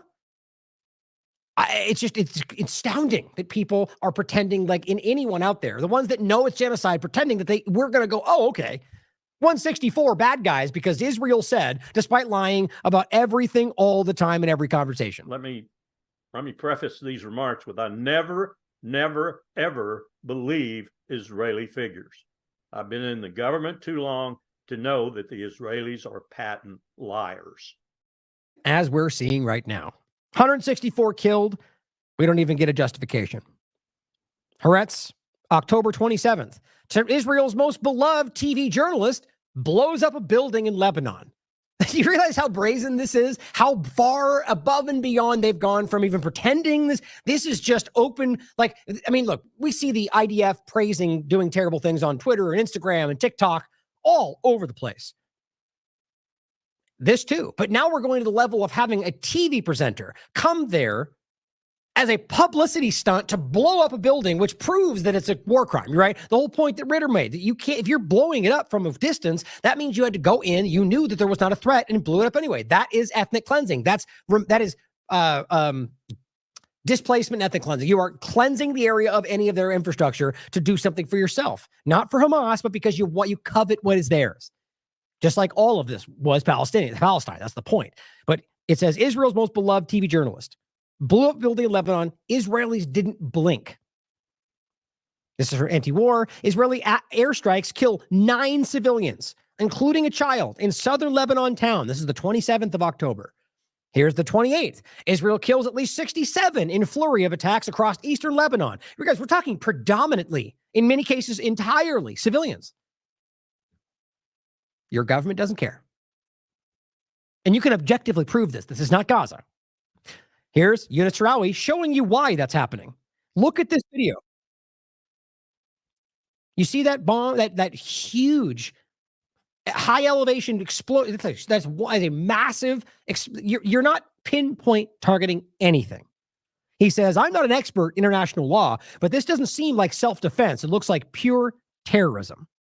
He found that on a soldier's account because everything he does, he's proving this. And that's why the ICJ and ICC, they're using his information because he's documenting from their own TikTok accounts that they're admitting to genocide, admitting to war crimes. Here's Sarah Abdullah pointing out the same point in a different context. It's a different example. Look at this entire town. So just look at this town. The whole side of the mountain. Israel's wiping out entire century-old towns and villages in southern Lebanon, some of which are Christian communities.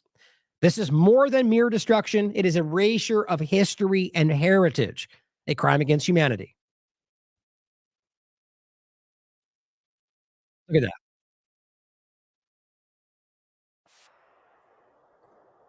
Pinpoint targeting, right? All Hezbollah tunnels and human shields. Does anybody believe that? Norman Finkelstein doesn't. As he says, Hezbollah fighters are Israel. He says Hezbollah are fighters. Israel's good at playing video games. Hezbollah will fire the rockets back because Israel wins in the air war, a no-brainer, but Israel loses in the ground war. The Israelis do not want to fight hand-to-hand combat with the party of God. As you know, yesterday, first day of the ground invasion, 8 Israeli soldiers were killed. If it goes on like this, it will be a total catastrophe for Israel because they are fighters. Israel is very good at playing video games, sitting behind a computer and killing people. For real, not just virtually. They're very good at that. They're the best mass murderers out there, for sure. But actual combat, that's not their game. Here is the Klumpus desperately trying to deflect. Now, this is all you're going to get, which, just so you know, if there's any justice in this world, will not, I should say should not, but I will say will not, so the point isn't confused, will not stand up in court. The idea that all they need to do is say, here's a video of a tunnel somewhere. Well, a tunnel existing does not prove anything, let alone that this is some kind of a recreation of your Gaza narrative, which, by the way, even then was not legally sound. Regardless of everything you ever said about Gaza is true, you are still breaking the law, according to every international expert, every one of them. IDF discovered a massive underground Hezbollah terror base in southern Lebanon. That's what they say. It's enormous and would have taken heavy machinery and a lot of people. Okay, so what you're admitting is that a organization who is legal, is not a terrorist organization, that is popular, supported by the people of Lebanon, that has a military wing, has a base that they happen to have underground. So does Israel, by the way. Israel's got all sorts of underground locations.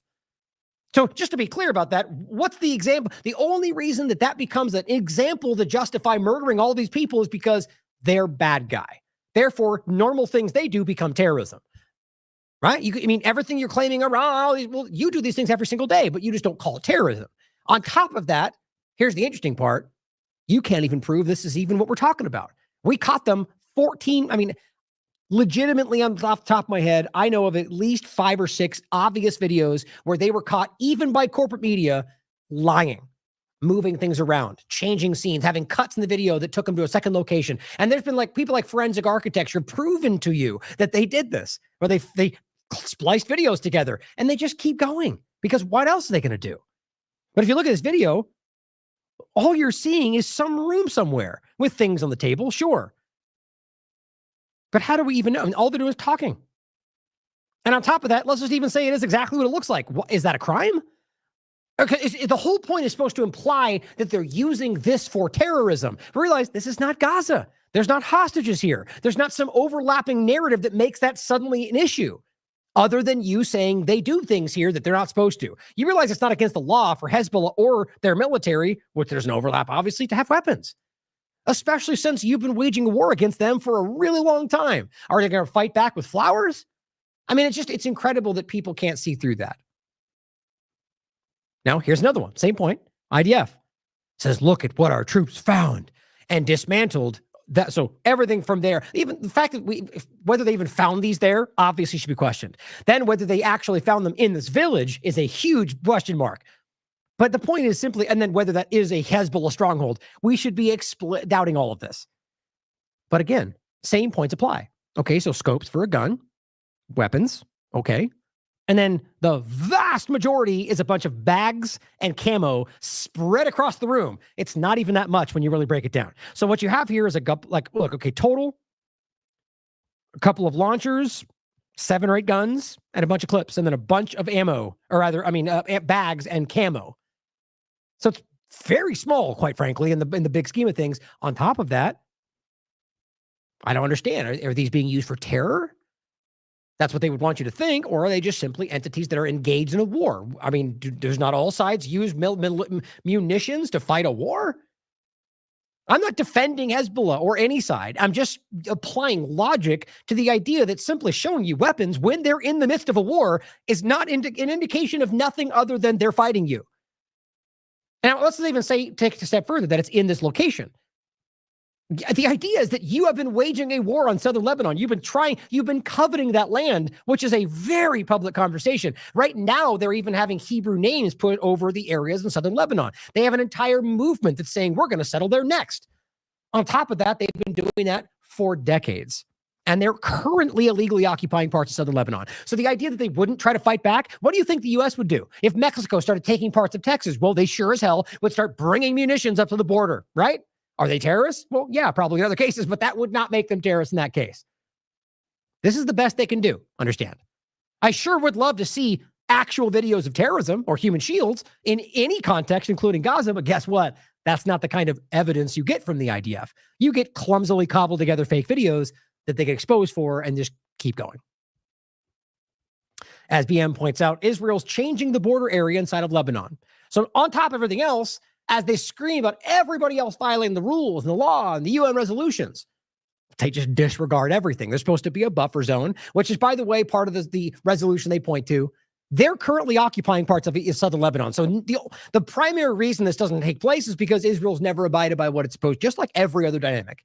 That's not really some kind of anti-point. That's just the facts. But the bottom line is that this is supposed to be something that, that's like a demilitarized kind of zone, right?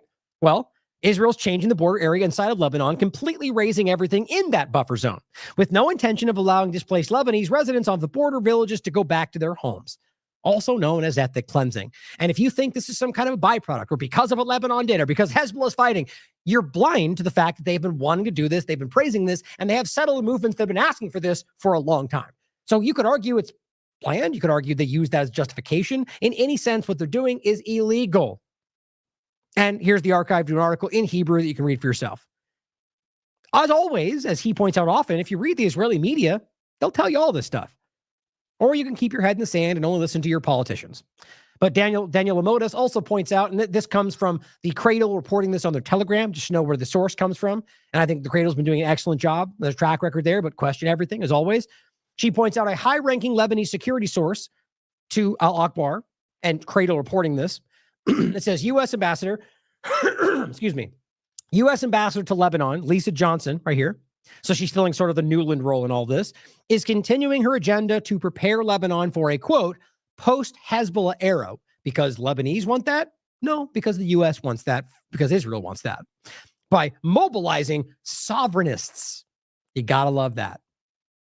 They just can't get past their own hypocrisy, right? Two reasons I think they use the word sovereignists, and what we're talking about is another internal revolution planned by the U.S. government under the guise of fighting for democracy, like they do literally everywhere. And if you don't know that by now, you're ignoring simple facts that are published everywhere in the world. But they're using the term sovereignists because they want to create things like militia. They've obviously tried to make a dirty word, despite it being represented as enshrined, or it being enshrined in our Constitution as something that we have inherent rights to. But today you say militia and people go, oh, that's domestic terrorism. That's what they do. Sovereign is something that is important. Sovereignty. Something that they don't respect anywhere, like in Iraq or Syria or Afghanistan or Libya or Bolivia or anywhere else. They've completely disregarded the sovereignty of those countries. So they call the people that they're using to overthrow a sovereign government sovereignists. You gotta love that stupidity. Or really, I shouldn't say stupidity. It is stupid, but it's a plan. I think they do this to taint the word, but also to create the illusion, like the Syrian, it's been a minute now. What's the term for the Syrian, the supposed forces that are the Syrian democratic forces? That's what it was. These are straight up, those are the moderate rebels, guy. They're the people that are being funded by outside forces to commit terrorism against Assad, to blame it on. That's what they're doing. Same point here. So it goes on to say, in discussions with Lebanese politicians, she reportedly said, again, according to reports to the Cradle, Israel cannot achieve everything through war. It's time for you to do your part and launch an internal uprising against the banner of enough. So let's watch as it plays out. Now, here's my point as before. Because this got exposed, they very well may scrap it and go another direction, which doesn't have to mean it never was going to happen. Could. We'll never know if it doesn't happen. My point is that always recognize they'll shift. The reality is this is what they do. They undermine, they infiltrate, they overthrow, using the idea of some kind of internal force fighting for their own freedom because they know we have a soft spot for that. That's my point about them always pretending to be the good guy because they know we want that. So don't let their evil reflect on who we are as Americans, or the world for that matter. But just like Israel, plenty of Americans are falling for it. Plenty of Americans are on board with it. I don't believe it's the majority just yet.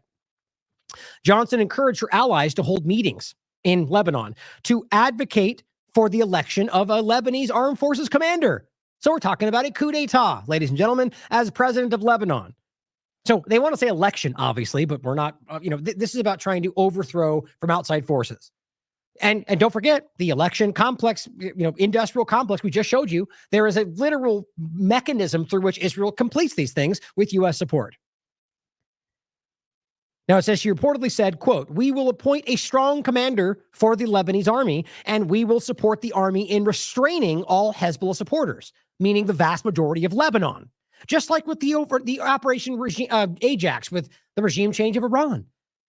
The vast majority of Iranians did not want that and never supported it. That's why the vast majority of Iranians lived in extreme poverty, while a very select oligarchy was living in abundance during the Shah's ruling.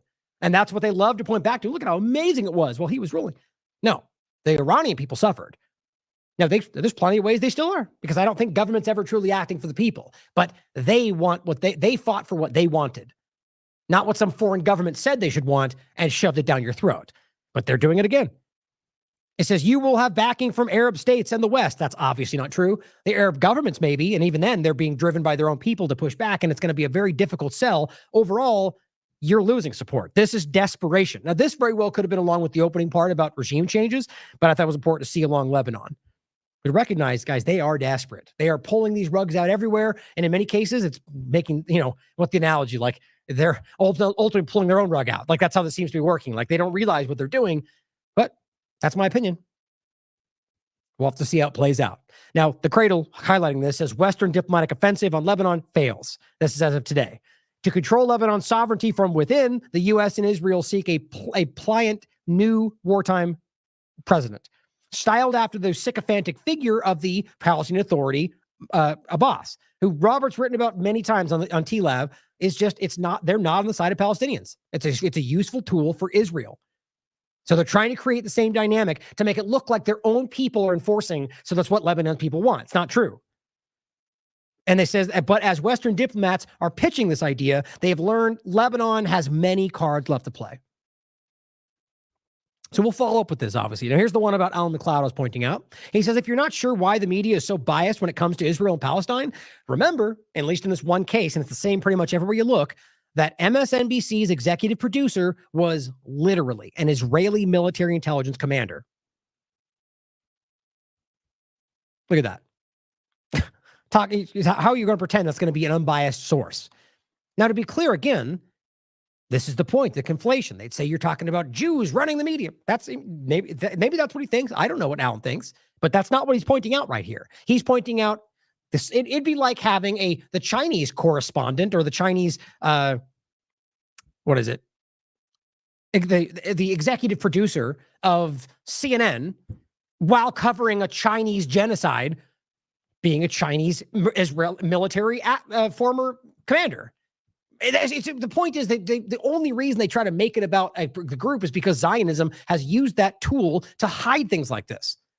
It should matter to you that a foreign asset, or rather just let's just somebody that was working for the military, is the one leading the coverage about that military's genocide. Whatever military, whatever religion.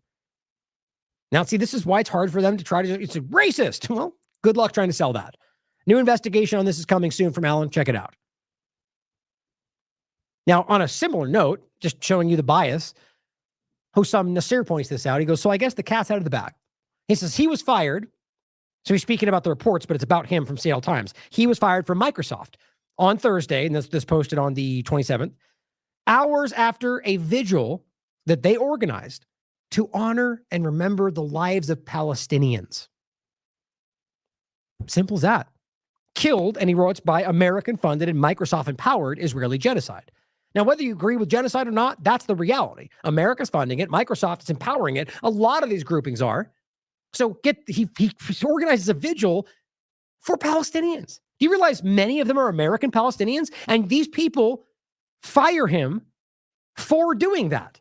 And this is the conflation we'll get to in a second about the idea of, I think it's actually coming up next. Yeah.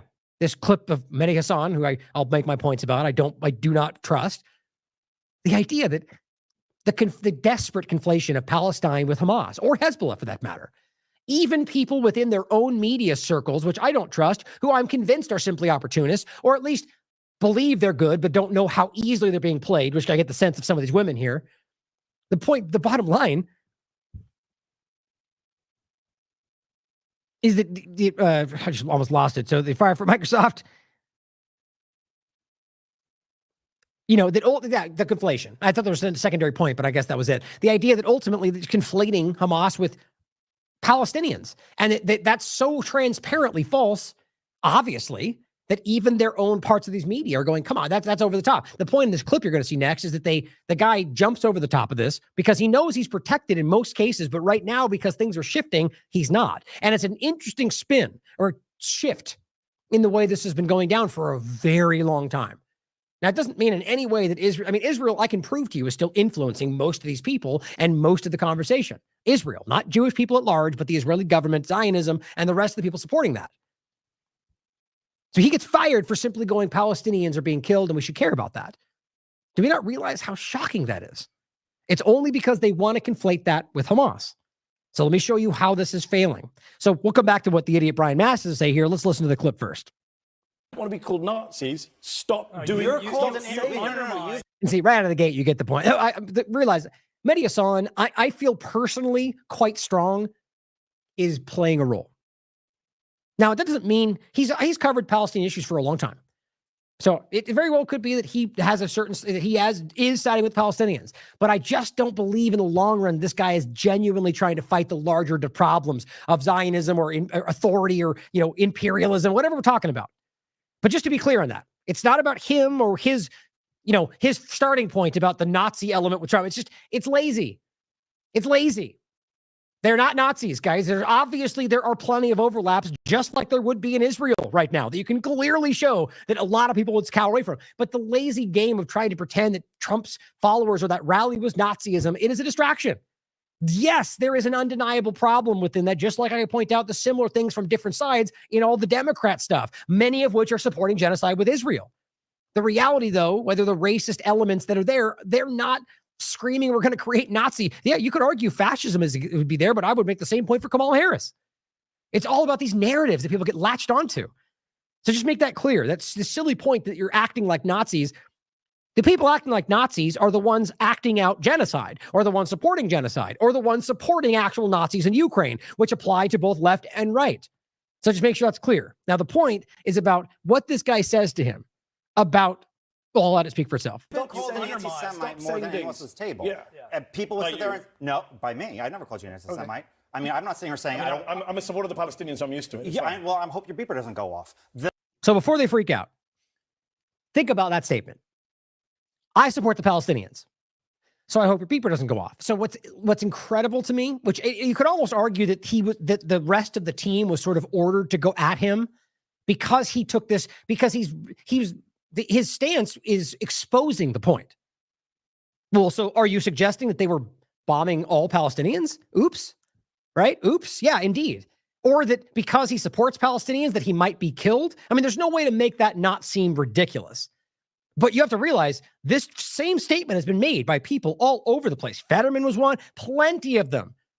Or what's her name that walking by constituents, I think it was Code Pink, where they go, oh, do you have a pager on you? Because you support Palestinians?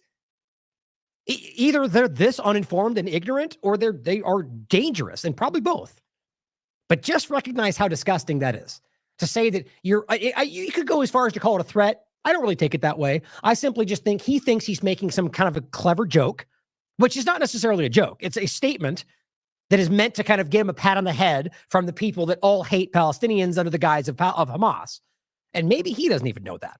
I get the sense in some cases this guy just is a useful idiot. In all the cases, the two-party illusion version of that, where he genuinely thinks that he's in the midst of it and he got all the points. He's following along just right and exposes his ignorance. Okay, so let's play it again. Play it all the way through.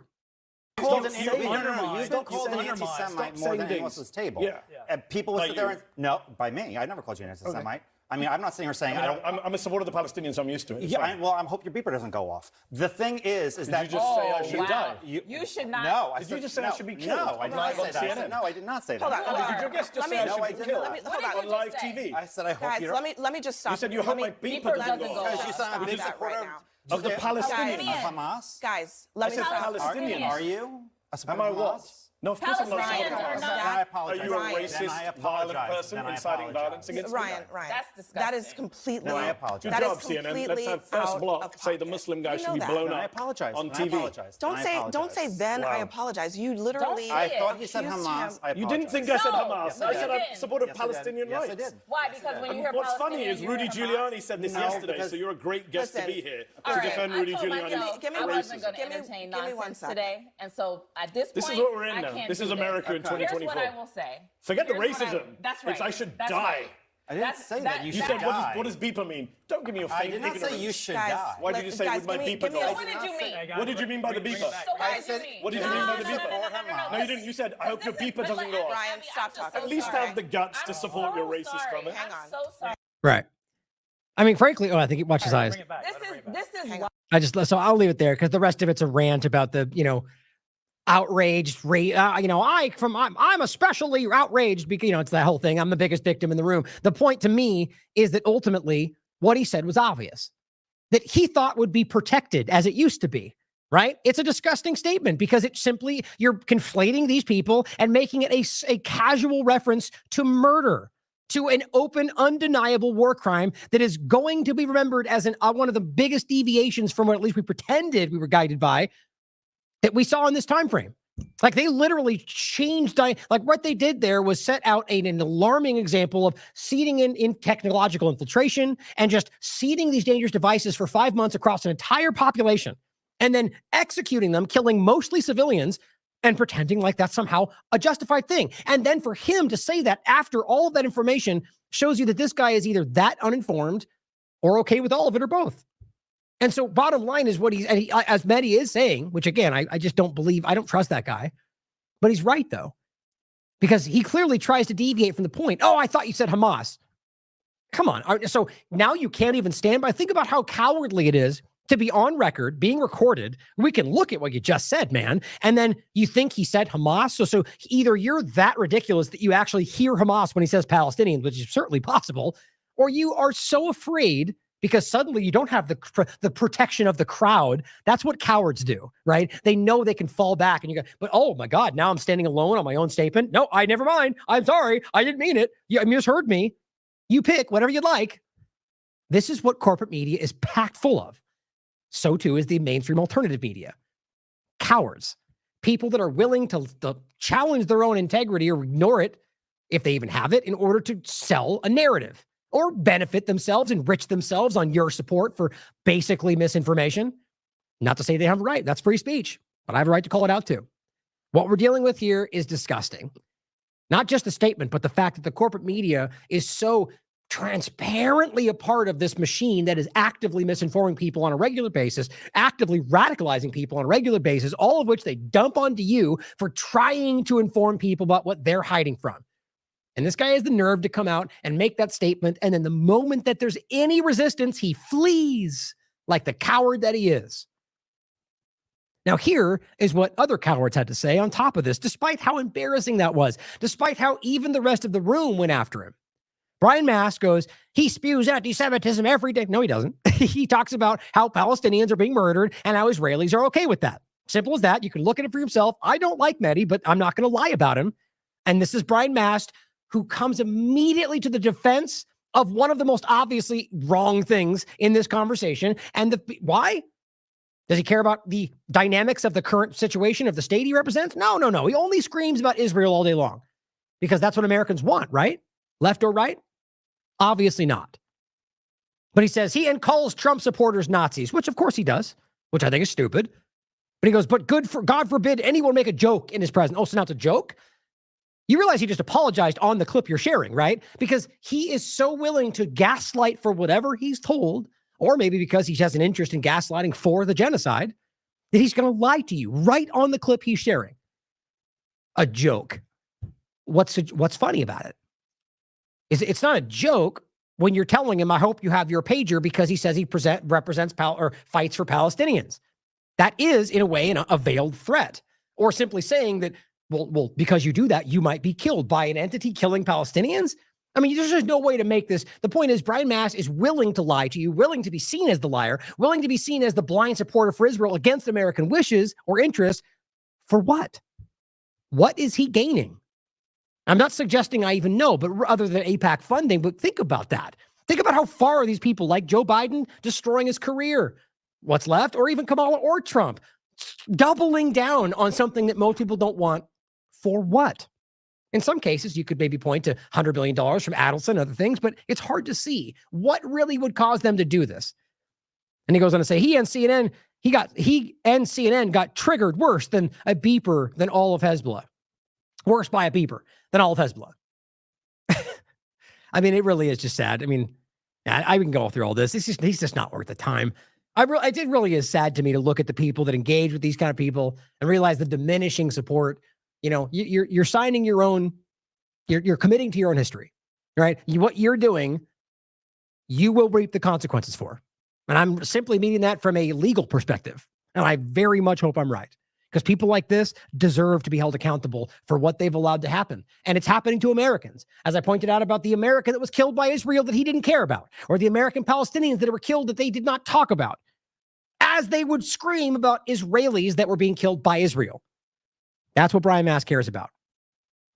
Here is Arsen Atrocities, the fake human rights lawyer, pretending to fight for human rights while he's gaslighting for genocide. He says, so just to be clear, it's okay for Qatar shill, I guess he's referring to Mehdi Hassan, which that's for you to decide. I don't support him one way or the other, so it wouldn't surprise me. And unrepentant anti-Semite Mehdi Hassan, which is not the case, to call someone on air a neo-Nazi, which, okay, let's break that down. So just to be clear, he was not making a casual joke and saying, you're Hamas. He was saying, in a broader sense, whether or not it was about Mehdi Hassan, that Palestinians should and might get killed because they're Palestinians, because that's the same as Hamas. And that he, by simply supporting that, might have a pager on you. That's not the same thing as simply going, I think you're a Nazi. The equivalent would be for him to say, I think you're a terrorist. See, that's very different than the casual suggestion of violence for all people Palestinian, and specifically him if he stands there. But you see, a human rights lawyer would know that. But he goes, but when this guy makes an offhand joke that he has even apologized for, realize, so they're defending something that this guy went out of his way to apologize for because they're desperate. He's the one who gets taken off. Welcome to CNN. And it's also about praising the idea that the Trump side of this is better because they support openly genocide, right? Really, the point is the same difference, but that's the game he's trying to present there. Welcome to CNN and all of their, support the Republican side because they are aggressively and far more with the population of it supporting Israel. Now, here's the actual guy. He says, you can stay off CNN if you falsely call every Republican a Nazi and have taken money. Oh, stay on, excuse me. You can stay on CNN if you falsely call every Republican a Nazi and have taken money from Qatar funding media. He's leaning into what he thinks will save his career. Apparently, you can go on CNN and apparently you can't go on and make a joke. So that's what they're going off of. I'm glad Americans get to see what CNN stands for. Right. So why would you apologize for a joke, bud? This I told myself I wasn't going to entertain nonsense today. Forget the racist. You said, what is beeper? You should die. Why did you say, what do you mean by the beeper? So Ryan, stop talking. At least have the guts to support your race. Or is it? No, of course I'm not a person inciting violence against And I apologize. That is completely. No, I apologize. Good job, CNN. Let's have first block say the Muslim guy should be blown up on TV. Don't say. God, that's so disgusting. Like this guy, just, it's not worth wasting more time on. But, from a social perspective, like if there wasn't bigger news to get into, there's something really worth breaking down here, more so than this, like really understanding how interesting it is that they would turn on him in the midst of this conversation when clearly there is a directive. He exposed something he wasn't supposed to. And I think that's the overarching point. I just find that fascinating. And then she goes on and apologizes for him afterward. I won't play that, but she goes, I want to apologize for what he said. And we're not like that. The reason I don't even play it is because I don't agree with that. You're all like that. And what you've done over this entire time has been the same difference. So I don't believe it. In any case, here's the West Bank. On top of everything else, it's also happening. Remember the conversation at the beginning, how it was different? It's Gaza, Hamas isn't there. Now suddenly it's the same difference. And what happened to Jordan? Where you at, Jordan? Remember the whole big statement, big stance you made about how if they cross this line, that'll be war? Yeah, so much for that false argument. The Israeli occupation forces in the Bethlehem area are essentially a better armed wing of the settler movement, says Andre X. Their main task is to harass local Palestinians and push them from their land to make space for illegal settlements. Just so you understand, this is the guy that got arrested alongside Jeremy Lafredo. He was released. And he's still there. He's still breaking this stuff down. And this is him in this video getting dragged around by the IDF. Where is his government? Don't people care, whether it's American or otherwise, that these people are being beat up and arrested and abused by Israeli military with no justification? Apparently not. That has to tell you something about the influence this government has over other things.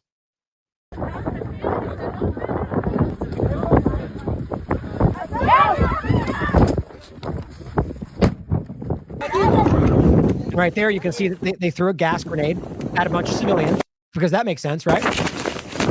Oil gathering season, which means the scene of violence in the West Bank. There's no assault and harassing me, those assault and harassing suppressors. And their goal here is to prevent Palestinians from gathering olives in their own private lands. Right, as usual, right? So they just decided to take it. They're stopping them from collecting olives on their land. because they're going to take it for themselves. I mean, this is not even contentious. It's happening constantly right now. Or they're going to burn it down if they just don't want them to gain from it. It's so obvious to see, easy to prove, covered across the world, that it's amazing this is not a bigger conversation. And this is what it looks like. Last year, the settlers, together with the police, managed to prevent a lot of people from gathering olives in the West Bank. A lot of people lost their entire livelihood. And this year, they're trying to do the same, and now they're not letting people even close to their own fields.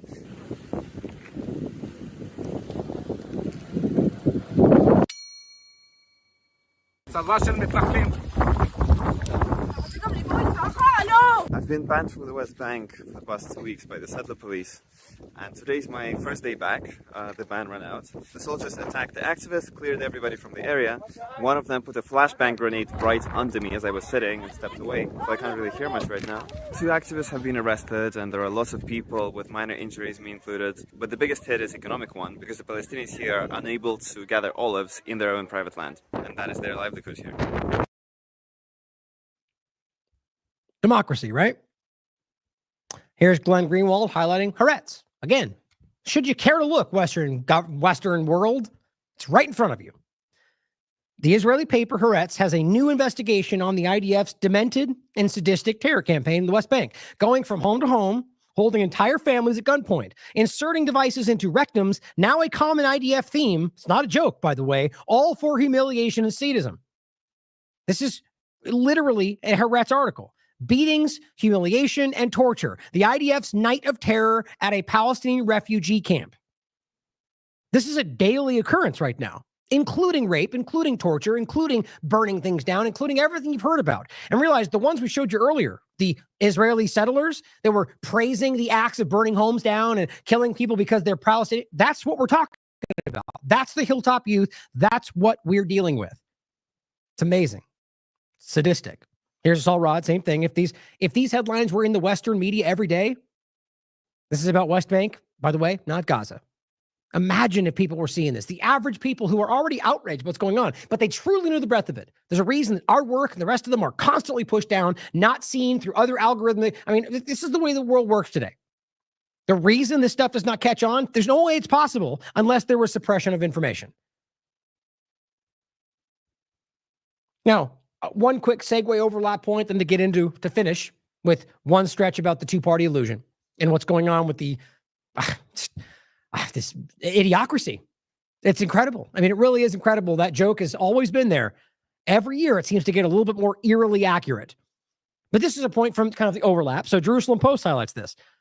Ayatollah Ali Khamenei, leader of Iran, created a Twitter account in Hebrew to try to inform people in Israel. Twitter suspended. Because free speech, right? Of course, they go, bad guy, terrorist. Okay, whatever. That could apply to anybody you're talking about. He's a leader of a country. Why does every other leader of a country get that access? But okay, because the problem is you don't want his voice in the conversation. I'm sure plenty of people would side with largely probably Republicans are going to lean into the idea because bad guy. Okay, well then just admit you don't agree with free speech. I can't stop making this point. If you believe in limited speech, then just own that and state that. But to continue pretending like going on and ignoring censorship, whether this or me or anybody highlighting Israel genocide, or in fact, other examples that have nothing to do with any of that I've shown you, people that have January 6ers that have never been let back on, or people from COVID-19 overlaps that are occasionally still censored that we don't talk about, other than on this show and a few cutouts or few standouts. The point is that you believe in limited speech and you're okay with that. Pretending you don't is just dishonest. Because this, whether you support them or not, is no different than censoring anybody else, but they already do the same thing. And on top of that, I mean, I'm pretty sure that they have accounts. Why would it be different if you made a Hebrew account? I mean, you know why. I don't need to connect those dots. It's transparent. So here they are, Twitter, Acarino, Elon Musk, whoever it is, all together, stepping in to suppress. So keep lying to yourself if you want to. The truth is there. Now here is something I want to point out that Elon Musk keeps doing. I've already made this point a few times, but it just keeps happening. So Thomas Massey, and of course, without you actually giving the tweet link because you don't want to see the under conversation that makes it about you and Republic. Like, no. You want to make sure you just give the one thing a la Twitter files, a screenshot of Thomas Massie saying, where's the lie? In regard to Glenn Greenwald saying, the U.S. has no functional president and has not had one for months. And it's barely noticeable and barely matters because there's a permanent unelected machine that runs the government. Totally. Biden is a ridiculous stooge and he's never been in control. The point is, if you stop short from looking at the other side, then you're part of the problem. So he goes, bingo. Elon Musk and his bot responses, I'm convinced of. The point is that I said, that's you, bud.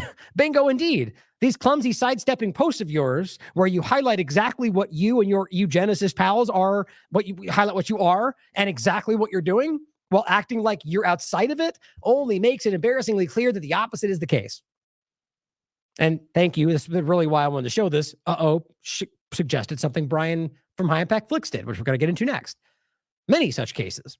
My point, though, is that Thomas Massie, whether he's directed, or rather Glenn or any of them, whether they're aiming this at him, I find it interesting that he's talking about an unelected power structure, as Elon Musk has been a part of that billionaire, technocrat, elitist structure for a long time, and is right now working his way in through some kind of Israeli funding. I mean, it's crazy to see how this all plays out. Now you can make your own mind up for how this is playing out, but it's the same point they made the other day about the, standing with the resistance and now you're standing with the machine. Well, okay, that's you, man. You literally are fighting with Israel's genocide while the resistance is being slaughtered. Or, not in reality, that's not the case, but the Palestinians are being slaughtered while the resistance is continuing to fight back. The bottom line is that you can't pretend like you're the outsider. You are the definition of an insider in every possible way other than narrative. And quite frankly, very hollow, not believable narrative. But so here in the case of the unelected power structure, he goes, bingo. My point is you're making this post to make it look like you're just going, I agree with that. So it somehow subconsciously gets set that you're not that. That's my opinion on it. I'm convinced that's what this is. One more point before 2 points before we go to this video. This is hilarious to me. Reuters reports on the 21st, hedge funds side with Trump trades, inequities, says JP Morgan. Very much on the Trump side. The bottom line is global hedge funds have shown a strong preference for stocks that could perform well if Donald Trump wins. Does this sound like an outsider to you? Yeah, the global hedge funds banking on Trump winning, betting on Trump winning. What an outsider. Clearly, he's going to mix things up, right, guys? It is embarrassing that anybody would pretend that this is not obvious. Secondarily, here's another example. Great hat, he says. And the hat says, make Orwell fiction again. Do you realize the people that are making these statements are most commonly, I would argue, calling out people like you and the whole structure and the idea that we're living in this 1984 style world. Now, yes, there's a section of the Republican conversation, like in any dynamic, and the left does the same thing that kind of co-ops part of that. For example, do you know, if you remember correctly, and I made this point a long time ago, that the idea of being woke, or rather specifically awake, that was from the independent media. That came from a long time ago when we were simply talking about the idea that we were, awake to some of these manipulations. So I think even woke to a degree was being used, but it wasn't about what we're talking about today. It was simply saying that I see it, right? I'm awake. I could see through the lie. And that got co-opted by the left, like just aggressively taken, and we're woke, and we came at about woke politics. And now even I would use it in the sense of being like, that's woke. And then like a derogatory term. By the way, there's the woke right, there's the woke left. It's the same difference. You say same thing. It doesn't mean the exact same thing, but it's the same exact thing from a different perspective. I've gone over this a million different times. But so what's funny to me is that like this, you can see parts of the grouping that would kind of take that as if Trump and Elon are going to do that. That to me is the machine co-opting things. But overall, make Orwell fiction again is 1984. COVID, Trump, Operation Warp Speed, all of it. Technocrat elitist controlling our world. I mean, that is everything we're talking about. But he goes, great ad. So we're supposed to subconsciously link he's the one fighting.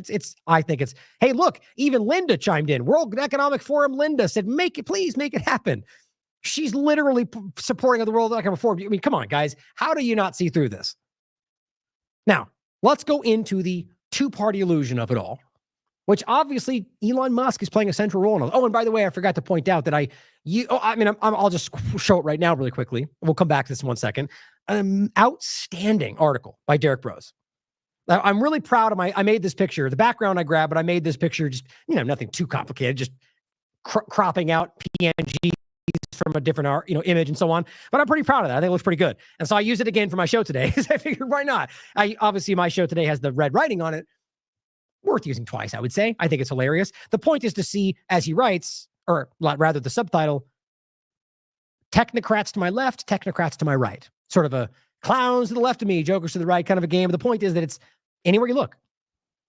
The title is Election 2024, Zionist technocrats versus Zionist technocrats. And it's pretty much mapped out right there for you. And it's exactly what you're getting the same thing either way you go, which is pretty much how this has always gone. That's what people like us are trying to show you. And every year they've got this is so important. If you decide to make this the year that you recognize that, it's too late. We'll never have an election again. And it's what Elon's saying, everybody. So if you might have been flirting with the idea that, man, the same thing's happening again, I'm just going to push back. I'm going to, think, oh, well, you get driven back in. So every year, how many years they've been saying this? So right now, yet again, here we are where we can recognize that either way you go, despite the narratives, you're going to get what the elitists want. That's what we're trying to show you. Now, I'm not saying that I have all the answers. I've got things that I would argue are solutions outside of that. And we've gone over all of them many, many, many times. But it ultimately comes down to you using that information as you see fit. And if you still think voting is the solution and you really believe that, then I will support that. I don't believe that's what most people think. I think that if you are engaging, like Brian's going to make shockingly clear, with the full breadth of the facts, and then just deciding to vote anyway, that's giving up. That's my opinion. I could definitely be wrong. But I really want you to consider what this looks like. So let's go over this. This is the longer one, and there's one more clip I'll show you. The whole thing is right here, by the way. So check that. Make sure you check that link out. I believe it's much longer than that. So he goes to a Trump rally and comes at it from a two-party illusion perspective, or at the very least, anti-Kamala, anti-Trump, right? So he comes at it by very clearly pointing out the problems with Kamala, and we all agree, right? And then, okay, well, here's the thing, similar problems with Trump. What do you think about that? And that's always a good way to go about it because you start on common ground. And then so you get a little bit disarming, and he's not lying. He believes what he's saying across the board. But it's interesting to see how they respond. So let's play through this. As he says, Trump followers love when I expose parasite cognitive dissonance and hypocrisy. But watch what happens when I do the same to them. Feel about Kamala Harris supporters being corralling their voters, kind of like this. This is kind of sheep-like, isn't it? What would Donald? Because they made a point about that, right? But it's the exact same thing. It's selective outrage. What Trump have to do for you to withhold your vote from him? Nothing. Nothing? Nothing. So you could literally put Japanese Americans in prison like FDR did, and you'd be fine. You'd still vote for him? Yes. Voting is simply an act of picking the lesser of two evils. So you're choosing the lesser evil? Have to. There's no other choice. Sometimes you got to dance with the devil you know, not the one you don't. Where's the American spirit, though? I'm the only one against all you guys out here. Right. American spirit. That's the point. Like, don't we all see how sad this is? Like, this is supposed to be the pinnacle of elections in the world that they want you to believe. All our politicians, regardless of the other side or whatever side they're on, well, what we want you to believe, we are the envy of the world. Everybody loves our election. Really? This is the envy of the world? Well, everyone sucks, so I guess what I don't know what else to do. That's what everybody is saying. And I keep trying to highlight this like he's doing here. He's doing an amazing job on this. It's not some side. Most people, even though they mostly support Trump, are in this position where they're like, damn it, the shot, Israel support, it's all terrible, but he's lesser than her. So if there were actual representation of all the possible choices, they probably wouldn't go this direction based on that sentiment. But I don't know for sure. You guys are you're literally going, I'm going to this dance and I'm going to dance with the devil. I'm going to put my arms around him and he's getting my vote. How do you justify that? But you're going to vote for a guy who's not only going against the Constitution. By the way, this is just kind of the opening. He gets into more engagements so you can see. And that he's working with the Zionist international banking cartel to devalue our dollar. Donald Trump said Congress should be controlled by Israel. He says a lot of bullshit stuff. What? Wow. But that's treasonous. All right, so he's like the hope that he might just be lying. Well, he says a lot that's not true. It's kind of the extension of that point, but not necessarily untrue, but just that he may say it for a different 40 chess or so. Whatever you say, he says that you don't like, you just kind of brush off because, well, it's whatever. You fill in the blank. That is one of the biggest issues here, both left and right. It suddenly just becomes that, well, there's whole other game going on and everyone's bought by somebody. And that's what you're going to hear all day long. Do you realize if Patrick Henry heard him saying that, he'd be buying a rope? Probably. You're going to vote for him. Patrick Henry would be buying a rope and loading his musket, and you're going to vote for the guy who wants Israel to control Congress. Probably. I guess I am.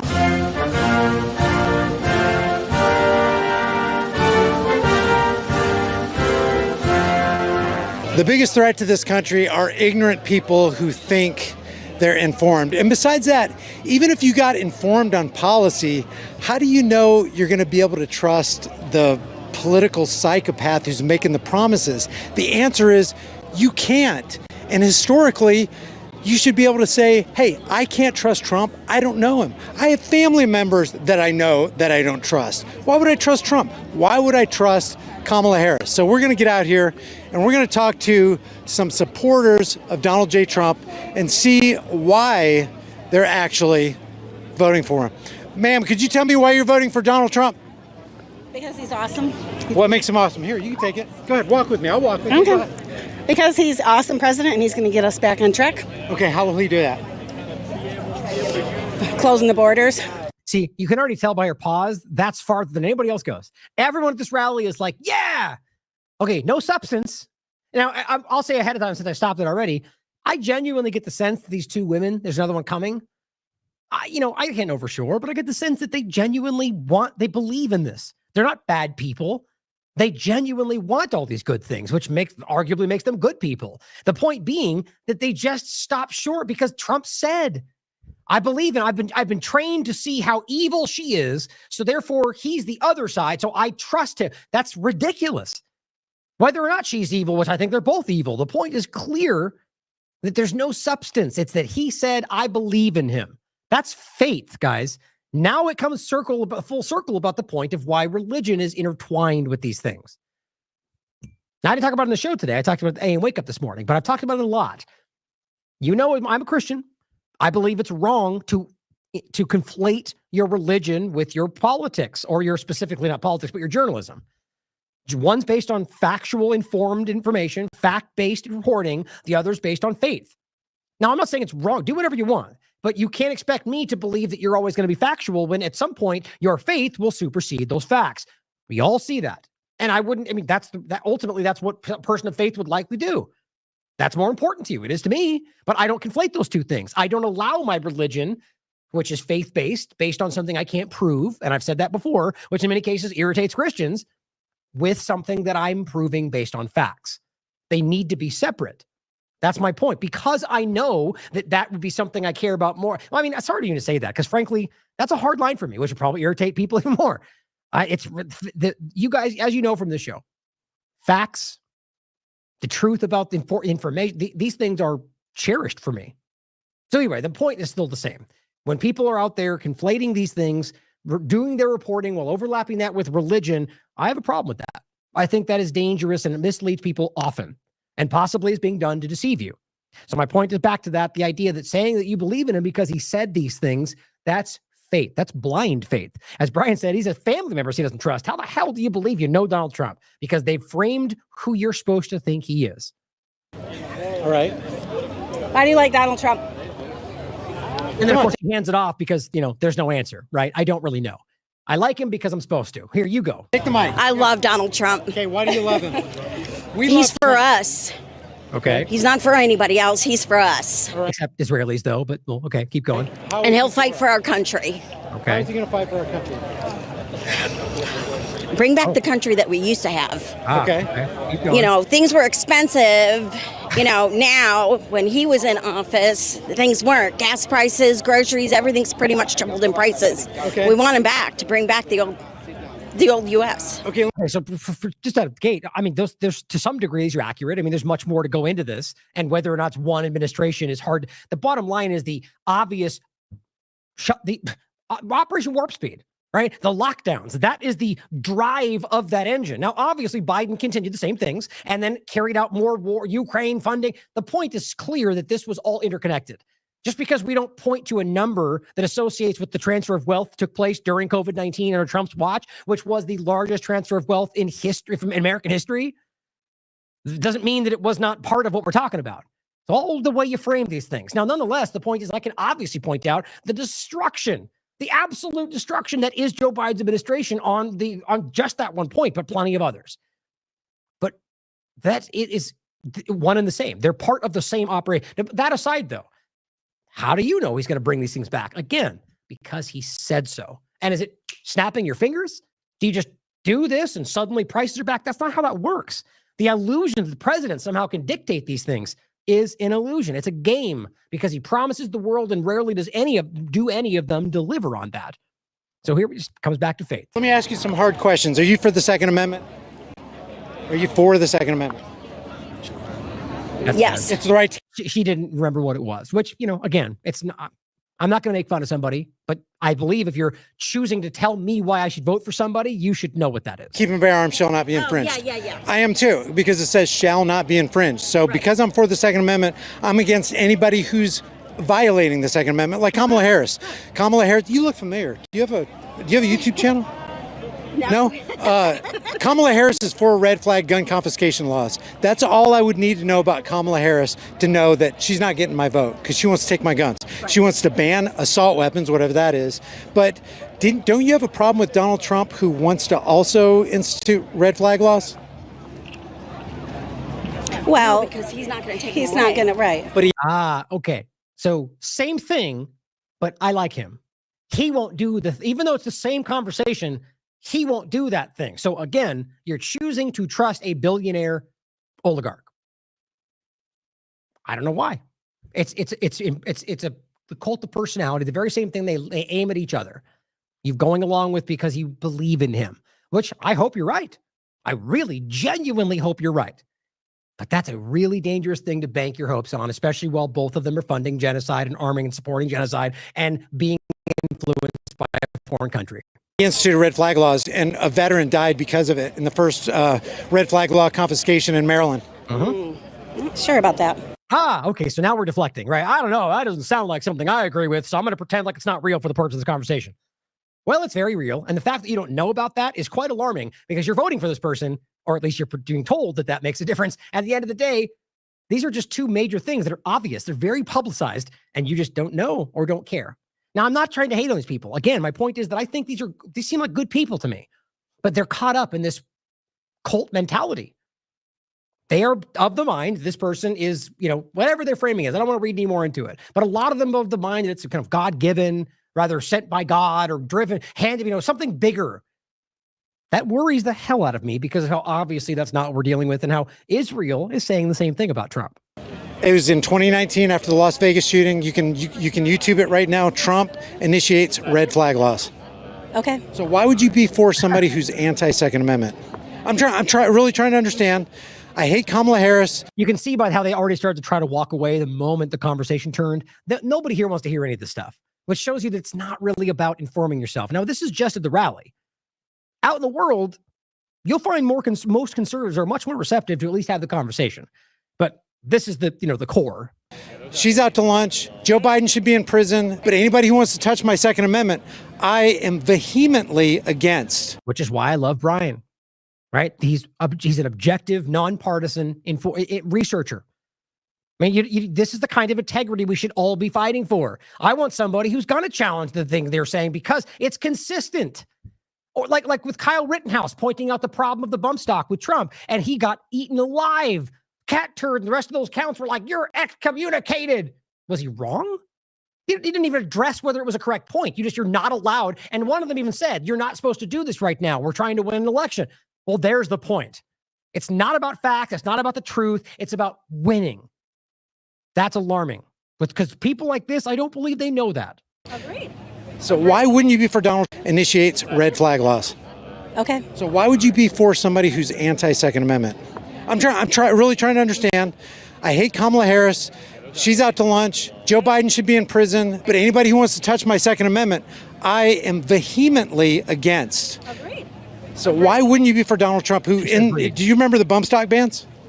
No. He initiated bump stock bans, which unilaterally criminalized 1 million Americans who held a piece of plastic has everything to do with the Second Amendment. Why wouldn't you be against Donald Trump for that? I don't know. And were you for Operation Warp Speed?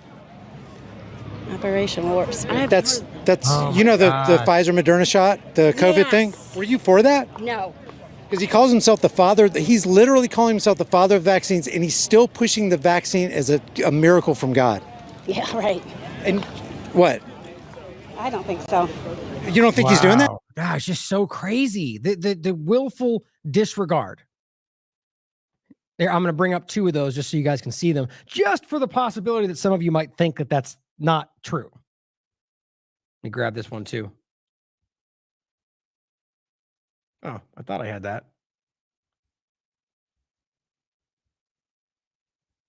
Well, I'll grab it while I'm looking. Oh, shoot. You don't think the thing? Were you for that? No. Because he calls himself the father. He's literally calling himself the father of vaccines, and he's still pushing the vaccine as a miracle from God. Yeah, right. And what? I don't think so. You don't think he's doing that? No. Oh. What are we saying here? I think I misunderstood your question. Okay, Donald Trump is pushing the vaccine still to this day. He calls himself the father of the vaccine. Why would he get your vote in light of that? I don't agree with that, but I don't agree with everything he does. Mm-hmm. I don't either. What would Donald Trump have to do for you to withhold your vote from him? Nothing. Nothing? Nothing. So he could literally put Japanese Americans in prison like FDR did, and you'd be fine? You'd still vote for him? Yes. Hey, if you like this content, it's just the first portion in a longer video. If you want to watch the rest of it, check out my YouTube channel, The Disturbing Illusion. Yeah, so it looks like he made a new one. I haven't seen that. I'm still back in the high impact flicks days. That's his main platform. But Brian does amazing work, guys. He really does. And you know, as someone says in the chat, you know, there's the crowd, right? It's like the CNN point, right? They're so used to having the safety of the crowd, of what you're allowed to think and say, and that's both sides. And to some degree, that's shifting. And I argue that's why we're in this position. That's why we're being rushed into some final solution, if you will. Like, and I don't mean that in the sense of murdering everybody. I'm just saying, like, this is going to be ending an era. And I'm worried that once we go into this, that we'll be past the point of stopping what's coming. I mean, I don't want to be, you know, fear-mongering, but this is not a hypothetical thing. You can look at all these pieces coming together. So in case you just didn't know all of what Brian pointed out, here are the 2 cases. Now, again, there's a lot more than these clips. So it's not just some one-off where you can explain what he meant. It's true and easy to prove that he still supports the injection to this very day. And clearly, whether it's the bump stock ban, whether it is saying take the guns first, due process later, whether it's saying that free speech, too many people are idiots. These are all on the record. The firearms first and then go to court, because that's another system. Because a lot of times by the time you go to court, it takes so long to go to court to get the due process procedures. To go to court would have taken a long time. So you could do exactly what you're saying, but take the guns first, go through due process second. Okay. It doesn't matter. The context always matters, but you have to realize that saying that, whether it's about terrorists, whether it's about, the point is the whole point of due process. I've even had to argue with people that claim they support the Constitution is that is supposed to, the government could always claim you're a terrorist. The government could always claim that you're whatever makes sense for them to justify their actions. That's why it was created, rather outlined, enshrining our inherent rights, because the reality is, whether you trust them or not, at some point, somebody will abuse it. That's why you can say, well, due process exists, so we can go through that before you just take, because otherwise that happens. Then you can sweep them all up and say, okay, we'll deal with it later. Oh, turns out we were wrong in 50% or all of them. To pretend that you, to anyone that argues that makes sense means you either don't understand your rights or that you're okay with authoritarianism as long as you agree with the outcome. That's wild. Here's the shot. Actually, here, let me do this one first. This one is the idea of free speech. People arguing free speech in regard to shutting down the internet are stupid people. Again, it's not, the context changes everything, but realizing that this statement, no matter how it's made, shows you his mindset. And sure, could have changed by today, but his actions prove that's not the case today. Because we're losing a lot of people because of the internet. And we have to do something. We have to go see Bill Gates and a lot of different people Oh, how much has changed? that really understand what's happening. We have to talk to them, maybe in certain areas, closing that internet up in some way. Somebody will say, oh, freedom of speech, freedom of speech. These are foolish people. We have a lot of foolish people. That's wild. To this day, it blows my mind. That I forget it. 2015. I think somebody said the clip is from the point. It's an old clip. So for the relevance, the point is that it's not. He could have changed his mind by now, of course. But think about saying that at any point in time and acting like you. I mean, the reality is, despite whether he could have changed, his actions continue to show this.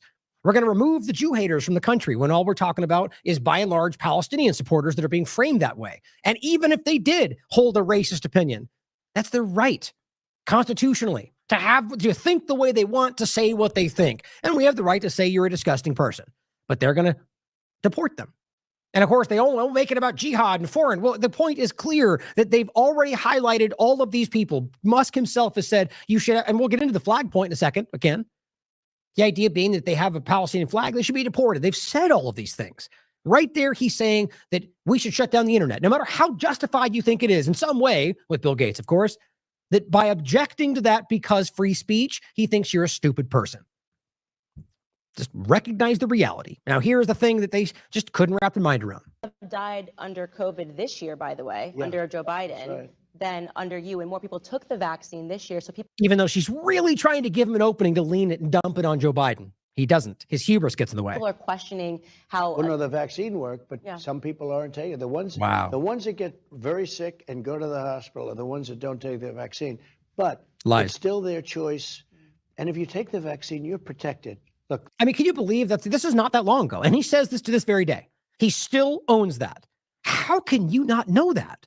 When one of the focal points of this entire thing is about the idea of health and RFK Jr. and Make America Healthy Again, and you don't know that?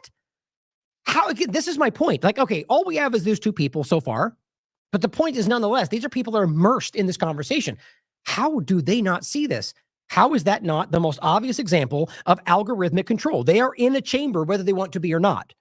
I'm willing to bet you at this point in time, whether they try to seek outside of it or not, on that platform anyway, you end up being driven right back into you. This is why they don't even know you exist. A lot of us out there, despite how prominent or not prominent, people in the independent media, the genuine independent media, there's reasons this stuff just does not go any further than a certain level. Because if you don't see this, if you don't know that, he says this at his rallies. And these people are like, what? I don't believe that. Guys, we're at a very dangerous time. We initiate Operation Warp Speed, which... Sorry, that's the same clip. I hit it on accident. We're at a very dangerous time. That's the point. Oh, no, this is the second one. So let's go ahead and play this one. So this is the follow-up clip from Brian. There's a bunch of these, but this is just the one that stood out to me, which I think is interesting.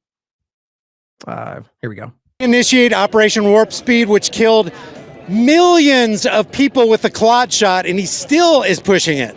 Brave to be screaming like that. I mean, all these people, not that I would suggest that. I mean, honestly, my personal opinion, you're going to find far more violence coming from the left response to things like that, like at these rallies, more so on the ones that, but really in both sides of this, it's usually the agitators. I think we should always consider that. Just like the right would consider that being something, done to them. The same thing happened to the left. But I do agree, though, that some of the people that have been radicalized by that would act out more in violence against somebody doing this in one of their protests. But nonetheless, it's still kind of like a crazy, somebody in any circumstance might get outraged because they've been trained to react by saying something like that. Because they see this person as like a savior in some cases. I can't speak to the majority, but I've spoken to so many Republicans that see this as that, again, that kind of overlapping conflation of God. You see, I mean, I've seen people like, frankly, again, one of my family members that genuinely believe that there's a God, that he's being guided by God. Not a joke. Doesn't that alarm people? It should. Anybody got a problem with that? I got a problem with that. I love America, and I don't want him to die from the clot shot. Donald Trump doesn't mind, though. Any argument with that? No. I guess it's just me against the crowd. You're voting for the father of the vaccine.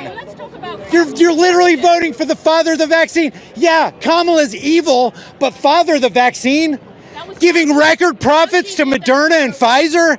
And to be clear, if I remember correctly, I haven't seen him talk about this explicitly so far, but in the past, he's very much vote no on 2024 kind of a mindset. So just to be clear, I don't believe he's not advocating Kamala as a better choice there. If you listen to him talk, he's saying the same thing we are. They're the same negative choice. And you're going to vote for that? Kamala Harris wants to take our guns. Donald Trump wanted to criminalize Americans through bump stock bans. Now, who are you voting for? Donald Trump. Why are you voting for an anti-Second Amendment tyrant? Wait, what does that mean? Who controls monetary policy? Presidents? Congress? The Supreme Court? Federal Reserve, excuse me. Guess who's still going to be in power whether Trump wins or Kamala wins? The Federal Reserve. And don't forget, the hedge funds, global hedge funds, were like, Trump's the one. We should bet on that, right? Or the point that Trump a while ago said, and the Fed, JFK, 9/11, lock her up. And he just was tapping in to the momentum of the time. Now it's different. But he tricked a lot of them to think he was the one going to expose all that. None of it happened. Guess who Kamala's going to work with? The Federal Reserve. Who's Trump going to work with? The Federal Reserve. What's the problem? We're all voting for the Federal Reserve. You could turn just about. She said, you're at the wrong rally. See, they don't even grasp. Anything against him in their minds has to be left. He's not. He will call out Kamala in the same way, just because the point is similarly with me and what I'm doing right now. I get all these people that go, we see what you're doing. You're a secret lefty. It's just, how many times across the years have I pointed this out? 30 seconds ago, I was a secret Republican fighting against the shots and COVID-19. Now I'm a secret lefty. The point is, I consistently stay in my position I stand by my principles and what I believe. And the two-party illusion oscillates around me. It's like a lot of us that actually stand by our principles and don't let the two-party illusion dictate what we can think that day. And I don't think that's the majority, to be clear. I really don't. But it's just, my point is that I would come out and say something about this or highlight the Trump issue, and they secretly argue I'm just trying to work for Kamala. And it's like, my God, I almost get why you've driven to think that, but look at what I'm saying. Look at the substance of what we're doing. Like somebody even said, look at your timeline, and there's not a single negative thing about Kamala. Well, it's actually not true, by the way. But the point is that, as I've said repeatedly, if you listen to my work, that there's a reason, and I see them all as the same thing, and I'm aiming at the thing that I think is the biggest threat to you right now. But I'm often, and by the way, I'm kind of jumping one point ahead.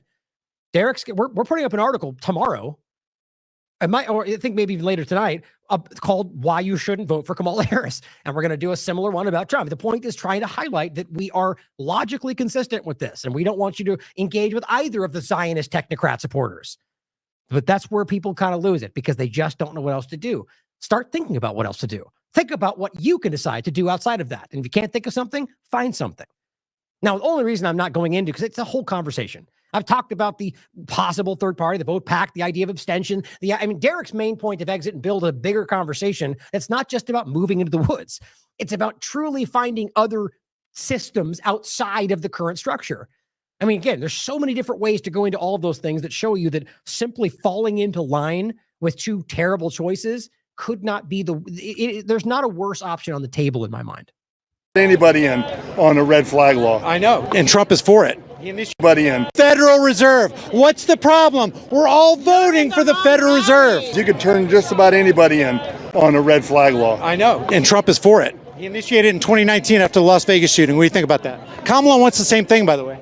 So? He was willing to incarcerate people for a piece of plastic. He sat next to Diane Frankenstein and said, take the guns first, due process second. Allow due process so that no one's rights are trampled. Or might take the firearms first. Taking the guns early. Take the guns first, go through due process second. Comment on that? No, man. No. Sorry, I bumped that clip for the guys in the video. My bad. You're still going to vote for him, huh? Absolutely. That right there is the cognitive dissonance. Right. They say they're for the Second Amendment, but then they vote for an anti-Second Amendment guy. Everybody's owned by someone. He was exactly. Everybody's owned by someone. So there's your final cop-out, right? So once you finally get exposed with push to admit that this isn't what you pretend you're voting for, well, everybody's got some, it's always something. Well, there must be an explanation, you should say, right? I'll just pretend that there's something that makes that all make sense because that's what I'm supposed to say out loud. What do you mean everybody owns by somebody? That's crazy. That means you've given up. That means you've accepted this oligarch-driven system of powerful people dictating who you're allowed to choose from. You openly say that, and that's supposed to be the adult in the room, that we're supposed to be the ones highlighting that we've been hijacked by larger dynamics than pretending we're in control of it. We're the ones that are black-pilled. I just don't understand. I can understand why you might feel like you have no other, that you might, I don't agree with it, but I can understand why you might fall back into voting because you just can't see another solution. but realize that at least admit that you are being forced to take this choice because they've created a dynamic where you don't have any choices. It's just, that's not one side or the other, guys. That's your government. Hey, tell me about $6.2 trillion stimulus package. I'm not doing your points because you're a retard. Give me something logical. Hold on. You just said I didn't touch you. I'm not touching your stuff. I'm not touching you either. You touch that. So what? I'm not touching you. Don't be a baby. Yeah, you are. I got free number. Yeah, see, there again, in his mind, he's the lefty snowflake. So we're going to make it not, let's pretend like that's not the idea of personal body autonomy, the idea that you're not supposed to touch, like this idea is supposed to be something that is more about the libertarian conservative, like the idea of touching his personal body is supposed to be you're crossing a line, right? That's the idea that you have the right to respond. I can fight back. But now him saying, don't touch me is somehow, oh, you're a baby. Like, it's just, these people have lost the plot because you can only see things from left and right. And he's already decided this guy is somehow, you're a stupid. You mean the factual points about bump stocks or the vaccine or any number of rights that you can prove are not going.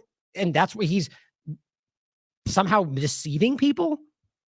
It's sad to me. It genuinely makes me sad because, again, this guy seems to be not so much the women that I think are trying to be. I think this guy still believes he's right, though. While he's embarrassingly wrong, not in the sense of voting for Trump, but that the idea that this is somehow not things you should care about, whoever you choose to endorse. Oh, Tard. I just won. Shut up. Hey, welcome back. Yeah, really intelligent, mature, right? Again, that's the paradigm. That's partisanship. That's not left or right.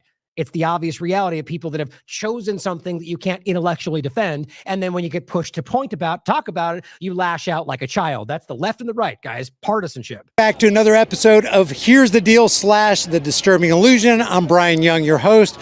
Today we're out here in Duluth, Georgia at the Donald John Trump rally. And we're going to find out if what George Orwell said in 1984 is true, that it's easier to deceive the masses than to convince them that they've been deceived. Hey, if you like this content, same point from before, make sure you check out his work because he's doing amazing work.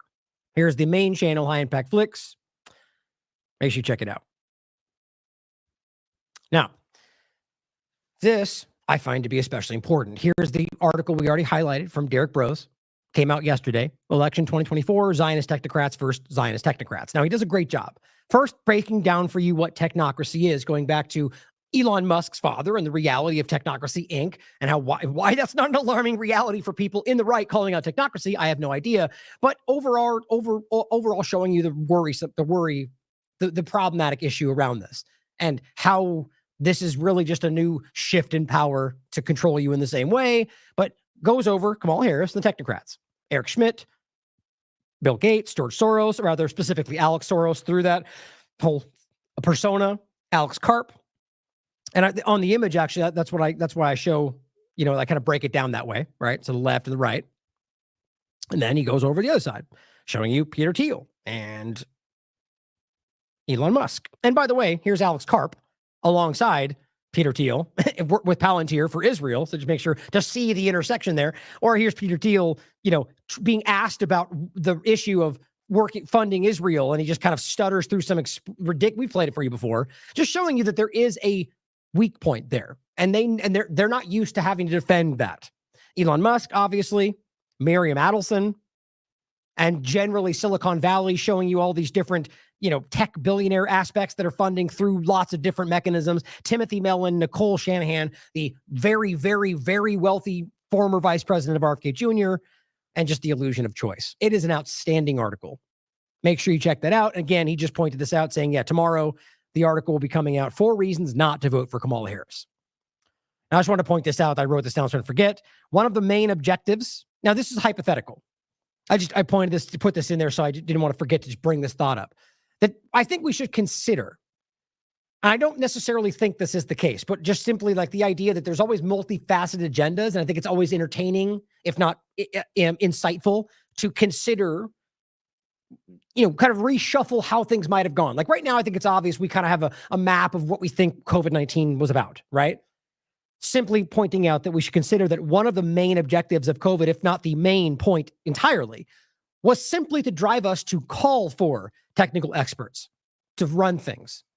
right? So we're coming through a point, which otherwise would be called technocracy. So we're at a point now where obviously we're seeing this drive. I mean, we're going to get more into it. I've already made a bunch of points about it or focuses on different shows, but there's I've been doing background research around Prospera and a lot of these things is fascinating. And the fake libertarian city, the technocratic overtake of Honduras, it seems. My point is there's a lot of these weird examples. And I'm seeing technocracy being put forward as the logical conclusion to the current reality. Not really saying that, but think about how obvious that is. So during the COVID-19 op, what are one of the main things that happened? Well, we have never seen more resistance to almost in a way that's over the top, not the logical response, but over the top to just go science is bad, but like a resistance to science in general, a resistance to doctors in general, even medicine, even hospitals. Like I'm right there with most of these things.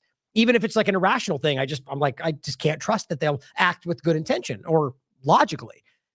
But now we're at a point where like, okay, well, we can't trust these things. Well, the idea would be to create a system. This is the technocracy ploy of engineers and scientists and the doctors, and they would lead us because it's not politicians. It's easy to see why in many cases that is logical because politicians are simply deceivers today, and we all know that. But now we can see how the same difference would go with the technocratic push. But it's interesting to consider whether the COVID-19 ploy was simply to set us up for this next stage. Worth considering.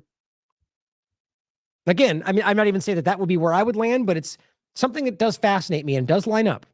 Now, lastly, on this segment, I really want you to check this out.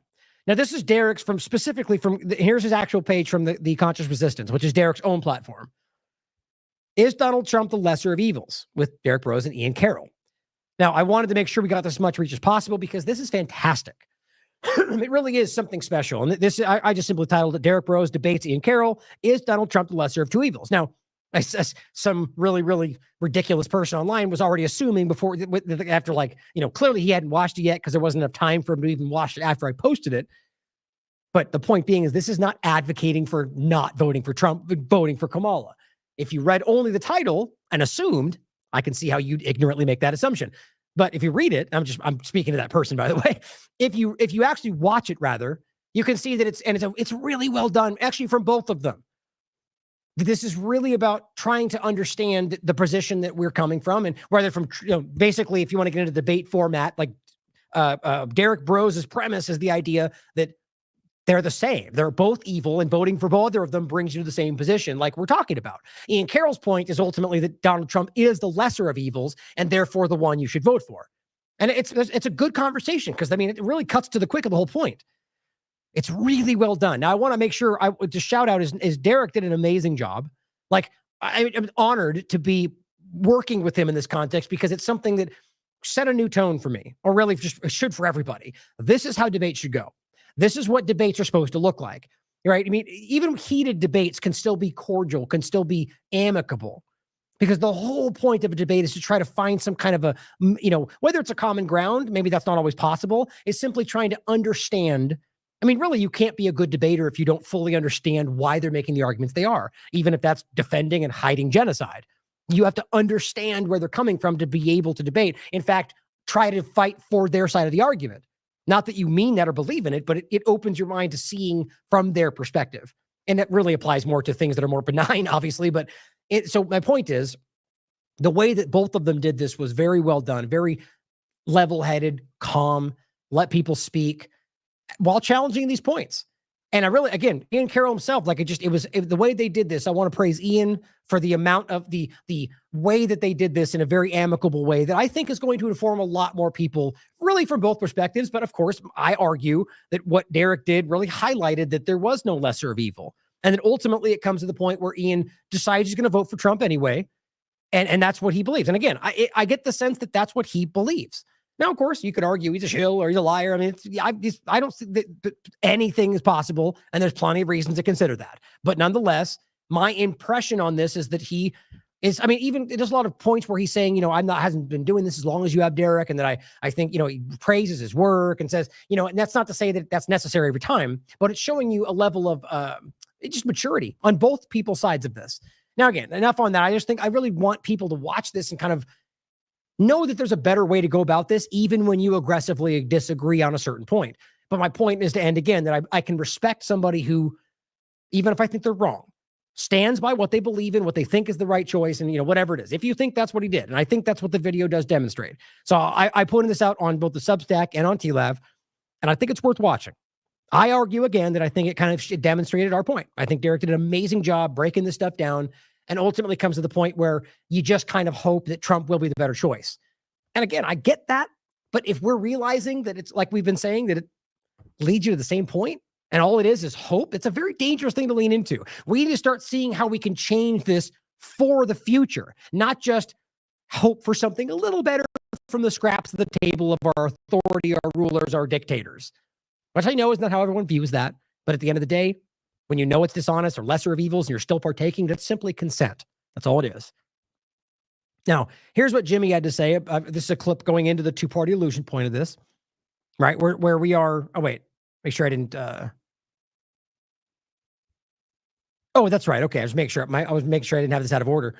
So Hotspot covers this. He put this up on yesterday. And he says, Jimmy Dore explains to Tucker Carlson the importance of not normalizing genocide, which is interesting because clearly there's a very, despite what you when he says this with Jimmy, or rather the audience goes because he let Jimmy say these things, therefore Tucker, which is not an invalid point, but ultimately they're all still supporting blindly the Republican Party and Trump himself, which are supporting genocide. So it's kind of hollow from Tucker's perspective if you want to pretend that means that he's going to. I'll get into more points in a second. But he says they say for Palestine, Trump is going to be worse. But this is pretty dishonest, if you want my honest opinion. He said, what's he going to do? Dig up the dead babies and kill them again? I mean, come on.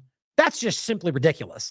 How about he's going to continue murdering them in Palestine, or murder them in Lebanon, or keep bombing people in Iran, or realize that if you can acknowledge that supporting this in any stretch is genocide, then just because Trump is coming into it after it's already been done, therefore he can't make, that's a pretty crazy argument. I get the sense that he has decided Trump is the one, whether that's for reach or because he believes it. And that's just, but see, my point is that you have to be, if I were coming for the position of this is genocide, I would say, I'm going to choose to vote for Trump because I believe X, Y, and Z, but I can't get past the fact that he supports that. And I hope that he's wrong, or hope it's not the case, but you can't pretend like he doesn't blatantly support the same thing. He's even said that he's going to allow them to finish it. That's what he said many times. To pretend that means anything other than allowing them to keep doing what they've been doing, which Jimmy knows well, is willful ignorance. I'm not saying he's doing that, but to simply say right there that he will be worse or not, it's a wish, it's a guess at best. I prefer not to lean into or guess around the idea of murdering children, but it goes on to say there is no lesser evil. You're just voting for straight up evil and doing mental gymnastics to make yourself feel better about it. Oh, well, okay. Now, I agree with that point, but when you hear it in the context of the conversation, it goes the other direction. My point is exactly. So if you're pretending that Trump is the lesser, well, that's not the case. You're still voting for evil. Now, it's funny to say that point to somebody who all are supporting Donald Trump. Let's listen to the clip. Are the same people who can turn their head at the genocide happening in Palestine and say things. I would turn to people who are liberal their whole life. By the way, the point that he kind of went away from is referencing most of the people he's talking to right now, which I kind of think is why he deviated. People that can watch the genocide and go, who cares, or ignore it, or pretend like it's not okay, or say, that's what they deserve. That's not the majority, I argue, I hope anyway, of the conservative conversation, but it's a huge part of the Republican conversation. So you stand with the people of Palestine, right? And they're like, Kamala's not the president of the Middle East. They'll say things like that. Right, I agree. That's crazy. Now, just sort of like a few people have kind of carved out this, coming at it like I'm the Democrat that's pointing out what the Democrats are doing wrong and sidling up next to the Republicans. And I get it. There's a ways, but at the end of the day, it's not objective to only call out one side when the reality is that both sides are doing that. Now, I'm sure you could level criticism at me for similar things if you think that's what's happening. I don't believe that. Maybe he doesn't. I'm just being objective about it. Maybe he believes at the end of the day, both of them are doing exactly the same thing. And I'm just talking about this one conversation. And I know he knows that. I've had interviews with him where he makes that case. So that makes me wonder why this is being stated this way. And I'm like, what? But she is funding it. And it's like, well, Trump is going to be worse. What is he going to do? Dig up? Trump, whether worse or not, is going to continue the genocide. So it's kind of a hard sell for me to take seriously an argument that he will. So what you're arguing is he can't be worse. There's no other way to take that. They say he'll be worse. You go, what's he going to do? Dig up babies and kill them again? So through a joke, he's suggesting that he can't be worse. Come on, Jimmy, really? You know that's not true. The dead baby. Now, whether it's worse or not, again, genocide, the ongoing, maybe the completion of it, same difference. And killed him again. If Trump is worse, then we deal with Trump when that happens. But right now, you cannot reward what the Democratic administration is doing, what Kamala Harris and Joe Biden. You cannot. Okay, so that's a fair point there.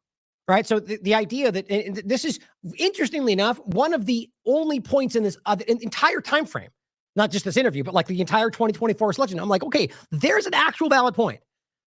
Coming at this like, okay, we have a current administration that we know is committing genocide, right? Then we have Trump who may or may not, which despite the fact that it's obvious that he's repeatedly stated he won't, maybe something will change his mind. So there's a valid point, period. That you could argue that you would vote for the one that is at least not doing genocide. I can't disagree with that. But again, for me, it's not about just basing it on the last 4 years. It's basing it on the reality of, and again, I've had multiple interviews with Jimmy, and we've had similar talks about this where we kind of laugh off both together that this is an illusion, but yet here we are, right? That the voting process is stolen from us. I mean, both sides have said this, the voting, but I'm not going to go on to that again. You guys all know my opinion. If you don't, look up the different conversations I've had. I'm very convinced that your vote has been stolen from you in 1,000 different ways that both sides will make a point about when it works for them. But otherwise, you're violating democracy by not going along with the system that they 30 seconds ago told you has been co-opted or stolen or taken by Russia or Trump lied about. But who cares, right? Go through the motions. So I find that hard to wrap my mind around. Administration is doing, what Kamala Harris and Joe Biden, you cannot reward them with your vote. You have to make them pay a price. Okay, so if that's the case, though, this is my biggest problem with this. So again, valid point. But what that leads to is an easy way, and again, I think this is what we're living through, an easy way for the two-party illusion to be used against you on top of everything else, right? So what do? Oh, wait, well, they did terrible things. We have to go to the Republicans now because we have to punish them for the bad things they did. Okay, Republicans come into power. And same argument, right? Oh my God, love for 4 years. They've done this, they've invaded that, and they've killed these people. We have to punish them by voting for the Democrats. Right? Over and over, we oscillate around in the same broken system, and not till we realize that it's just your government pretending, giving you shadows in the wall and making you think that you're changing. They're just good. We can keep doing what we've been doing. If you take a step back and look at your history without flavoring it left and right, you'll find how shockingly it's a pretty linear progression. So I'd argue he knows that. You have to influence them. And that's why now every Muslim mayor in Michigan came out and I'm pretty sure just endorsed Donald Trump. Yeah. And so okay, so here's what's insulting. And this point's made by everybody. And we're going to get into the rally to finish over in a second. And you got people like Howard Lichman, and they're like, we're going to fight jihad, right? Do you realize how many people in that crowd would look at those people and call them terrorists because they're Muslim? Laura Loomer, openly a person that is endorsed by Donald Trump, who's literally by him in certain circumstances. I mean, come on. I don't have to convince anybody. If you're objective, it's obvious. That's not to say that everyone is racist. I don't think that. But there's an obvious part of this that has been radicalized, I argue, by Zionism, Laura Loomer, who are openly making these cases. So it's insulting to act like we're, don't you look, a couple of token Muslims support him, which is not a knock on them. It's a knock on the idea that people pretend that then means there's no racism.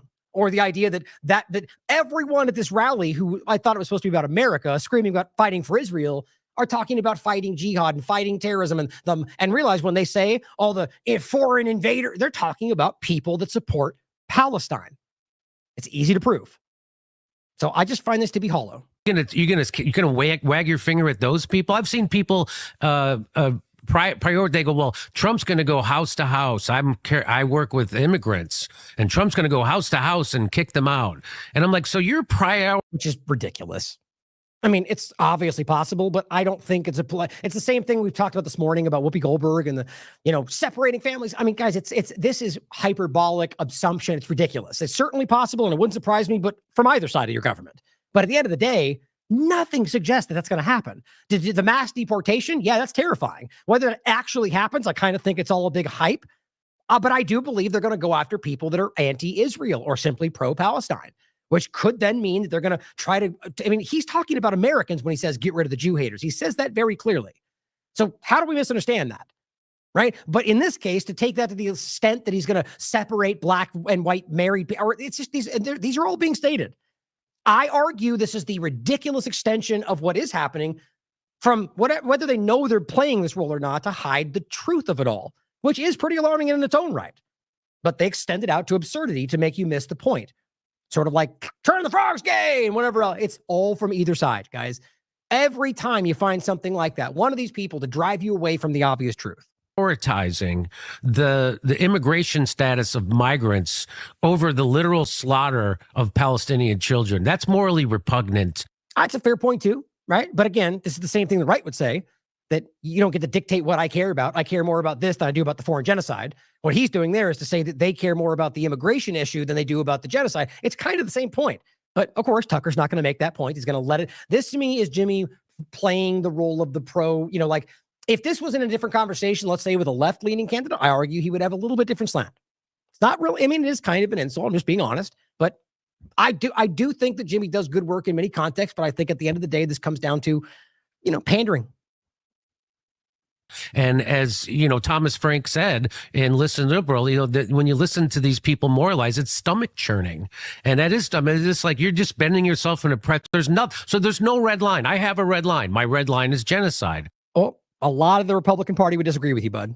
And including Trump, by the way. Kamala Harris could come get my vote. If she said, "Hey, you know what? I'm not going to fund Israel anymore. That's their problem," or "Hey, something," she won't do it. And so if you're willing to go along with that, there's no doubt you're not voting for a lesser evil. You're just voting for straight up evil. Okay, so the difference on this, where was it?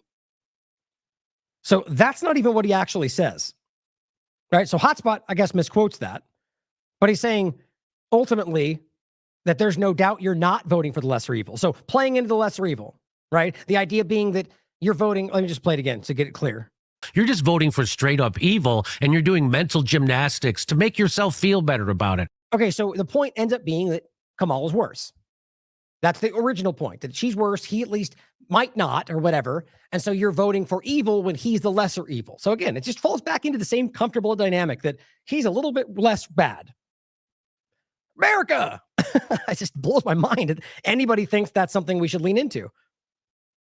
But let's go through these.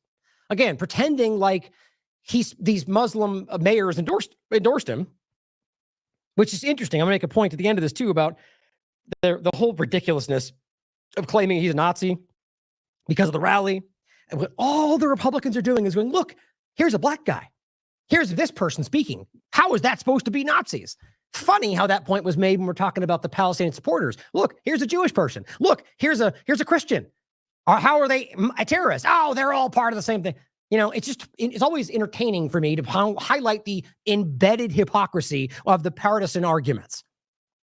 The point is, it goes both ways, obviously. Now here, we're talking about the idea that these people are somehow, because he has these people endorsing him, ignoring the fact that there's politicians that are endorsing him. So the idea that they all use these things as attributes to influence your vote or your opinion of your vote.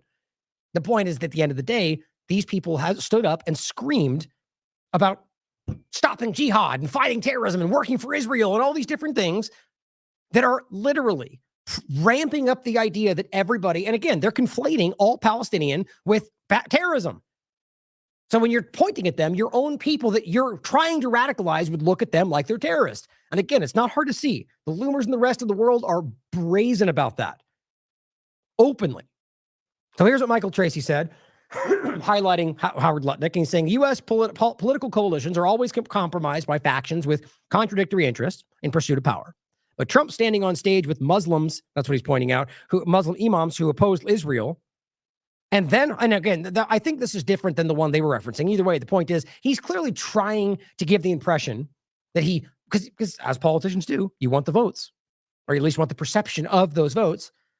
But his point is leaning into that and then holding this rabid pro-Israel rally the next day with the people actually in charge takes the cake.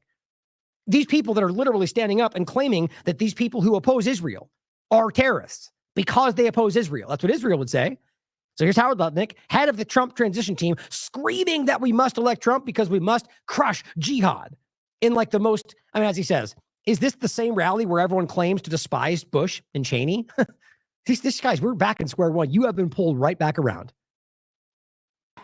So the first thing, we must elect Donald J. Trump president because we must crush jihad. I mean, honestly, what's even with the screaming and they're treating you like you're at some kind of a concert. It's not about facts or substance. It's about trying to emotionally manipulate you. Crush jihad? I mean, what is that? You want to explain what that even means? I mean, you have to realize that we're not talking about some movement. They're talking about a broad concept. That is war on terror. I can't believe we're falling for this again. So here is Rudy Giuliani. Patrick Henningsen, who you should follow as well, says this is completely over the top, unhinged, and frankly unnecessary. A bit embarrassing too, I agree. But it really shows you just how powerful the Israeli lobby and their propaganda machine are in the United States. September 11 was our darkest hour. October 7 was Israel's darkest hour. So Ian, why is this being discussed at a rally for Trump's election? Good question. They are our best friend. I worked for Ronald Reagan for 8 years. Ronald Reagan said, that you couldn't trust them, by the way, but verify. We have to be there for Israel always because they are always there for us. As somebody says in a tweet next, where exactly? Right? You want to point that out, Rudy? Are you talking about you and your elitist friends that are pro-Israel? Are you talking about Americans? You want to demonstrate how Israel supported Americans literally anywhere? Floods and hurricanes. I mean, in the sense of like helping people. Were they there? No. Okay. Were they there? What about the wars? Okay. No, you're letting U.S. fight this war. Okay. You want to show me anywhere that they're acting in the interest of anything the U.S. has gone through that is something that when anything goes wrong, the U.S. jumps to the aid? Where is that demonstration over here? Where has Israel helped Americans? I'd love to hear that answer. I'm sure somebody would cobble something together, but you have to realize how shockingly the opposite. Whether it's the USS Liberty or even, let's be real, 9/11. I know there are people out there that still want to hide from these facts, like the ISIS Al-Qaeda overlap being literally created and coaxed and cultivated by the U.S., Israel, Saudi Arabia. This is what we can prove today. Prove without question, without even, that is not up for debate. We have to realize this, the overarching reality that is so clear. And going back to the idea of who this guy represents and what he supports. These people are here screaming that you need to support a foreign government that is actively subverting your country. I worked for Ronald Reagan for 8 years, are always there for us. Or, by the way, another 45 examples we could list off where they have actually acted against American interests and brazenly so. But these people are also doing that. And they're being paid for it. And that's why they want you to believe that it's a good thing. Hamas is not there for us. Iran is not there for us. They want to kill us. No, they really don't. They definitely have a problem with the U.S. government. But if you listen to them in any conversation, here's what's interesting. The government even is explicitly clear. It's about the government of U.S. and Israel. But if you actually look at anything, and I mean anything that covers the Iranian people, it is very weirdly pro-American.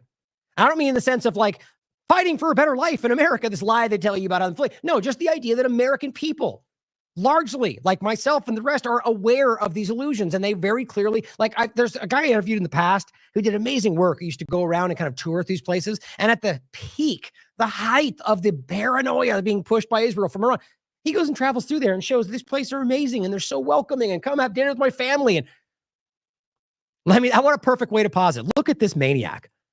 These are people that are trying to ramp you up to think that these people want to kill your family because they want to destroy them for Israel.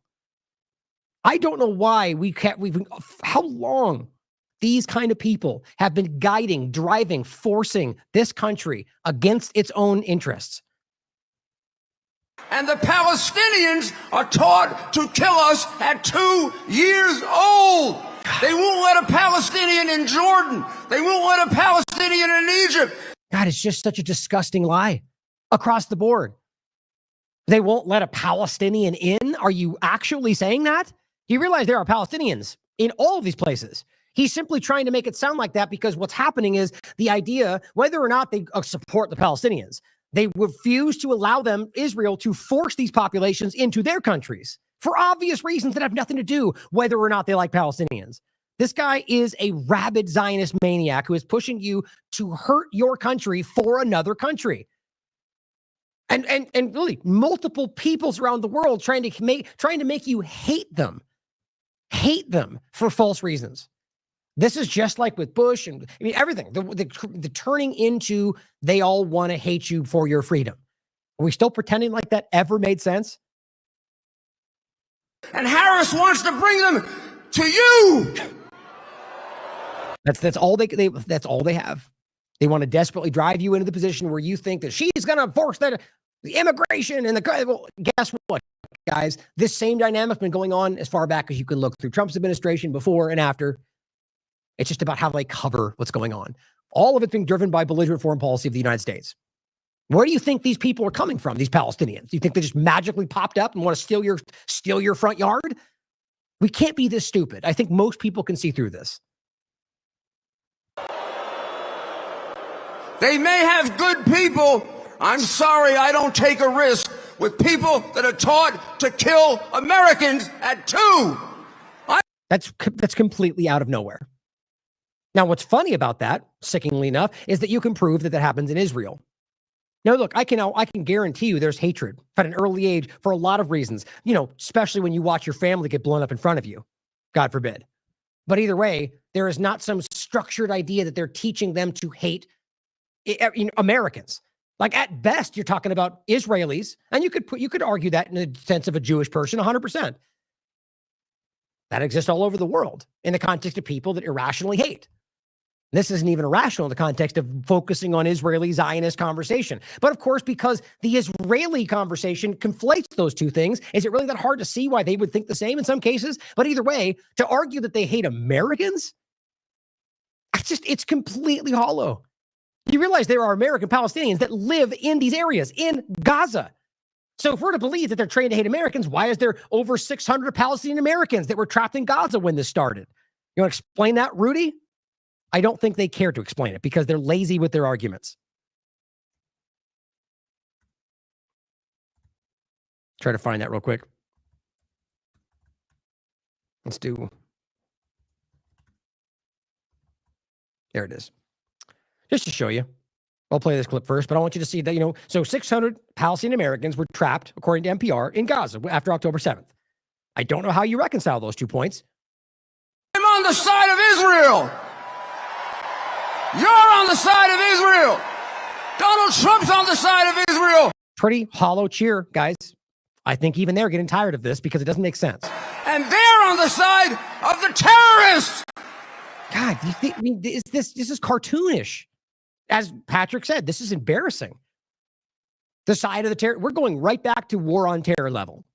Which, by the way, didn't even really the reason that got to the momentum is because it was right after 9/11. Even then, though, you can show that most people were uncomfortable with the giant push and the broad stroke of just people in this area.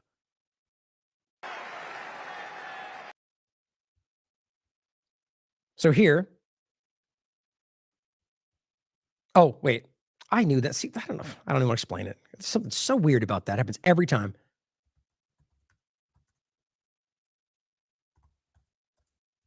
There it is. I click it and it just doesn't go up. It's weird. Okay, so, oh, whoa. It's the wrong one. And an overdue reunion became a nightmare between this trapped family. So same point, really, but there's a larger article. This is an American family trapped in Gaza. It's October 12th, 2023. So why weren't they murdered, Giuliani? The point is that's not true. Let's see. Let's do this. That should pop up. I'll include both of them for you. I imagine that pops up. Well, yeah, see, this is plenty of articles covering it. This is 600 Americans are estimated to be trapped in Gaza, including a Massachusetts family. Funny how that works out. Funny how the facts are easy to show. People just want to lie about it. Megatron makes a good point here. He says, breaking. Call for killing 2-year-olds in Palestine for allegedly posing a future risk to Israel Trump rally. Not exactly what happened, but realize the implication there. So if you're saying they're trained to kill Americans at 2 years old, Well, there's no way to not see that then opens the door for why they should, maybe we won't aim for them, but they get killed. Well, they're terrorists anyway. That's what the Israelis are openly saying. This guy is absolutely dangerous. Like I said before, morally ambiguous, deranged. Now, don't forget, here's what Rudy Giuliani said about starving Iranians for the interest of Israel. What, 5 years ago? So now tell me that you're not a serious threat. Speaking to the MEK, by the way, who was a terrorist on the U.S. terrorist watch list until Clinton took them off, and they are still very much a deranged, cultish mentality that it's just like the moderate rebels. They are the absolute embodiment of everything they pretend they're fighting, but they're willing to go along with U.S. interests for money or whatever else, so we just pretend that's not the case. If the regime we're trying to overthrow sees us as a threat, and he's paid to speak, you are a threat. It is a reality. The protests are getting worse. I don't know when we're going to overthrow them. It could be in a few days, months, a couple of years, but it's going to happen. They are going to be overthrown. The people of Iran obviously have now had enough. The sanctions are working. The currency is going to nothing. Yeah, that's not hard to recognize. So their sanctions destroyed the currency. So not Iran's fault. Got it. They're where Russia was. They're where Poland was. We see signs of young men and women saying, give me some food. We saw a sign of a man trying to sell his internal organs for $500 American. Probably a fortune in Iran today. This is truly pitiful. These are the kinds of conditions that lead to successful revolution. Successful revolution, right? So starving people deliberately so they have to sell their organs for food is how we do this. Yeah, he didn't expect that to become publicized. There's no way around it. Just like Mike Pompeo saying that if you don't do what we say, your children will starve. I mean, there is more than enough. Just like with Israel, by the way, if you really care, the evidence is across the board of what these people really are, left and right. But Michael also says, shocked that the supposed Nazi rally at Madison Square Garden would turn out to be a rabidly pro-Israel rally. Now, obviously, the point is it's not a Nazi rally. That's ridiculous. But the point is that clearly, if you're rabidly pro-Israel, and they are the obvious and very Nazi-esque dynamic going on in the world, and even you can prove that Zionism was literally working with Nazism during the final solution, even according to Wikipedia, it's kind of hard to not make like my point, though, is that what they're trying to make it out to be is actually a deviation from what the truth is, to hide Israel's clear influence here. I think that's obvious. So then when you come out and go, well, just simply, if you want to make it out to be pro-Nazi in the concept that you're supporting the Israeli genocide and what they're doing is right out of the same conversation, well, you'll get, oh, you're a lefty. You listen to that fake news. Well, that's not what I'm talking about, but you see how easy that is to deviate, give them an excuse to ignore the facts. Well, Brad Miller points out something that I'm actually blown away. Specifically, the constitutional-minded conservatives did not scream about. Because you realize there's already a precedent set. There is a Supreme Court precedent about the idea of burning the U.S. flag. Whatever your thoughts on it, it is something that has been deemed constitutionally protected. But again, let's keep pretending like the guy telling you that you should arrest someone for that is somehow the one fighting for the Constitution.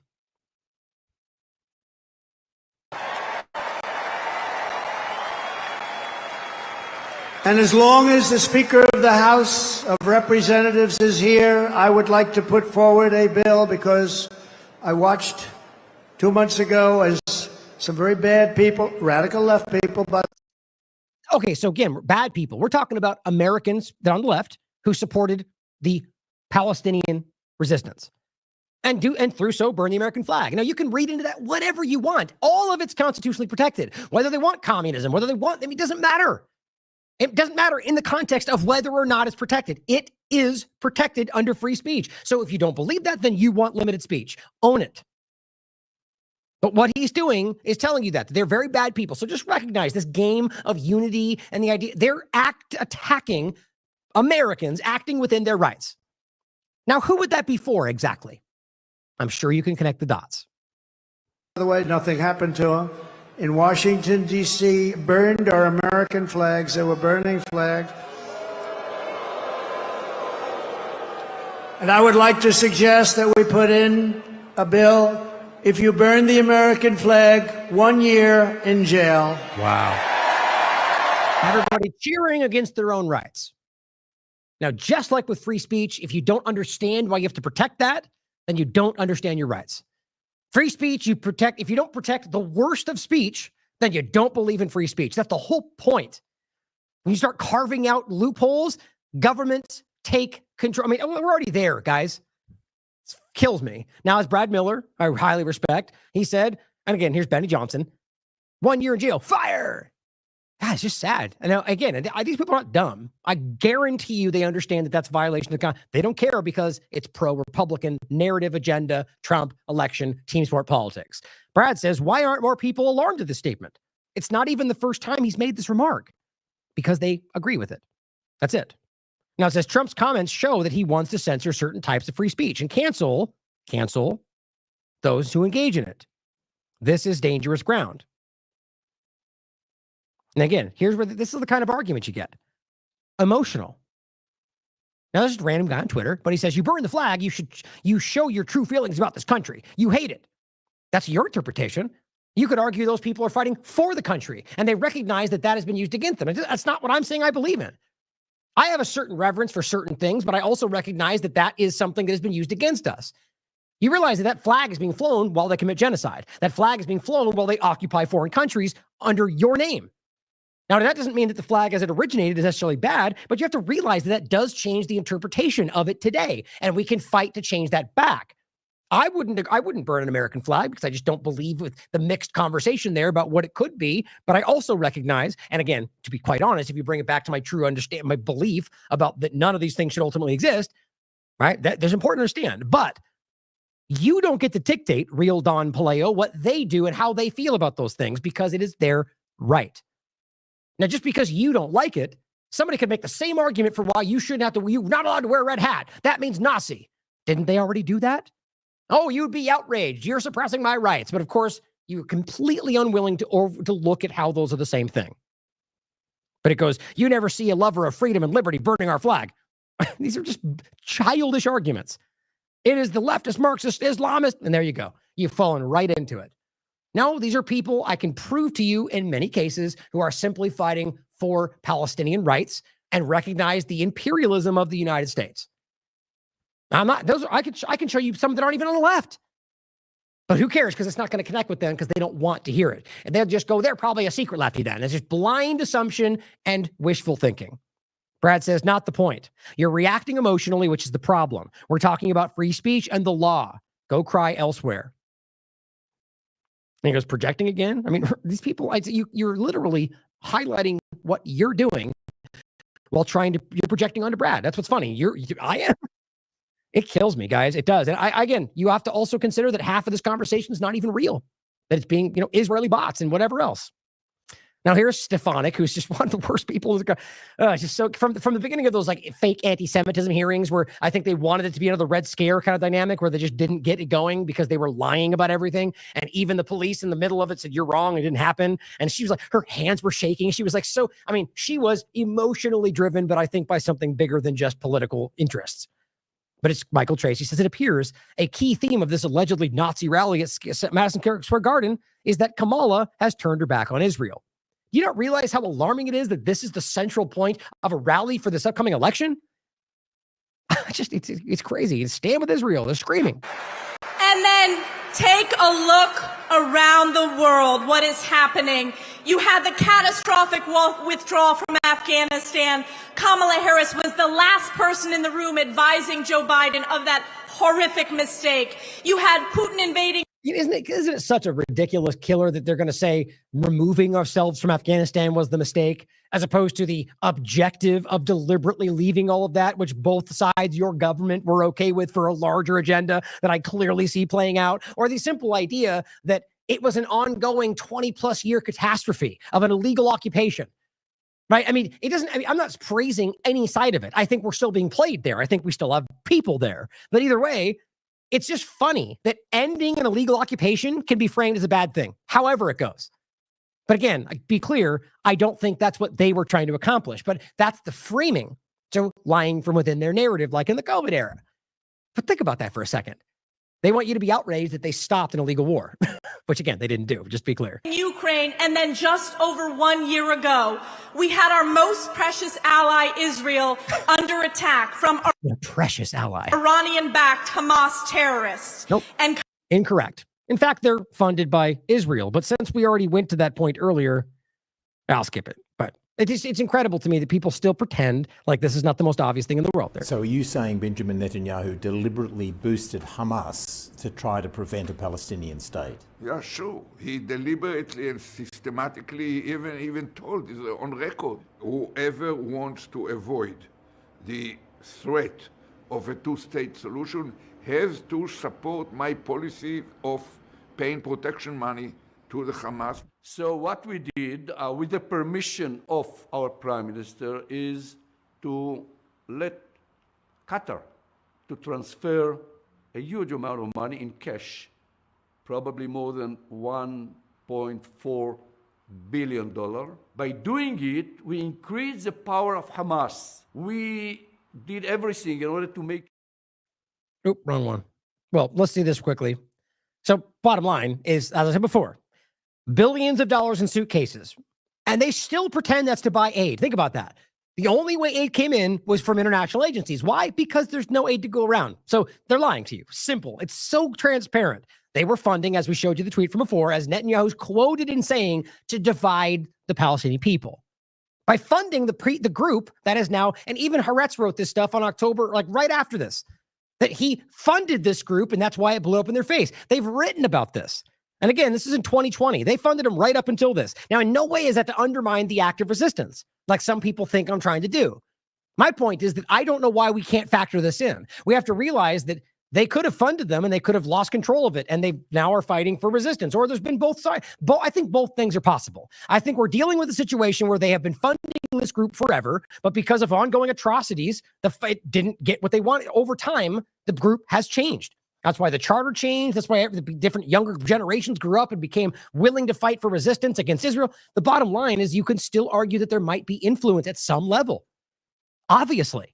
I'm not saying I know for sure all of this, but I know you can clearly point out that they have been openly funding them. Now it's open. So how can you box that out?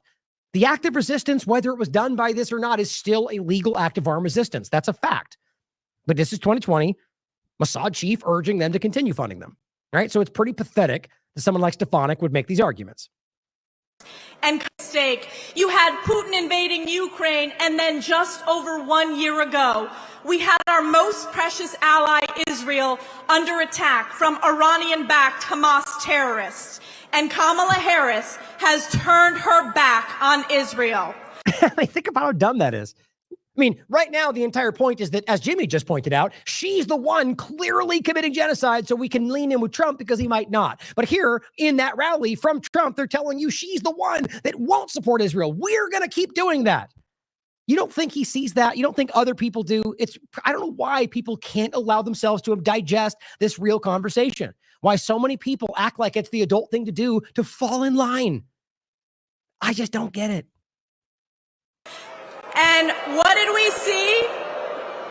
What did we see on our college campuses? We saw a skyrocketing of anti-Semitism. You realize she's still pushing that. She was the one spearheading the illusion of that whole thing.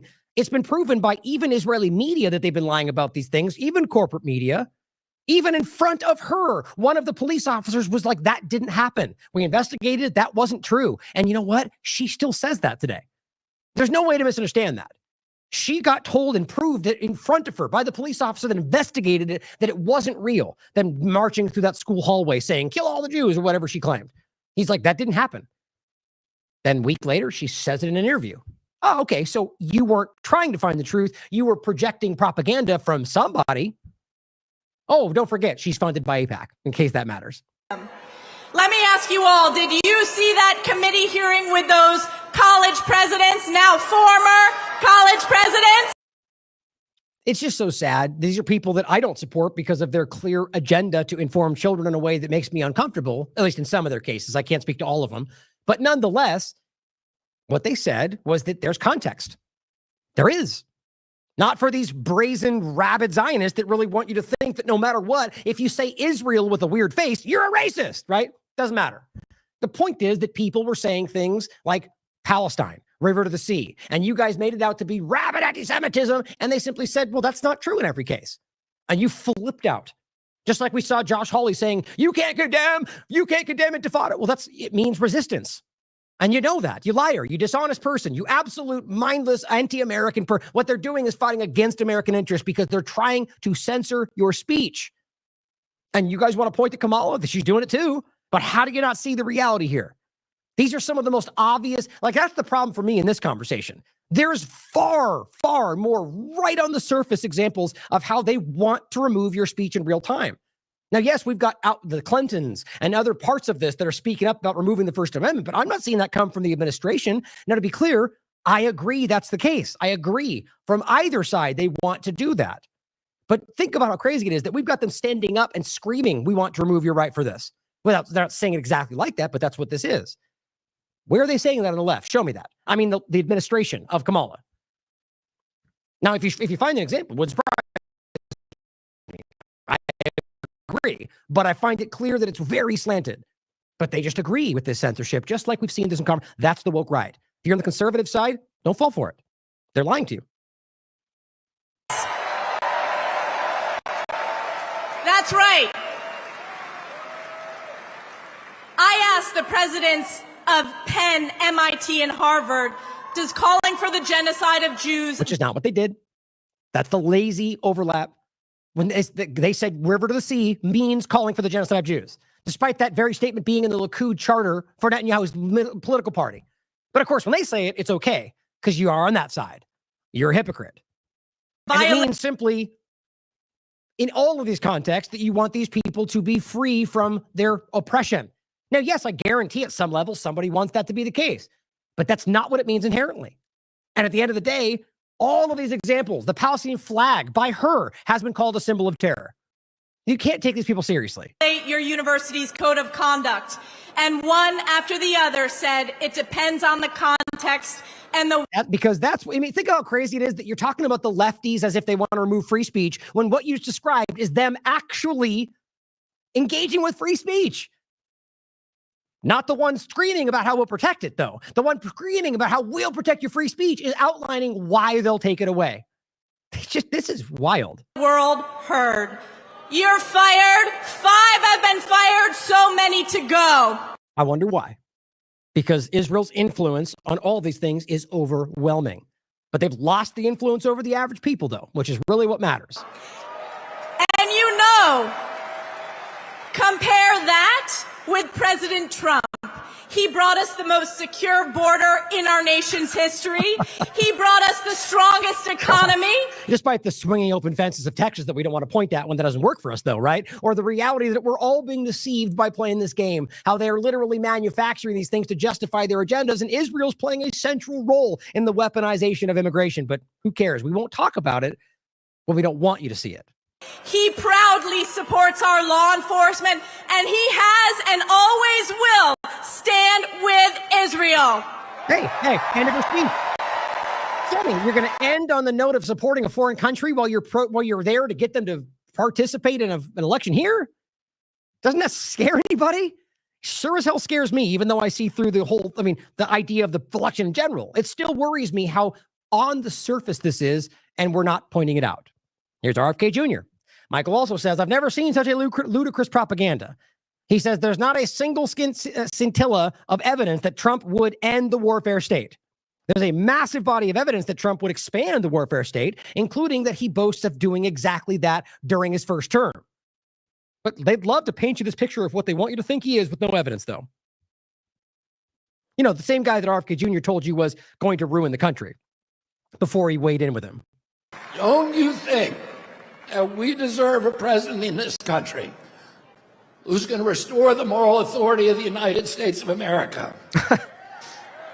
Don't you think that we deserve a president who's going to end the... So you mean like assassinating a leader under the guise of diplomacy? Like that kind of repairing the moral authority? It's just so hollow. And yeah, I hope so. I sure hope so. But that will be based on a blind hope despite his history. Warfare state and rebuild the middle class and end the warfare state and rebuild the middle class. Oh, you want a president who's going to put America first? Haven't seen that yet. Don't you want a president who's going to protect our children? I mean, think about this. He just said put America first. Well, he's actively, like all of them, acting for a foreign government's interest at your expense in every dynamic. Or that he just said keep our children safe. Well, he's still promoting a shot for them that is deadly. It's almost like these arguments are getting tired. I mean, who needs to hear them will ignore them. And those, I mean, I shouldn't say, I'm not trying to give up, but I just think it's frustrating that how long we have to go on with this charade.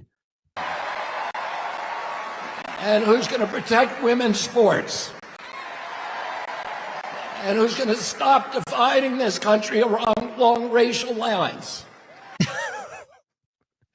Now I gave him the trans point, 100%. But, you know, my point is whether or not these are all statements and we'll have to wait and see if they actually follow through. That's just politics for you. Whether or not you think they're trying to deceive you, it's rare that these things actually, look at his first promises. But did you really just say that?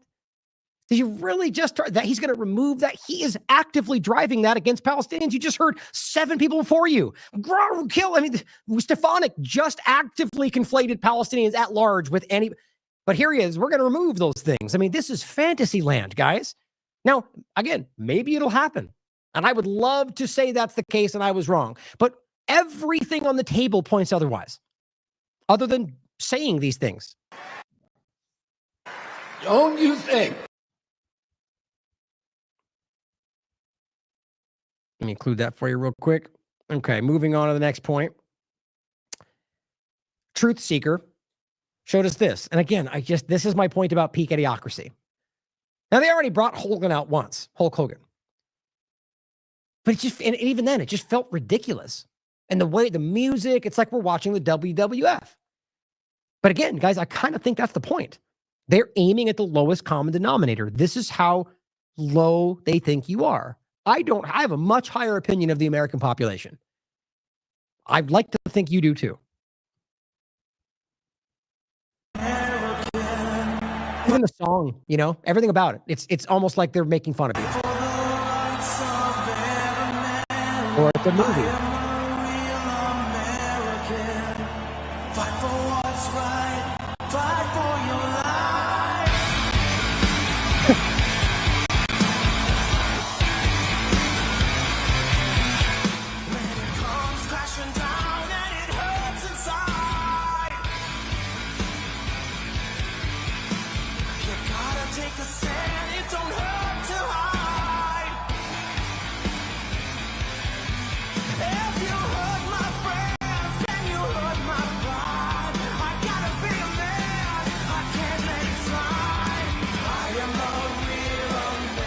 I mean, I'm just being honest. This is not about Trump.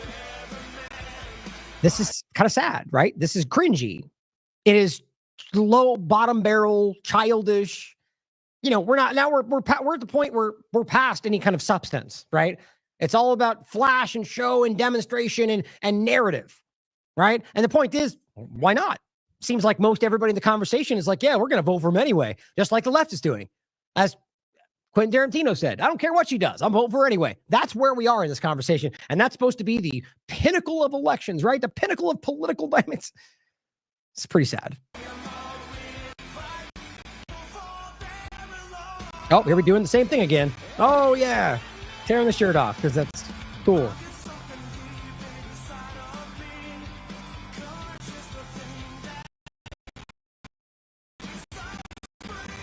Yuck.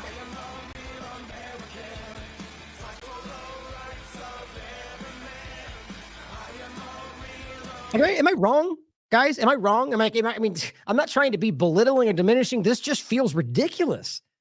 Like almost like another country making fun of what our process is. I just think it's crazy to me. Now, here is what Derek Mortar posted, right?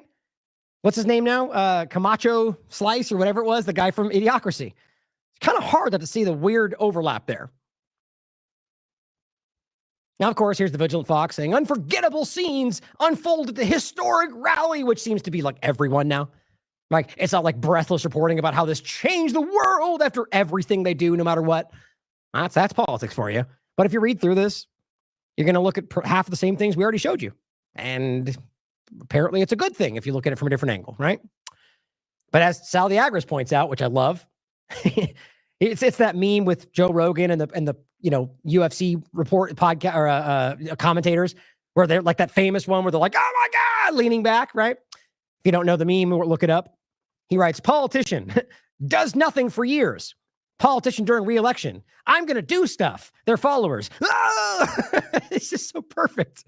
Listen to what Derek was just saying. Like, he mentioned some meaningless statement about the Fed and people lose their minds. It's just the same thing every single time. Over and over. Now here's J.D. Vance. Michael Tracy as well. Now, again, he's very clearly on the left in this conversation, but I think he's highlighting things that are worthy no matter what side you're on to point out. Even if you think he's doing it to support Kamala, which I mean, maybe. The point is for me, whether or not it's in something else, they're facts, and you should care about those things. You should engage with them and recognize that both of them are actively driving you in the same position. But he says, J.D. Vance touts Trump arming Ukraine in his first term. He says, reminder, Trump and Vance have never opposed you arming Ukraine. In fact, they both continue to brag about it. That's my point. Just because he says it'll be over or never would have happened. If you actually look at their policy and what they truly stand by, they will continue the same thing. Why? Because it's your government.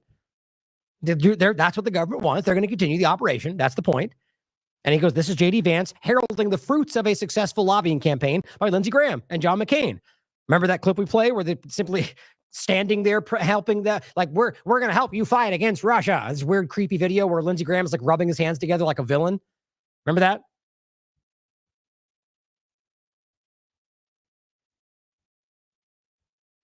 Thought it would be quicker. Thought it was right there.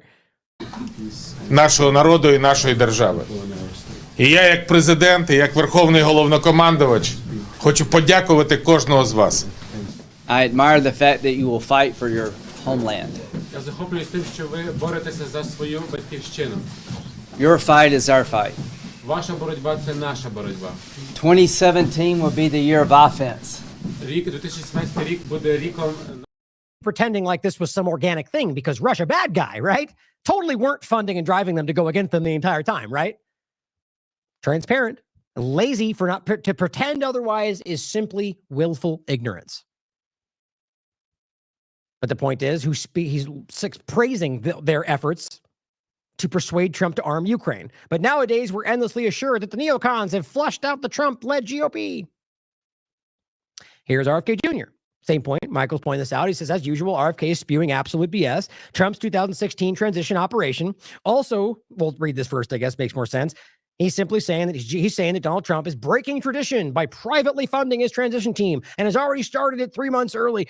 As usual, in many cases, they just point to something that's not crazy or new, and they just make it out to be because it's politics and people buy it, and their partisan people spread the same narrative. He's simply saying, as usual, RFK lying about it. He says Trump's 2016 transition operation also started fundraising from private donors months in advance of the election. Read the financial disclosure, which the link is for you right there, compiled by not the deep state, but by Trump's operation chief financial officer. His joke there is that, of course, when it's something you don't like, they just pretend, oh, deep state, liar, whatever.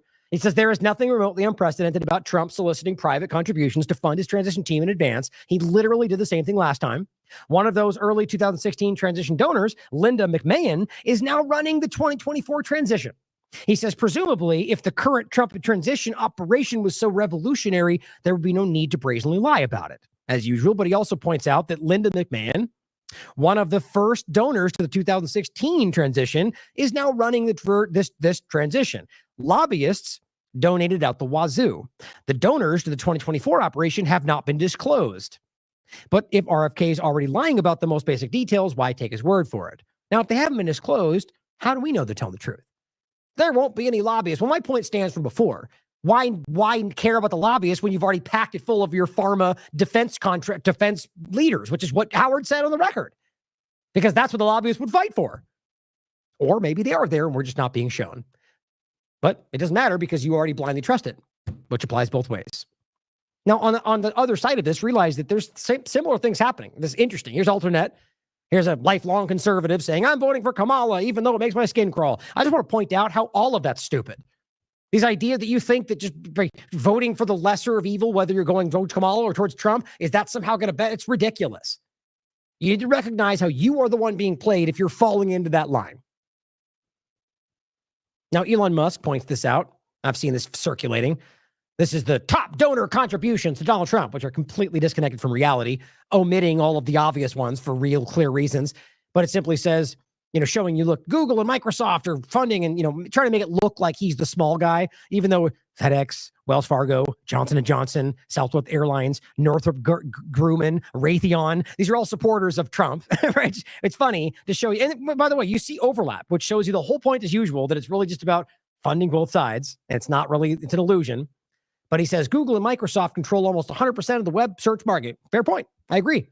But when you stand back and realize that it's your government, as opposed to a left and right, or censoring the right or the left. And if you actually look at the bigger picture, that's never been the case. It's always about controlling the current direction, the current narrative, and it oscillates back and forth. But either way, this is not even accurate because we can clearly show you. I mean, look at this list, and what they're saying is top donors. Okay. Top for him is apparently Trump's top donor. They want you to believe is $134,000. Come on, you can't be this stupid. Google. I mean, Miriam Adelson alone has given him almost $100 million, and more is expected. Google over here for her is $1.4 million. That's not even the full picture for her either. Isn't that stupid? And what's the point of sharing this information? Here is Forbes. Here are Trump's top billionaire donors. I mean, Derek Bros broke it down for you pretty well. But the point is, you can, or, better than this, I would argue. But they go through and show you some of these lists. Right? I mean, look, just the top of the list is $76 million. Timothy McMillan, which we mentioned in the other article. Well, okay, Elon or Rabbit Hole, where's that? It doesn't say specific types of contributor. It says donors. Okay. Again, top billionaire donors. I'm just simply pointing out it's just dishonest across the board. And maybe they don't all know that. I guarantee you Elon knows that. But you know why? Because Elon's on that list. And it's more than $144,000. But either way, you can look through all these. And it's a lot of them. All these are billionaires. Every one of them are very high-level, elitist billionaires funding Donald Trump. But here's Kamala Harris. Forbes Daily, the billionaires behind Kamala Harris' presidential run. And it's the same exact point. Going a different direction. But you can go through them all. There's a whole bunch. It's the same conversation. You have billionaire elitists who are interested in, and I argue that they go both ways, like usual. My point, though, is to show you that what they're sharing is a simple lie. Now, I'm actually going to skip this for time. The point here is that Brad Miller is just simply saying, it's plain as day that Trump has been selected, which is exactly what I think. Certainly could be wrong, but I think the obvious evidence suggests that this is just a long line in people that are being put in front of you that we can show. And going back to the Clinton-Trump administration, same point, or rather election, where WikiLeaks itself revealed that Clinton had an email where she said, we have to make sure that Trump's on the final stage. Paraphrasing. Now, they love to pretend that means that she thought she would win, but I think we know better today, don't we? And the reality being that Trump was the point because it pacified people during COVID-19. The most resistant would have been the conservative constitutionalists, and they were the most pacified because Trump, and largely still are. I think the same thing is happening again. But the point in this conversation you should read is just the way that people respond. So we should choose Marxism then? Nope, didn't say that, which is what he's saying. Nope, I never suggested that. But people can't get past this. And it's a good kind of long back and forth for you to read, to understand how this works, because Brad does a great job. But here's Tucker Carlson endorsing a political candidate like a journalist is not supposed to do, which you can do what you want, but realize that that is the same point we're trying to make. I'll read David Icke's words. He says, genuinely alternative journalists don't promote political candidates of whatever color. They expose. Now, of course, the game is that it's just that important today because the world's going to end. Well, they've said that every single time. But it says they expose the untruths and hidden agendas and let people make their own conclusions who to vote for. Yeah, come to your own conclusions. You've heard that before, right? And it says, Carlson says that Trump has liberated us from the obligation to tell lies. Think about that statement. I guess that implies that you felt obligated to lie this whole time, or at least in some cases, which is my point with Fox or whatever else. And I still argue that there's no real evidence that he has broken away truly from the corporate machine. While he was still under contract while he started his new thing, and nobody seemed to care about that. But who cares? I must be the crazy one. But my point is that you're obligated to, that was simply, I was never obligated to lie. Either way, it says nonsense. And this is the main point. David Icke points out, you don't need anyone else to liberate you to tell the truth. You just do it. It's a choice, and it always has been. He's right in what he says about the system, but what he misses is that his heroes are part of the system. telling their target audience what they want to hear while heading in the same direction by a different route to the same end as the opponents they condemn. I frankly think it's very easy to see that Tucker is absolutely aware of that. But please decide for yourself. And again, endorsing a political candidate, that means you're an activist, guys. You are now part of this game. A journalist would try to inform you and let you come to your own conclusions, right? Now, look, I'm actively going to point out the faults of either side, but I'm not going to say you should vote for one or the other. You'll never hear me say that, even if one distant point in the future, hopefully because things change, that I might decide to vote for somebody. I would never conflate my work with that. Watch. I hope my decade plus of this work thus far, staying consistent with my principles, has proven that to you. But Nokus Draven says, and this is the point I was making earlier. He says, Israel. All they talk about is Israel. And this is the rally. He says, damn, man, I can't understand how none of these people can see it. And this is a combat veteran or conservative. And he says, I mean, even if you do support Trump, is there no part of you that's just thinks, shut up about Israel and talk about America? He says also, and which again is the funny point, is as we're talking about Israel to get the same response, they will attack us for pointing at the genocide, but not point at their own politicians for only talking about Israel in the election conversation. But he says, also an annoyance of mine that no one ever puts to rest. He says, Israel is always there for us. I was saying this earlier. Where? On the border? When we have fires? Crime? Do they help us financially? Food? Build anything for us? Do they die for us like we die for them? Guys, the answer is no, unequivocally. He says, I'm not being funny, guys. I want to know how exactly Israel is there for us. Maybe there's something I don't know. So please fill me in, because I've never seen Israel do anything for us in America. Maybe in the Middle East when we're fighting there for them, but for just America and Americans, never. And I would argue not even in that context. Show me where they've done something for the United States, or rather for Americans, in regard to the Middle East. The fact that we're even there to begin with, or our government military is the opposite of that. Thank you. I'm glad to see. This is my point right there about conservatives standing up against the lies, even if you're going to vote for Trump. Find your principles. Now, the Squirrel makes a great point. If liberals, he says, actually believed in the lesser of evils, the lesser evilism, they would all support Hamas or Hezbollah. As by any conceivable metric, they are saints compared to not only the genocidal Israeli rape and death cult, but also their cult leaders like genocide butcher of Iraq, Joe and Kamala. Now, really think about this. In no way, at least from my perspective, is that to try to say that they are not let's put it this way. I've already gone plenty of times over my thoughts on this and the middle, the nuance around it. But even I've said, this is how I've said it. Even if every single thing they've ever said about Hamas or Hezbollah combined were true, which they're not, even all those inaccurate claims compared to even a fraction of what the U.S. and Israel have been caught doing, you would blow your mind, the difference. So he makes an excellent point. Not whether you support them or not, if you're going to pretend the lesser of evils is something that we're supposed to abide by, well, damn, you would be pretending, or you would be leaning into those sides. But that's not how this works. See, the lesser of evils only applies when they want you to feel obligated to choose what they want you to. But here's a clip of Joe, you've seen before, important to point out, blindly supporting Israel, which is still the case today. Look at the Middle East. I think it's about time we stop, those of us who support, as most of us do, Israel in this body, for apologizing for our support for Israel. There's no apology to be made. None. It is the best $3 billion investment we make. Were there not an Israel, the United States of America would have to invent an Israel. Now, what's funny is now you're seeing this put forward by Republicans trying to make a case like for this immediate moment for the election. It's the same exact conversation for Trump. I mean, again, I'll show you next. I won't play them all, but the long thread of obvious clips, I have them, of him saying that he will undermine your rights, ignore your rights, that he says Israel should rightfully control Congress. I mean, guys, these are not my opinion. There's not out of context. It's very easy to see.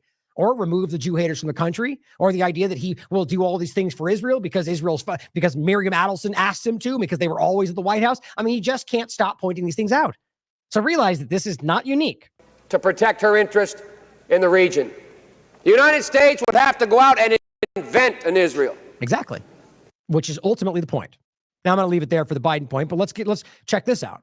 Overlapping this. So here's Biden and Trump, by the way, actively supporting this idea that Israel has to exist. Okay, well, here is Mint Press News pointing out, remember this guy?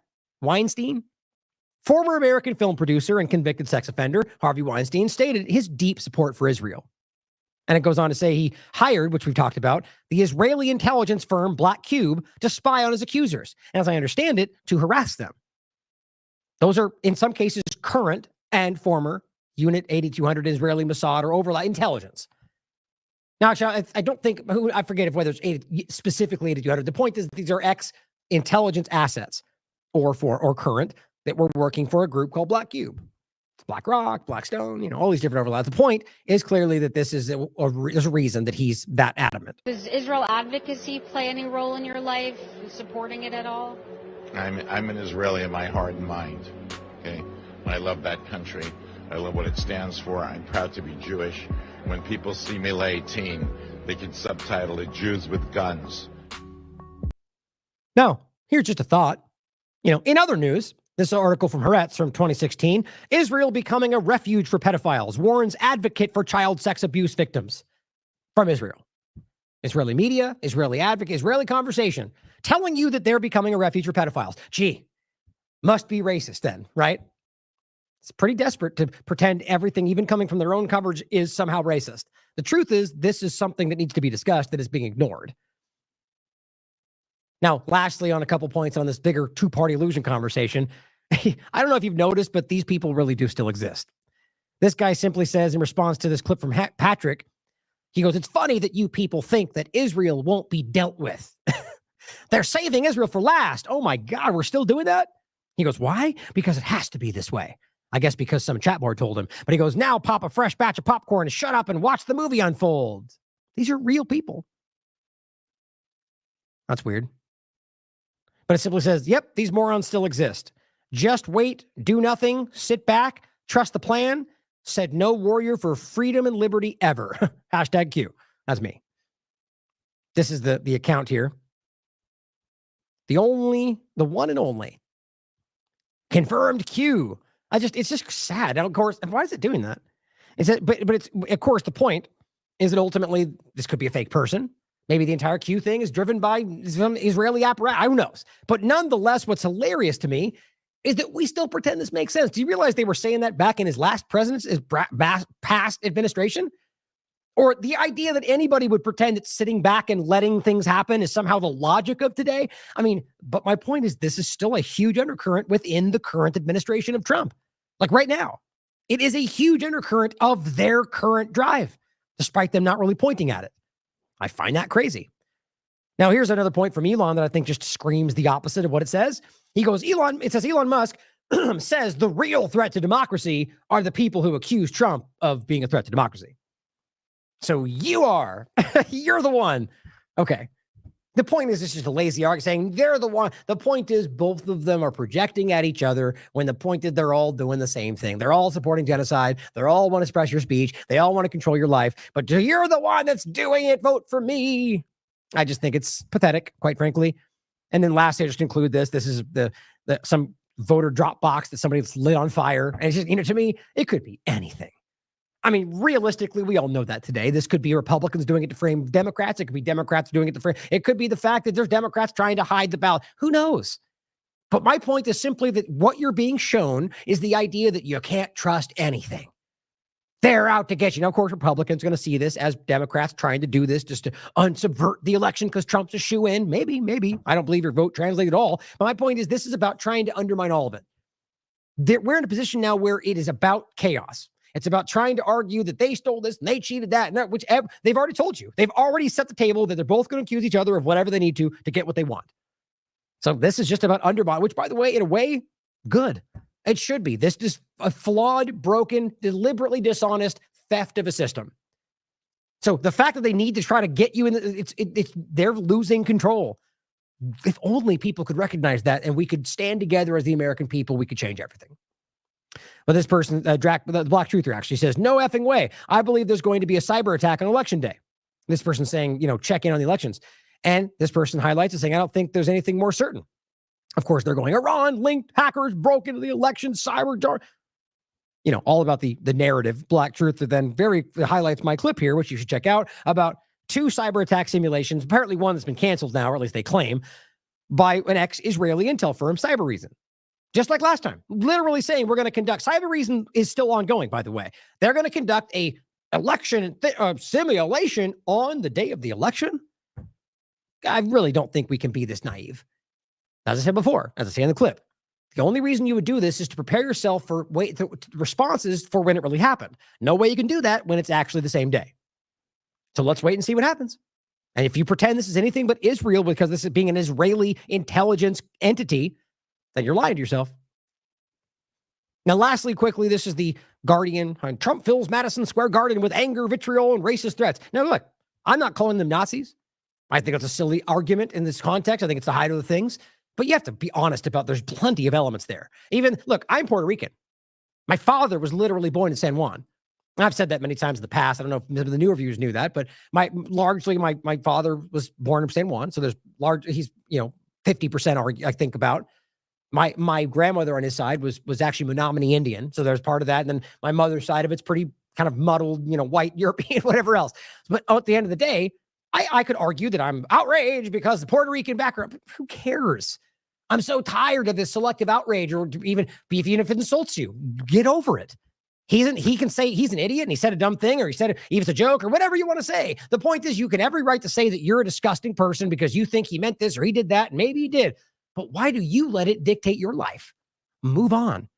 And the idea here is that we're trying to make it about the idea that this is something bigger.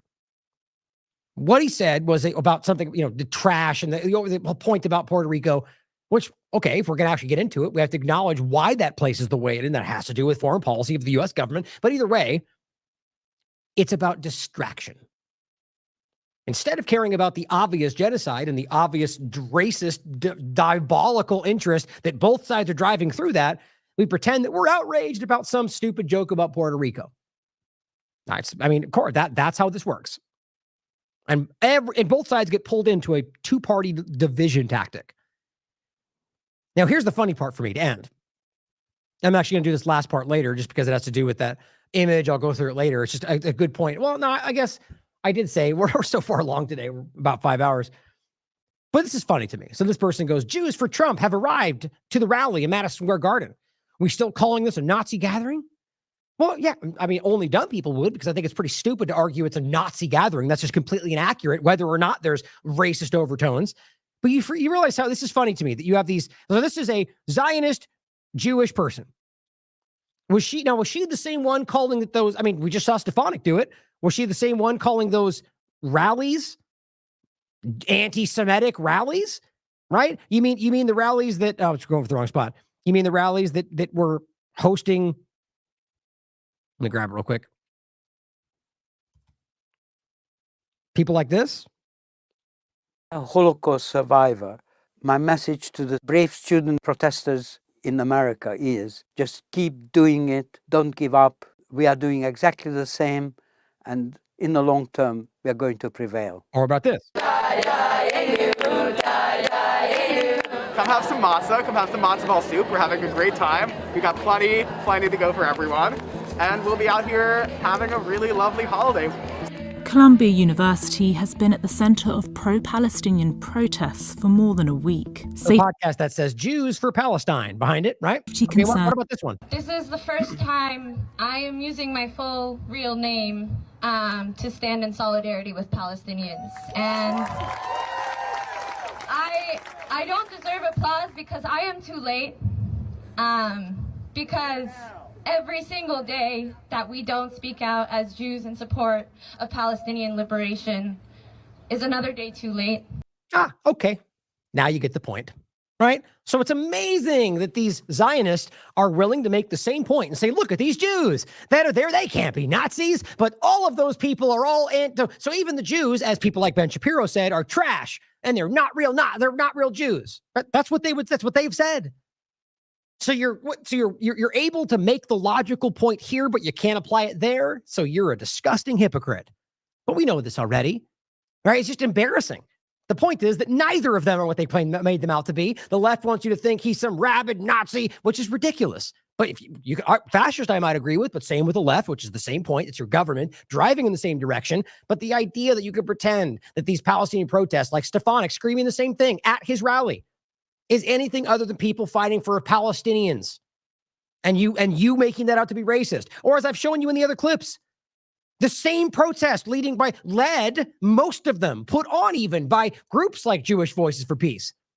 Or the idea that you can see Christians and Muslims and Jews and black people, white people, all at the same rallies, but they still love to tell you it's all about racism. Even go to the point of calling you Nazis. It's points like this that just kill me. Because you could ask her right now about those protests and she will tell you it was all of them to a man. Nazis, racist, anti-Semites, Hamas terrorists. Even the Holocaust survivor, but she wouldn't say that. Here's another example. Matt Walsh, have you noticed that Donald Trump always wears a suit, even in an era where politicians often dress casual? He still wears the suit. It seems odd, almost suspicious until you connect the dots. Well, more of just a joke, making fun of them. All he's making the point about is that, well, if you're going to try to pretend that they did this, that means he's a Nazi, or the rally looks the same, that means wearing a suit. He's trying to downplay it. And I agree, it's a stupid overlap. But the point is not that they had a rally that looked like this, therefore that's the case. That is the corporate media deflecting from the bigger truth of the reality, the point that we're all making. It's not left or right. The reality that all of them are actively leaning in with a group that actively worked alongside these actual Nazis. That is not a joke. You can look it up on Wikipedia if you actually care to follow through. The evidence is out there and obvious. The Israeli government worked alongside the Nazis. And if this is, let's see. Yeah, perfect, right there. One of the things that grab really quickly, but I mean, this alone has all the evidence you need. This is one of the guys that was literally working. I mean, it says the Ezra Yachin was the member of the Lehi Party. The Lehi Party was one of the origin aspects of Zionism that twice attempted to align itself with Nazi Germany. Here's a Haaretz article, literally talking about it. Wikipedia outlines it. And he says the Lehi continued to seek an ally with Nazi Germany even after the final solution. So that is Zionism, guys. That's one of they still give a Lehi pin to people that do things in the Israeli military. The bottom line is that how are you going to pretend that you set this up to fight against these things when you were working alongside? We've all been deceived. So the point is to realize that there is that deflecting to the downplaying of or rather playing into the corporate media deception is only hiding the bigger point. Well, the Daily Wire is all about that when it comes to Israel. Even though I've given plenty of credit to Matt Walsh when it comes to the trans conversation, excellent work there. But here's the same point. Here's Tara Bull. And this is just the same kind of thing. There's some meme about how, it's only bad when, Trump does it, or that Hitler. Oh, actually, this is different. What he's saying here is that it's a goose saying, like, if he's Hitler, why didn't he do things Hitler-wise in his first term? Well, yeah. Well, how about we talk about the assassinations and the ongoing occupations and the illegal acts and the supporting of Israel, who's all killing Palestinians, right? But you see, no, not those things. We want you to pretend that nothing happened. And now but we won't get into that. But Tara Bull, one of the self-proclaimed leaders of the alternative media that she puts in that thread, even though we're talking about the mainstream alternative media, gives this clip and says, never seen a Nazi rally with Jews, blacks, and Hindus as speakers. Right. Okay. Now let's go back to the Palestinian ones. Oh, they're terrorists. What about the Jews? Not real Jews. Okay. So you're a hypocrite, which they've done. All of these people have done the same thing. It's the idea that because there's a token person here, and I'm not even saying that they are. I think they're both being misrepresented. But the obvious reality is that this is a hypocritical stance while you are all acting like Palestinians are simply terrorists. Now, lastly, very quickly, I was going to just point this out. You see this going around? I find this to be hilarious. This Derek Evans guy says, not only did they fake the photo, they had to put her on a white girl. Now, for the podcast, it's a Kamala Harris, which is a fake photo, for sure, of an old, like an 80s era McDonald's worker. But guess what? It turns out that's not really the full picture. which I think is really interesting. Now, honestly, it seems like we can't even really suss out where this, well, I mean, other than one person claiming it. I'll show you this right now. My point to end on is that right now, just like the beginning, just like the idea that they will make up information around anything, like the Iran bombing, you can't just acknowledge the reality. You have to bolster it with fake images. That's everywhere. So right now, we are being actively deceived by everybody in the paradigm. And your entire government, anybody blinded by the partisan narratives, it's everywhere. And so in this case, my point is that even though this does seem to go back to somebody who did this as a joke and not with the interest of some campaign or however you want to look at it, you have people like this that present this as they did this and they faked it and here we are, in which it becomes the narrative, which I guess you could argue might still be. But what we know is that this, I'll show you right now. So by the way, here's just the old image. This goes back to 2015, which at least it's an older than that picture, but there's 2009. So not new, okay? Now, this is just these Snopes, which is funny to me because usually when the Republicans look at this, they would say, therefore, it's the opposite, right? Well, here's Snopes telling you it's fake. So you're going to believe that one, though, I bet, right? How funny that works out. But here is an archive version from Progress Matters from, where was it? October 27th. Now, it's saying a few weeks ago, a photo was posted on our page that falsely depicted Vice President Harris. So what's interesting is you can go back further than that and show this person. Where was he? Right here. Going back to, yeah, so this was posted on the 26th saying the image is digitally altered. That was the fact check.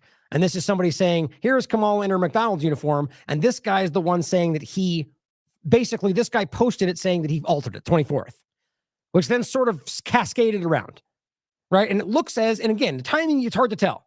But this does say a few weeks ago. So either way, my point is either Progress Matters posted this image, which then they would be responsible for, and they're claiming it was just something that was shared. And that's where they got it from. And what's interesting is that this does seem to be where it was circulating, sort of like posted online before all this kind of hyped up. Either way, my point is that it becomes whatever you want it to be. This wasn't going to end with somehow they're right and they're wrong. They're all deceiving you guys. But what's fascinating to me is that what we could see as a fake picture, which is kind of easy to find, they post it because I bet the way I sense it anyway, is that they grabbed it because they thought it would work for them. I'm talking about the Democrat side here. Didn't care whether it was true. Used it because in that moment, there was a narrative about how she was lying about it, right? And hoped it would work. Do you think they did their due diligence? Do you think they care? Of course not. They just want, that's my opinion, obviously. We're talking about Progress Matters here. And then, of course, when it turns out it wasn't, they post this and say, we didn't mean to. Maybe they did. Maybe they manufactured it. My point, though, is that it becomes, on the other side of it, some kind of a coordinated effort to manipulate when you don't know that for sure. But either way, I just don't get why people will lean into these political dynamics and not recognize that your party that you want to fight for is in every way planning right now how to manipulate you into doing what they want. You'd think they wouldn't need to, and you got support, but they do it anyway. How they're going to speak, what they're going to say, fake operations, social media campaign, all designed to influence you however they want you to think, regardless of how you feel. It's everywhere, guys. It is the entire conversation. I'm just hoping people can steel themselves against that. So new things come up, engage with it, consider it. Don't ever buy into it entirely without doing your due diligence. And if you can't prove it, then you leave it alone. Or rather, you just leave it there and acknowledge it in that context that we haven't flushed this out. But so many people are unwilling to do that. Why? Because there's people out there that will lean into the opposite and look at them getting clicks and shares. And look, if that's all you're in this for, then at least own that. Put a label on it, right? But at the end of the day, there's people out there that I argue, like the last American Vagabond, you can decide for yourself, who are erring on the side of these things, erring on the side of principles and integrity, honesty, even though I could be wrong. Owning that, when and if I am.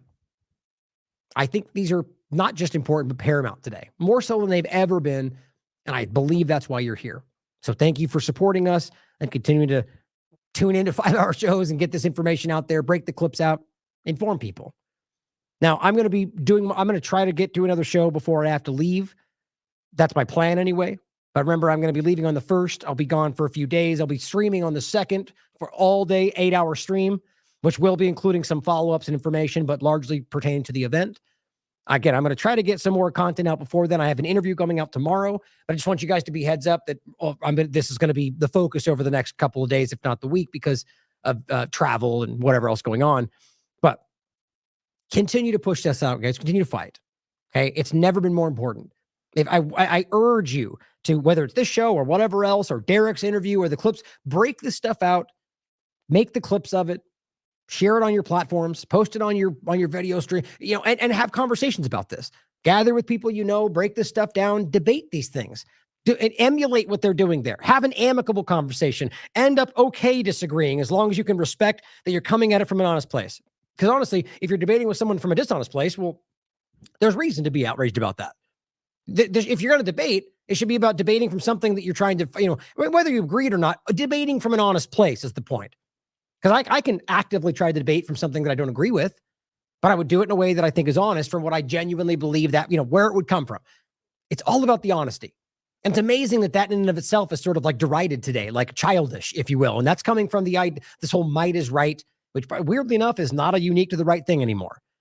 It's about choosing what we believe in and not letting them dictate what we're supposed to believe in. And realize that these core values of this country that guide a lot of people's thought process, we're not there anymore, guys. They will scream those words out loud, but the actions are what matter. And we are not there anymore. Now, we are as Americans. I believe we are because they pretend to be, and we want that. But your government has long since been the thing they pretend they are. And choosing to select one of them from within that controlled structure is only going to give you more of the same. Well, I guess that's all I can do for now. I want to be like, don't do it. But either way, ultimately, you got to make your own choice. All I ask is that you believe in what you're doing and do not lean into what people tell you you're supposed to do. I'll be talking to you again before the election. So this election, well, thank you for being here. I love you all. As always, question everything. Come to your own conclusions. Stay vigilant.